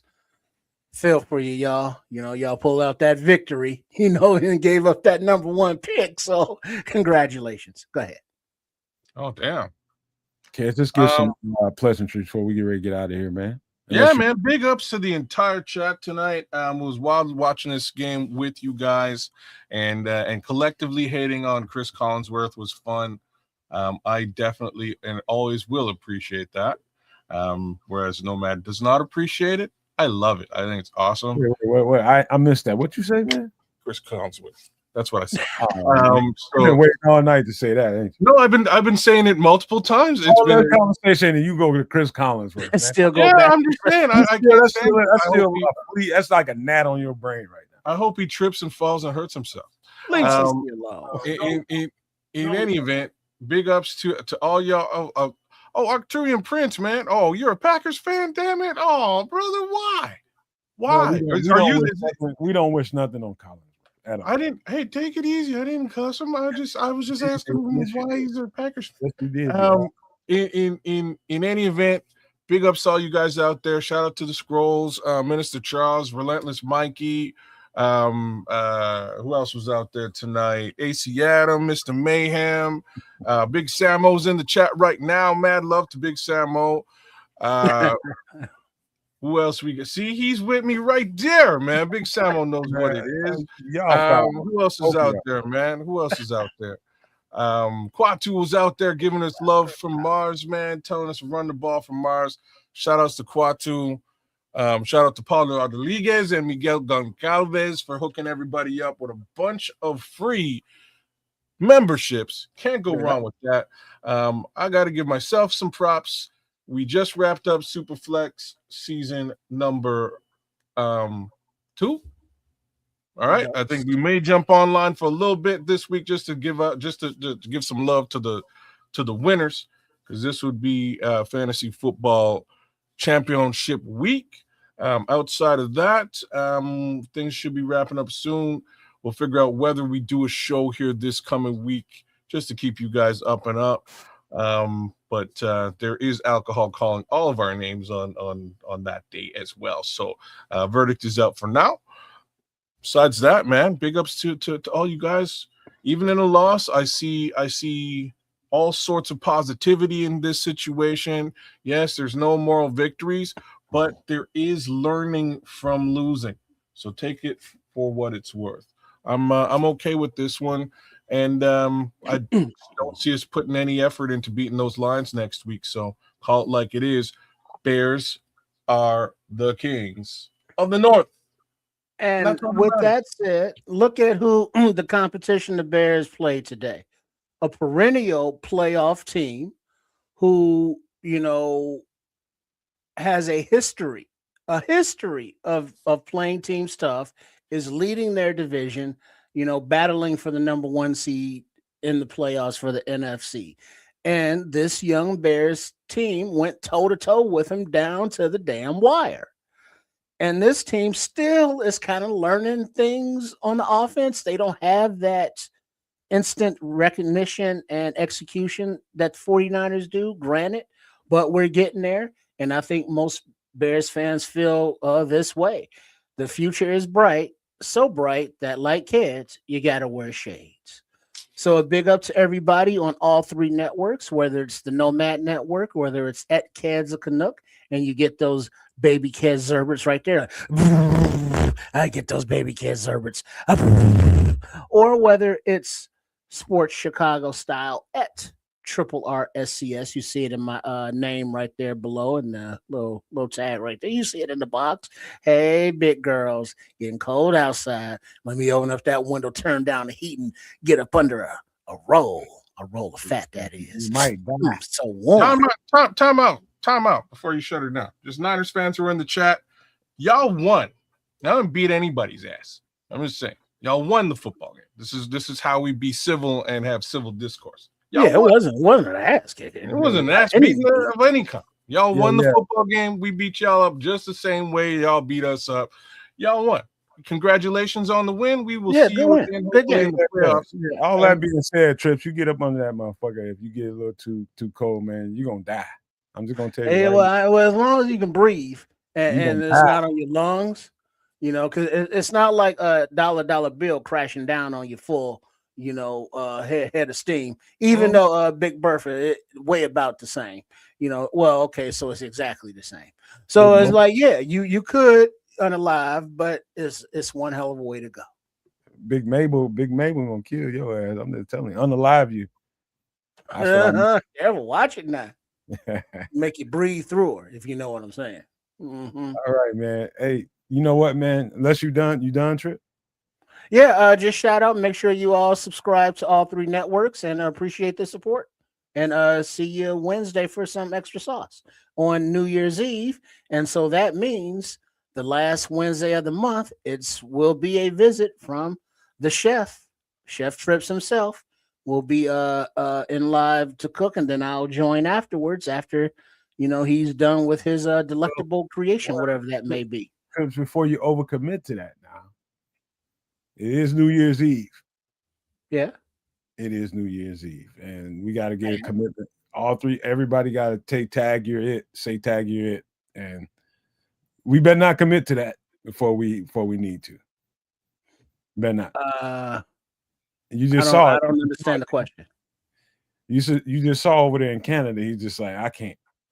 You got New Year's Eve plans there, Canuck? Yeah, Canuck might be getting shit faced in a certain location, so we'll have to. We may have to defer. Oh well, all right. Well, if we want to change a night, or what are we doing? Should we let people know now? What we'll do is me and these guys will get together when the show is over for a few minutes. And look for the Nomad Network homepage. Look at the homepage. Go to the Nomad Network homepage and look for the posts. I'll put a post out whether or not we'll be able to do it or not. I'm not going to commit to being able to do New Year's Eve. We cannot. Let's just see if we can get together. If we can, we can. We can't, we can't. We'll see, man. So it's New Year's, and that's just the way it got to be, man. We can't. If we can't do it this week, don't worry about it. We'll be back next week, strong as hell. The holidays will be over, and we'll be back doing what we always do.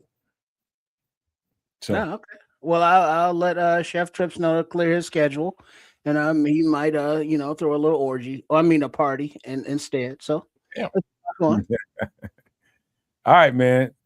Hey, I gotta say this again, man. Thank these guys. These guys did a pretty good job today doing the live broadcast. Triple R especially, man. Kids had good energy, so not gonna leave that out. That was great today because my man had me worried the last couple of weeks. I ain't gonna lie to you, man. I've never really seen the Canuck be low energy Canuck.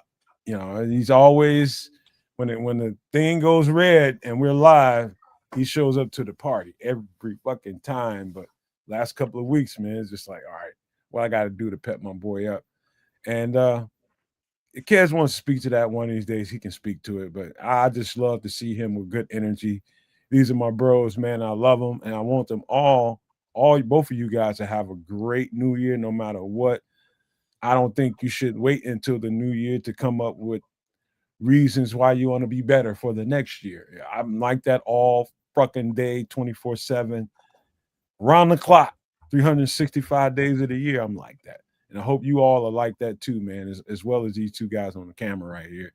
And I just wish you all happy holidays and whatever you need to do to get yourself to level up to whatever you think is going to happen in the year 2026. I would say this before we get out of here, and I say this all the time, and it's going to sound redundant until you see it start to take action here in the world. Your frequency, where you are, how you respond to day-to-day life, how you respond to people, how you respond to your work life, the people that you work with, everything is predicated on you and your frequency. If you have low frequency, every little thing is going to feel like some kind of smite to you. Every little thing, it's going to feel like a jab to your subconscious. It's like they're trying to get after me. I hate this person. I don't like that person. That one little thing will screw your entire day up because you allowed it. My challenge to you all is don't take 24 hours and waste them because one thing happened in your day.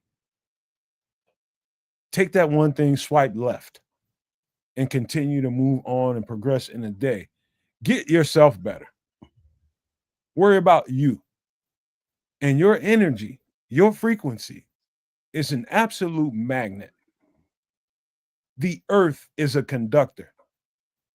That conductor is pulling your ass into the earth as a magnet. Take that energy, do great things in a day, do great things in the next day, and the next day, on and on and on, and continue to do it. I've got things planned. I got things that I want to do. But sometimes life messes you up because you don't write the script. Nobody does.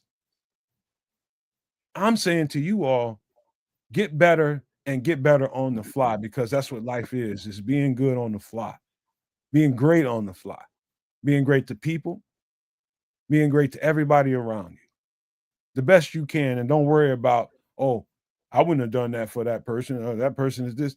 You do what you have in your heart for whatever person you have in front of you, and let the rest of it take care of itself. That's called, I'm going to be a great person. I'm not going to let the person in front of me alter that.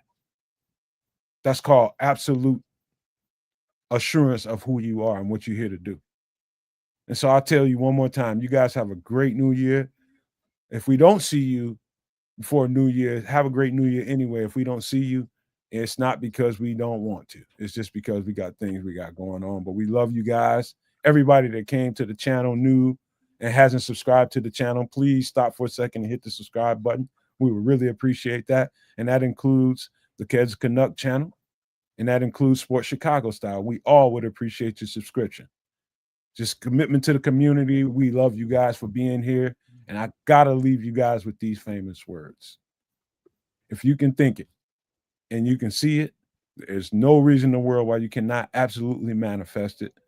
Do not, and I repeat, do not be a prisoner of your own mind. But with that being said, we are